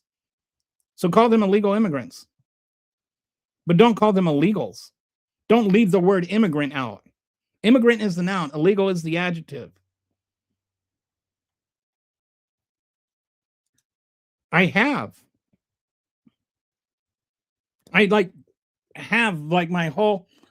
my research like literally displayed the first 3 hours or 4 hours of the whole conversation. I don't know why you keep saying that. Nobody does. I pay taxes. I do not enable crime. I don't have self-pity, and I don't know what all that means. This is just the kind of mindless shouting that doesn't help any conversation. Why did Obama invite Qatar, Pakistan, Libya, Syria, Yemen, Afghanistan? Why did he didn't invade those things? He didn't invade them. He carried out drone strikes of ISIS in them. Like, you guys need to learn what the word invade means. Like, use the words the way that they're supposed to be meant. How funny that the left is all tied up with. I'm not the one tied up in identity politics. I just trying to refer to you as you want to be referred.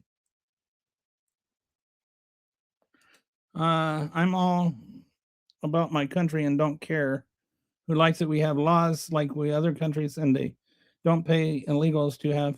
Okay, so which laws are you okay with breaking? You're all about your country and you don't care what it like. We have laws just like other countries. I agree. You should obey the law. And they don't play illegals have to enforce our laws. Other countries have a law too.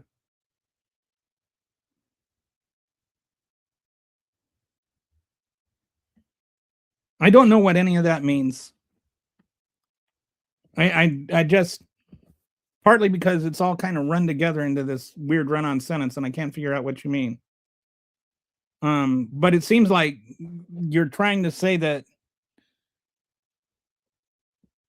illegals, you have to enforce our borders, which nobody is saying we don't. I'm just saying they don't stop becoming people. Call them illegal aliens. Call them illegal immigrants. Just don't call them illegal.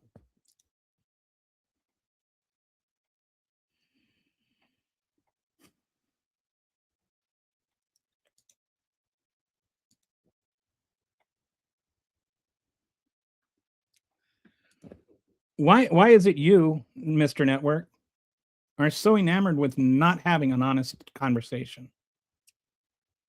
It seems like you're trying to twist things and like to get away from something. Why is it that you can't actually engage in real conversation? Why can't you be an honest person? Liberals call Republicans Nazis over climate. No, we don't. I've never called a Republican a Nazi over climate. I don't even know what that means. Murder bad, abortion good, Democrat logic.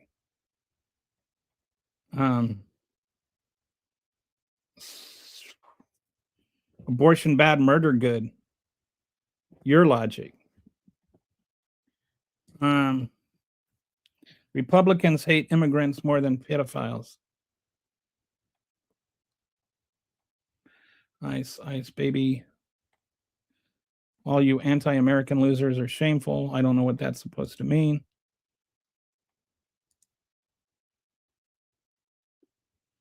I don't know what that means. Hillary and Nancy. Like,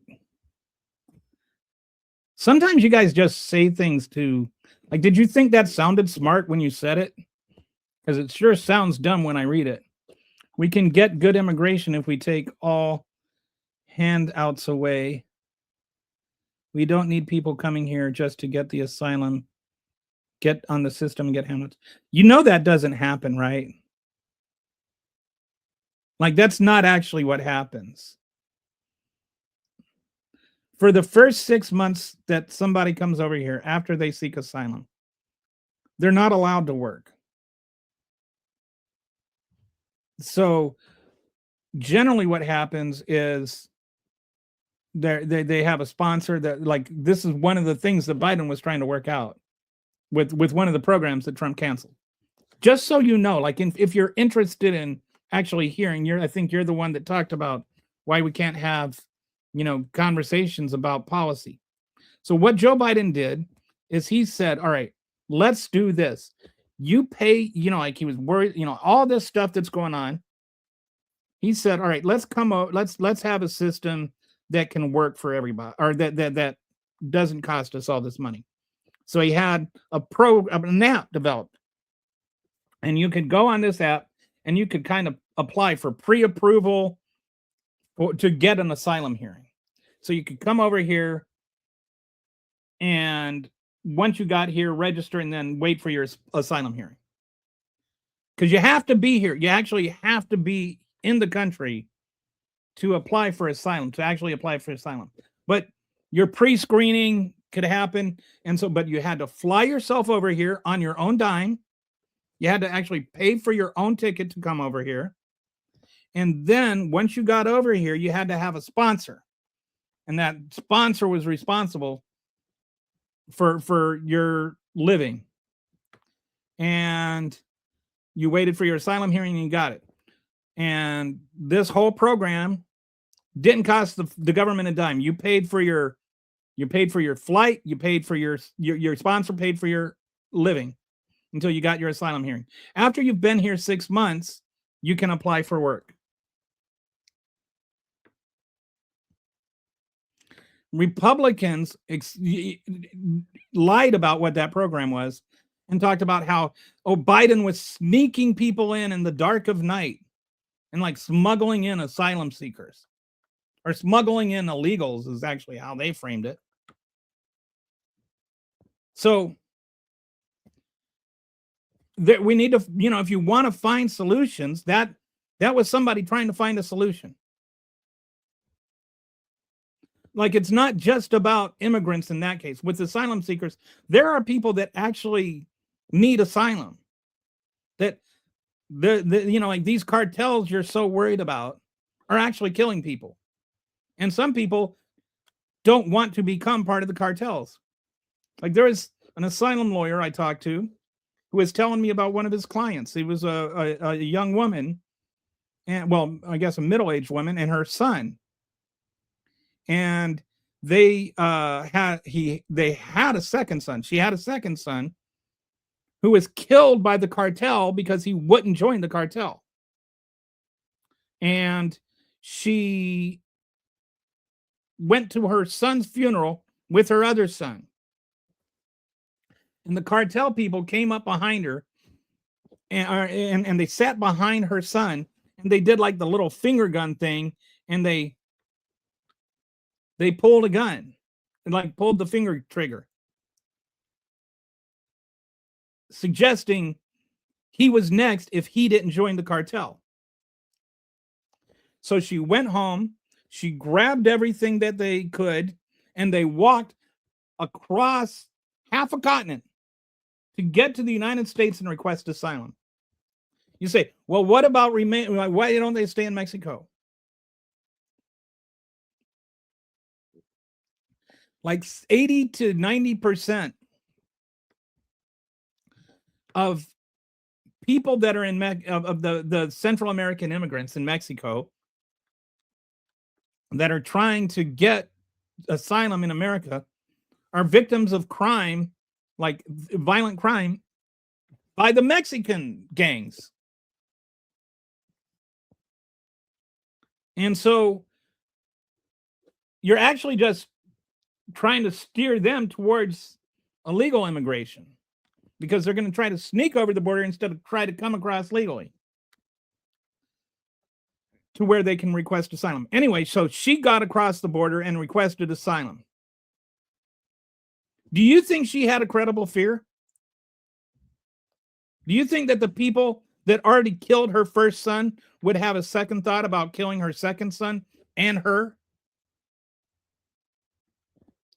Like, it's like, it's not just they want to have a better life and they want to live off of free food or something. They just don't want to get murdered. That's a pretty good reason to want to leave. They don't walk across the country because they're going to get a free lunch.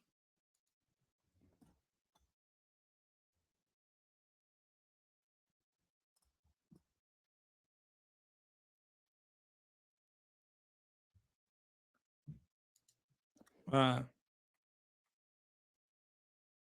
not playing identity politics, dude. I don't even know what you mean by identity politics. Is to me one of the most vague, abstract, weird things that people say. It's like a way of not having a conversation. We can solve it by doing what we're doing. I voted for this. But did you? Did you vote? Did you vote for inflation? Did you vote for, like, because like the whole report card? I don't know if you missed it or not, but a lot of the stuff he promised is not what you voted for. Or a lot of the stuff, like, I'm assuming that you voted for what he promised. And a lot of what he promised is the opposite of what he's doing. But you've somehow convinced yourself that what he's doing is what you voted for.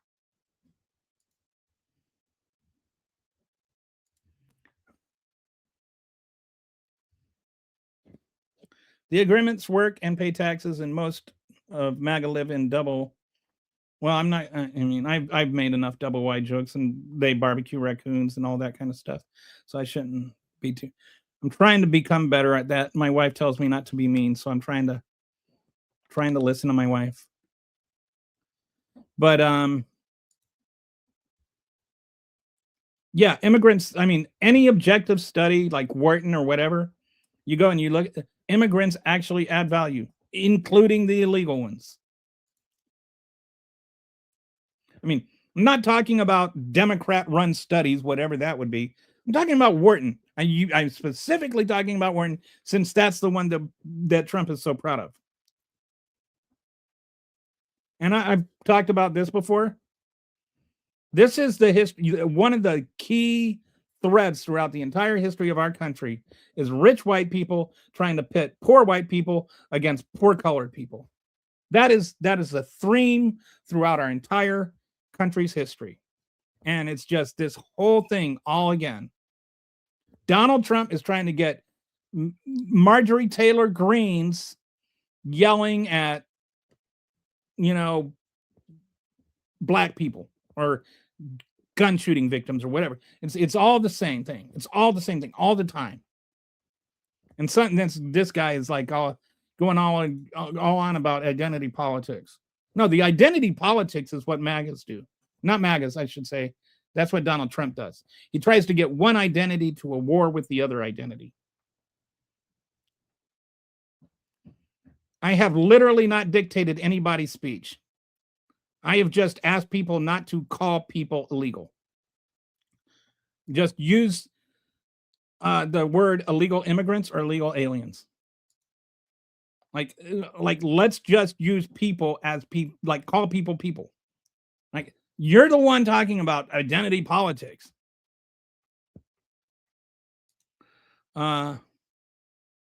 Yes, I know this. I know who he was.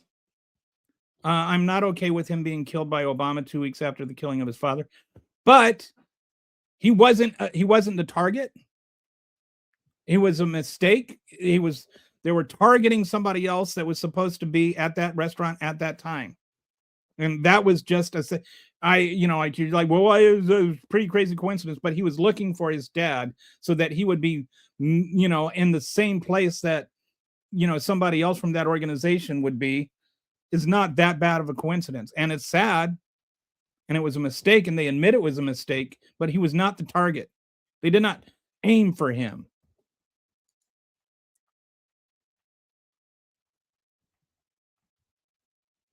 Okay, actual Americans and legal citizens voted. Yes.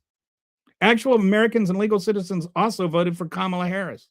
Actual Americans and legal citizens voted for Joe Biden.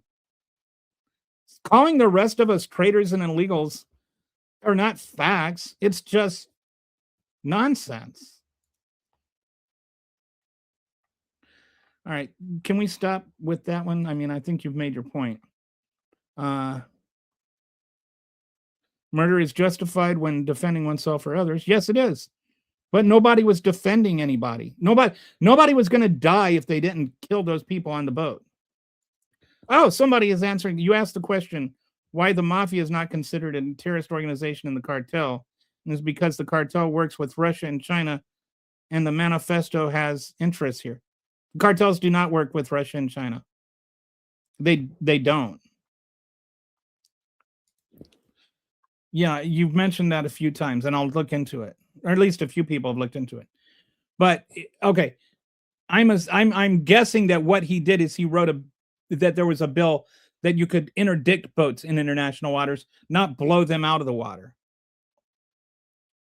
Like, I have a feeling like this seems to be like a new thing that's going around in the MAGA world to try to justify something. But I without even knowing what the law is, I know that this is a misinterpretation of it. Because if it were, it wouldn't just be like this new thing going around in MAGA circles. The Democrats want everyone in the class they pay. They don't. We Democrats don't want everyone. I don't even know what that means. And it's not Democrats pitting. None of that. Like, what does that even mean?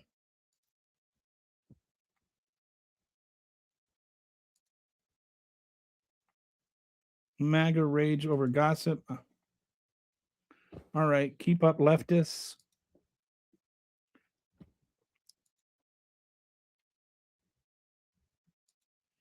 Sorry, I'm just checking something out here.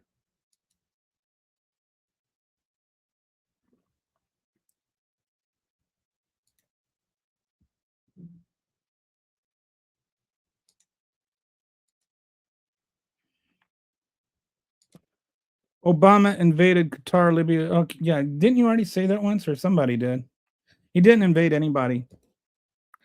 If cartels are considered terrorists, would you consider Bloods or Crips a terrorist organization? Goals for cartels and terrorists are very different. Yeah, I mean, terrorists is a political motive. Cartels are just money.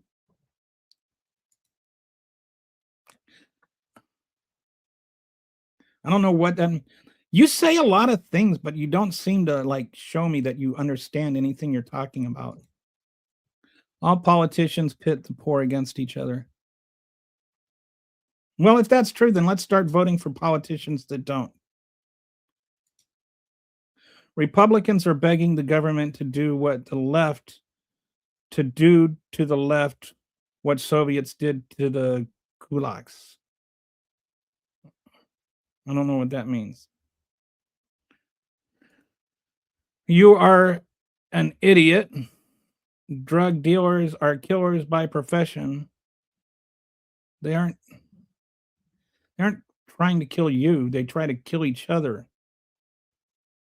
Like, this is, can you have an honest conversation? Does the mafia try to kill each other? They're not killing civilians. Democrats gave us the most brain-injured president in history. I would like you to see the current president. Immigrants minimal, stimulating the American economy. I'm telling you, these are the dumbest people in the country. That's the chat right now, and that's the fact. If Russia and China worked with cartels, you'd have nuclear submarines full of drugs making deliveries.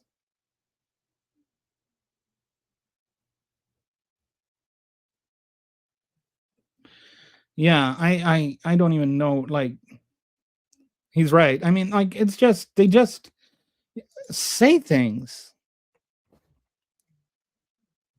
And you're right. And I pointed, this is like 90, I want to say it's 92% of the drugs that are brought over the border by American citizens.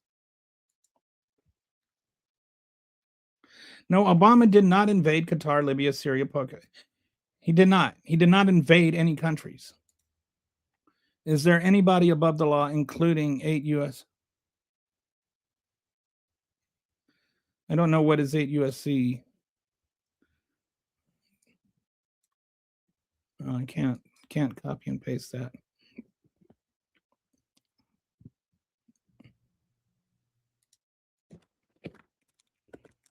I'm going to see what this.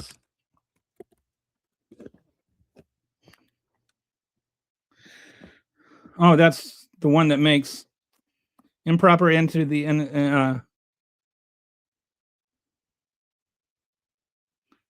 sneaking over the border, basically.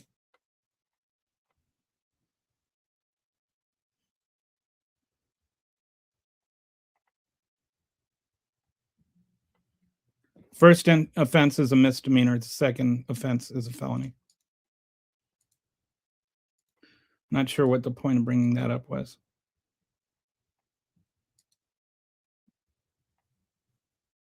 The border was never open. And crossing the border illegally is not a criminal offense. It's a civil offense. Like, I mean, you're saying that I said things. Yeah, I said a bunch of things that are true. Except I never said drugs are good. And I didn't say we shouldn't kill terrorists. But yeah, the border was never open. Illegals, undocumented immigrants aren't necessarily criminals. The cartels aren't terrorists. I never said drugs are good and we shouldn't kill, and I never said we shouldn't kill terrorists.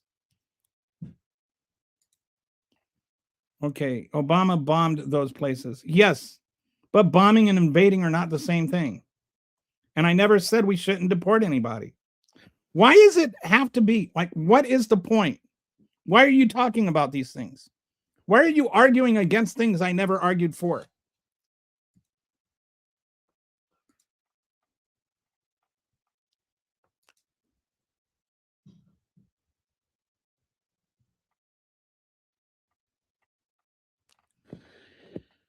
Where do you think that fentanyl is coming from? I think it's coming from over the southern border.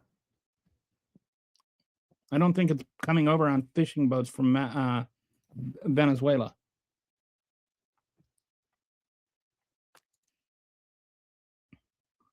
I'm a centrist, but one thing about deportations, immigration reform, this is the first year in American history our population hasn't grown. I wonder if we'll see housing living classes. I don't think we will. I think we'll actually see them go up. Because that also means food that isn't getting harvested. That also means houses that aren't getting built.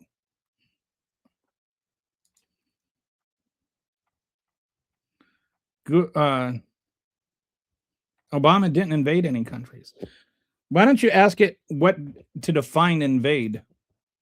According to the law, you need to allow your children to die at the hands of foreigners. We don't want to. Why are you putting quotes around that? Who are you quoting? Who said that? Why are you putting quotes around something like that? Are you quoting somebody? Whoever you're quoting is wrong.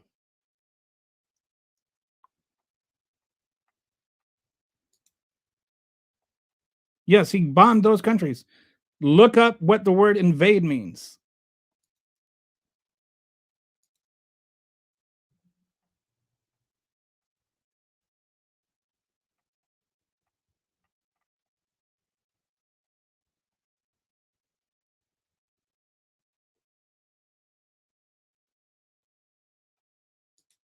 I don't know what all this means.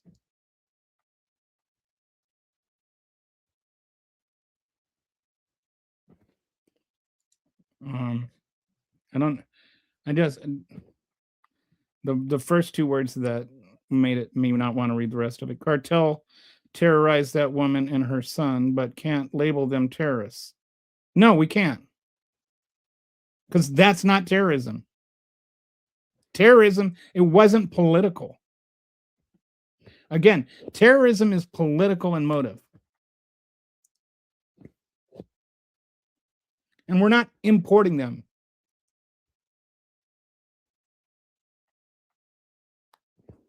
And actually, immigration helps on like when we have more immigrants, we actually have more jobs. I know it's counterintuitive, but immigrants also use things. They buy houses, they buy food, they go to movies, they spend money, which means all that money they're spending is in the economy, which means those jobs that produces jobs, it generates jobs, which means it actually helps the economy. More people is good for the economy, whether they're born here or not.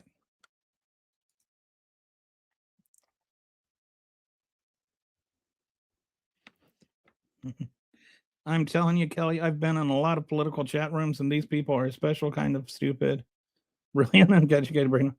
I don't know. I mean, but at least they're here. You know, I mean, and some of them have been in here for a while. I'm hoping that they're actually maybe thinking about some of the things I'm saying.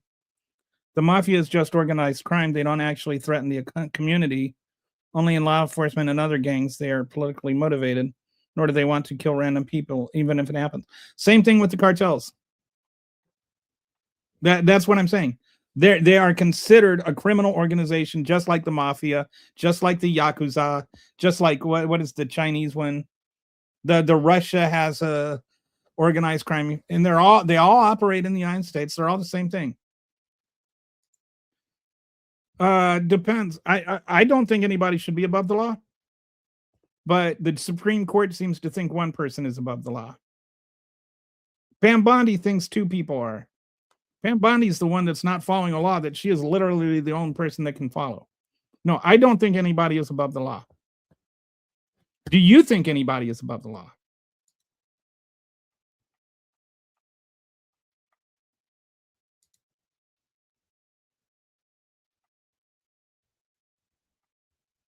That's awesome.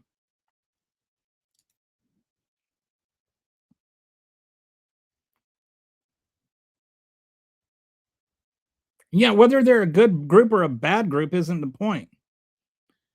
They are, but they're a criminal organization, not a terrorist organization. And the difference in that is the difference in whether or not you can murder them on the high seas or not.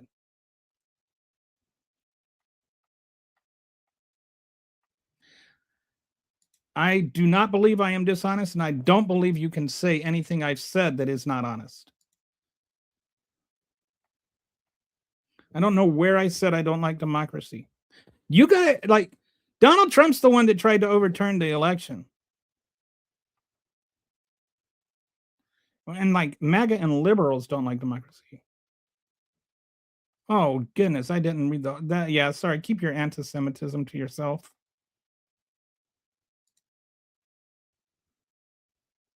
And they should be. As should cartel members. But they aren't terrorists.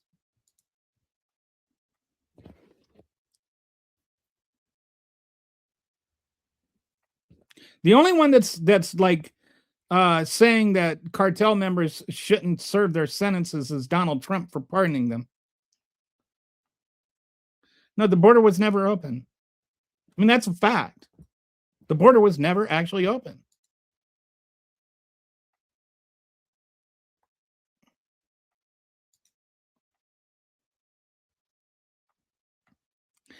People who didn't commit crimes aren't criminals. Immigrants are here because of Mossad republics. I have no idea what that means. Oh, you're the anti-Semite guy.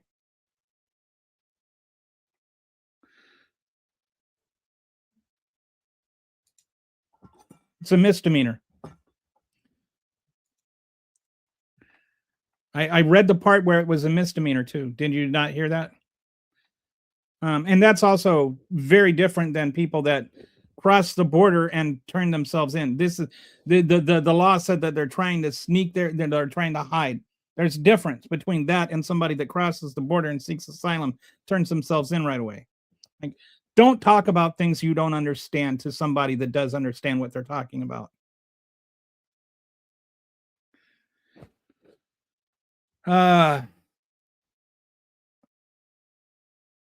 Is speeding a crime?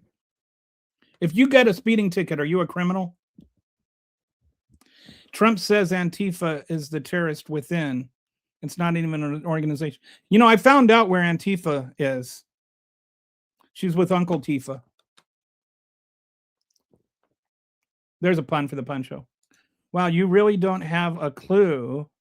Now we all know. Speak on things you don't know about. That's wrong with this country. You need to get some respect for what you could lose. Okay. I'll be honest. You lost me when you said Trump was bad or worse than. Well, I don't care if I lost you or not. Donald Trump is like gone. And Joe Biden was never diagnosed and still has not been diagnosed with dementia. It's not obvious to anybody except for the people that want him to be obvious to. Donald Trump looks slack-jawed half the time. He like literally like he's got the thing. Watch his jaw. He has no idea what's going on. He signs pardons and he doesn't even know who he pardoned the next day. He doesn't know what laws he's passed, what bills he's signed. He has no idea what he said yesterday, today. He has no cogency in him. The man is like literally showing all kinds of physical and mental signs of dementia. He keeps having to take cognitive tests for a reason. Joe Biden, there is no evidence apart from like right-wing, people saying he has dementia. There's no diagnosis. There's nobody that says he has dementia.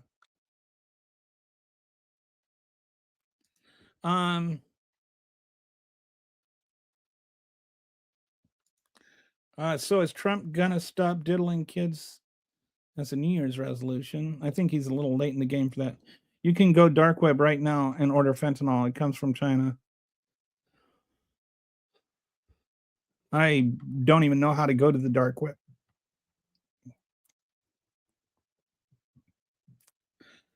I live in Chicago. The way to combat gangs is social services and feeding kids.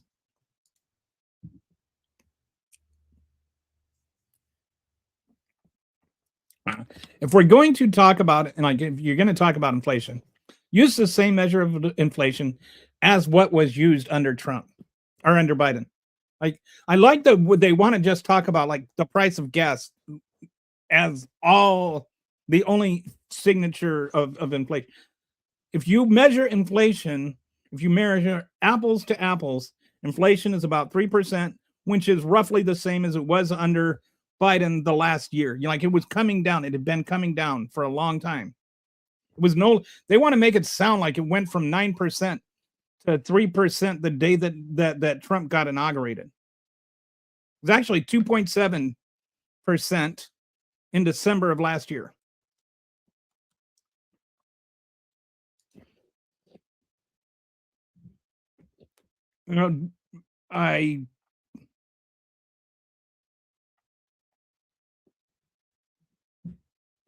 Would you name one of those countries? Name a country where you get executed if you try to come in. Name one of those countries and then tell me you want to be more like that country. North Korea? Time to build the MAGA ovens. No.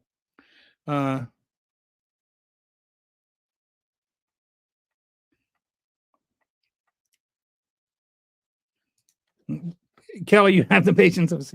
Okay, I'm going to tell my wife you said that because my wife told me I was being too mean. I was getting riled up a little bit earlier. You probably think more immigration like Biden's 4 years would lower costs, no rise of demand and costs. I don't know what that's not even an English sentence. I don't think that immigration under Biden is the numbers that you probably think it is. And I don't think that immigration had any impact, negative impact on inflation. So no, I would agree with your statement.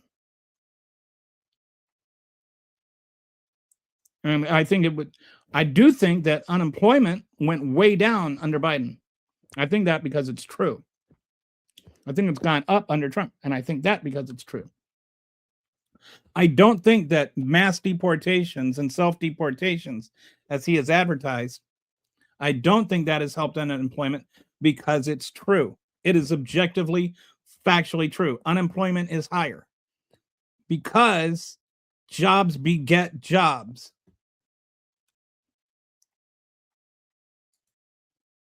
Home prices are not going down. Rent is going down a little bit, but rent was going down before. Rent was going down last year. Gas is lower because we have more supply. And the ones who build the homes are being deported. There's only so many homes 11 million people can occupy. We have a population of like 320 million people. And then how many, like you think each one of these guys that lives off the government dole buys their own house? How many homes do you think they have? Like you're not thinking. You've got this thing in your head, but you're not actually processing information and thinking critically. How many homes do you think 11 million people have? And that 11 million people, by the way, there were people that have been here longer than 4 years. It all didn't start under Biden. It has nothing to do with housing prices. There aren't enough undocumented people here to have an impact on housing prices. But 30% of construction workers are undocumented workers. So it will have an impact on new homes. The problem with housing prices right now is it's the price of houses because there aren't new homes being built. And that has two reasons. One, there's not enough people to build them. And two, the bigger problem is housing regulations in local communities and zoning laws and things like that. We need to trim the tape on that. This is one of those things where I say we've got to talk about the issue instead of just using random things as weapons about our favorite talking points. Like, I agree we need to do something about the price of housing. But it's not because a few million immigrants like have a place to live. Health insurance is in a few more hours, health insurance is going to go way up. Whether Islam is a false religion is moot. Time to build them. And yeah, please stop talking about ovens. It's not like, I don't think that we need to talk about executing people. It's not Trump's fault if you have expensive insurance. Well, it actually is.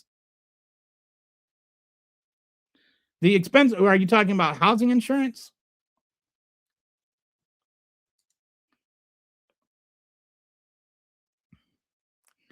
By the way, speaking of bleep landlords, Donald Trump was one.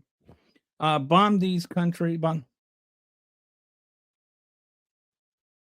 I think he's talking about when Obama authorized zone strikes against ISIS in those other countries like Yemen and whatnot. He's trying to equate Obama authorizing zone strikes against ISIS with Donald Trump bombing cartels in the Caribbean, which is a bogus thing because ISIS actually was a terrorist organization and cartels are not actually a terrorist organization. If you don't want Mexican mobs, then encourage Mexico to have strong social programs. And that is a legitimate point with that and with Central America. Actually, MS-13, for instance, we exported. Did you know MS-13 started in America? And then they came over here. They became a gang because they didn't get socially adapted. We didn't do anything for asylum seekers when they came here. And then they became a gang because they were getting jumped and beaten by Cribs and whatnot. The other were the Bloods and the Crips. So they started their own gang. Then we deported them, and then they became gangs down there, and then they came back up here. MS-13 is an export, not an import. This dude will cut on your grammar when he gets called out for foolishness. What a tard. Yeah. And your use of a disability as a slur makes you a good person. We deport Tel Aviv Democrats and MAGA Republicans along with immigrants. Oh, I don't know why I keep accidentally clicking on your things. I don't like anti-Semitism. Can undocumented people buy houses? Generally speaking, no. Because they need to get a bank loan, and bank loans don't normally give people to people who aren't able to have social security. They might have a fake social security number or something like that, but that's also why they're not even trying to buy houses, because they don't want to draw attention to themselves. They don't want to bait somebody to come and nail them. They're trying to hide. They're trying to be obscure, so they tend to rent. And it tends to be a few families living together. And I don't know why. Why is it that people have insist on using dehumanizing language? No criminal organization is without political arbitration. What does that even mean? It's not true. Is the mafia a political organization?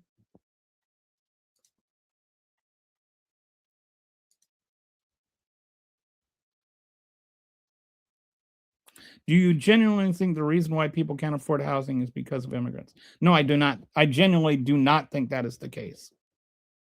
I'm unless you're talking to somebody else. But I genuinely think that the reason that people can't afford housing is because there aren't enough houses.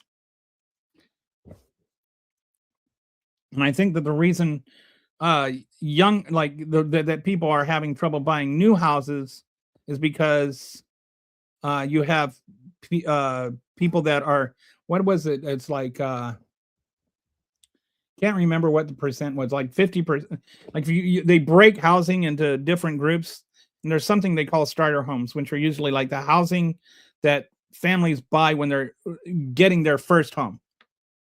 And half of those nowadays are being bought up by corporations or people that are just buying rental homes. And because those have more money, they usually outbid the families that are trying to get their starter home.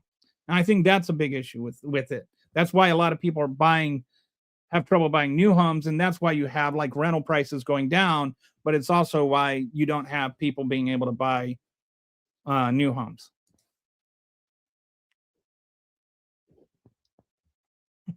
Somebody else. Okay, so that's 2 votes for patience. I'm going to tell my wife that I got 2 votes for patience. She might forgive me. There are multiple types of terrorism. There's also, yes, but narco-terrorism is associated with one of two things, typically, before Donald Trump and Marco Rubio redefined it. Narco-terrorism is either A, using narcotics to fund actual terrorist activities like the Sandinistas in the 80s. That's when Ronald Reagan invented the term. And the other way is with when you use terrorism to preserve your drug cartel. Like I still can't think of the guy's name, but like season 1 Narcos guy, where they would like kill politicians to keep a government that's favorable to their particular cartel. That's what narco-terrorism is.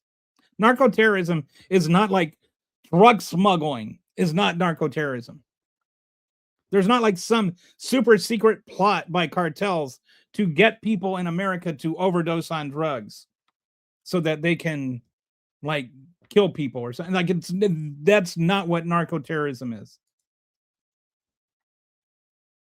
Trump said on day 1 he would bring prices down. That's why he got an F on that in his report card.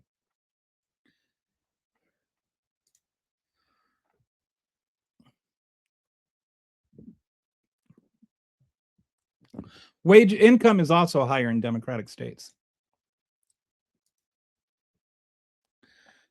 Immigration causes inflation and low wages. Actually, it doesn't. I don't know why you guys keep insisting on pushing this narrative, but it's objectively not true. And I will take Wharton's word over Chaos for You 728s. Illegals are illegal. Illegal is a noun or is an adjective, not a noun. Hope you get a clue. My gut, but I doubt you will.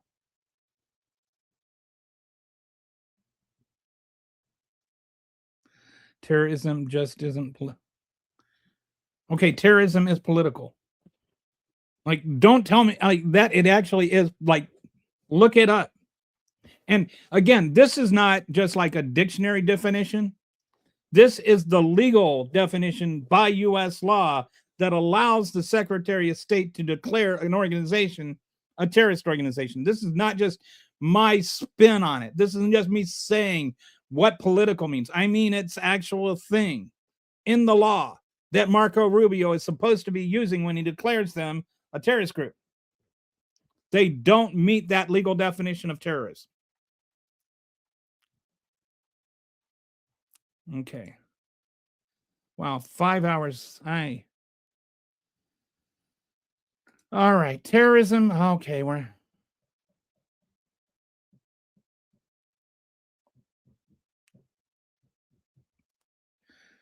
this is the dictionary definition. I think he's got the rest of it coming in another comment. And achieve political, ideological, religious, or social groups, often by coercing. So anyway, none of that has anything to do with cartels. So you make America great again. I don't know what make America great again offends you. I don't know what any of that has to do with anything. Yeah. And by that definition, cartels aren't a terrorist group. Like cartels do not meet that definition. But that again, that is not the definition. That's the dictionary definition. That's not what is put in the law that allows the Secretary of State to declare something a terrorist group. So I'm going to look into this Schumer law, but I don't think it allows the U.S. government to start bombing ships on the open seas because it just declares that they're terrorist groups or whatever. Anyway, it has been over 5 hours now. I usually stop at 5 hours or 4 hours. But I hope you guys have a fantastic, fabulous, wonderful New Year's Eve with what's left of it. If you drink responsibly. If you drink irresponsibly, don't drive. And I hope you have a great day tomorrow. I hope you watch games or whatever. I'll be back on Friday. And on Friday, I'm actually going to be talking about long COVID. So this is a subject that's near and dear to my heart because I actually have it. And anyway, have a happy new year. Thank you. I'm glad that, like, it's nice that we get a happy new year from people that don't agree with me. I want to be able to have conversations. I agree with your definition, by the way. And I don't disagree with the dictionary definition. I'm just saying cartels don't meet that definition. And that's not the legal definition either that's used. Like, there's an actual, I'll have it ready on Friday. So if you're here on Friday, I'll show you what the law is about this. And this is what I'm talking about. Right now, I'm just going off of memory. But somebody has to do some business here because it's been 5 hours and 10 minutes since I've done that business. But anyway, hope you guys have a wonderful new year. And, I watch bowl games or do whatever you do. Ciao.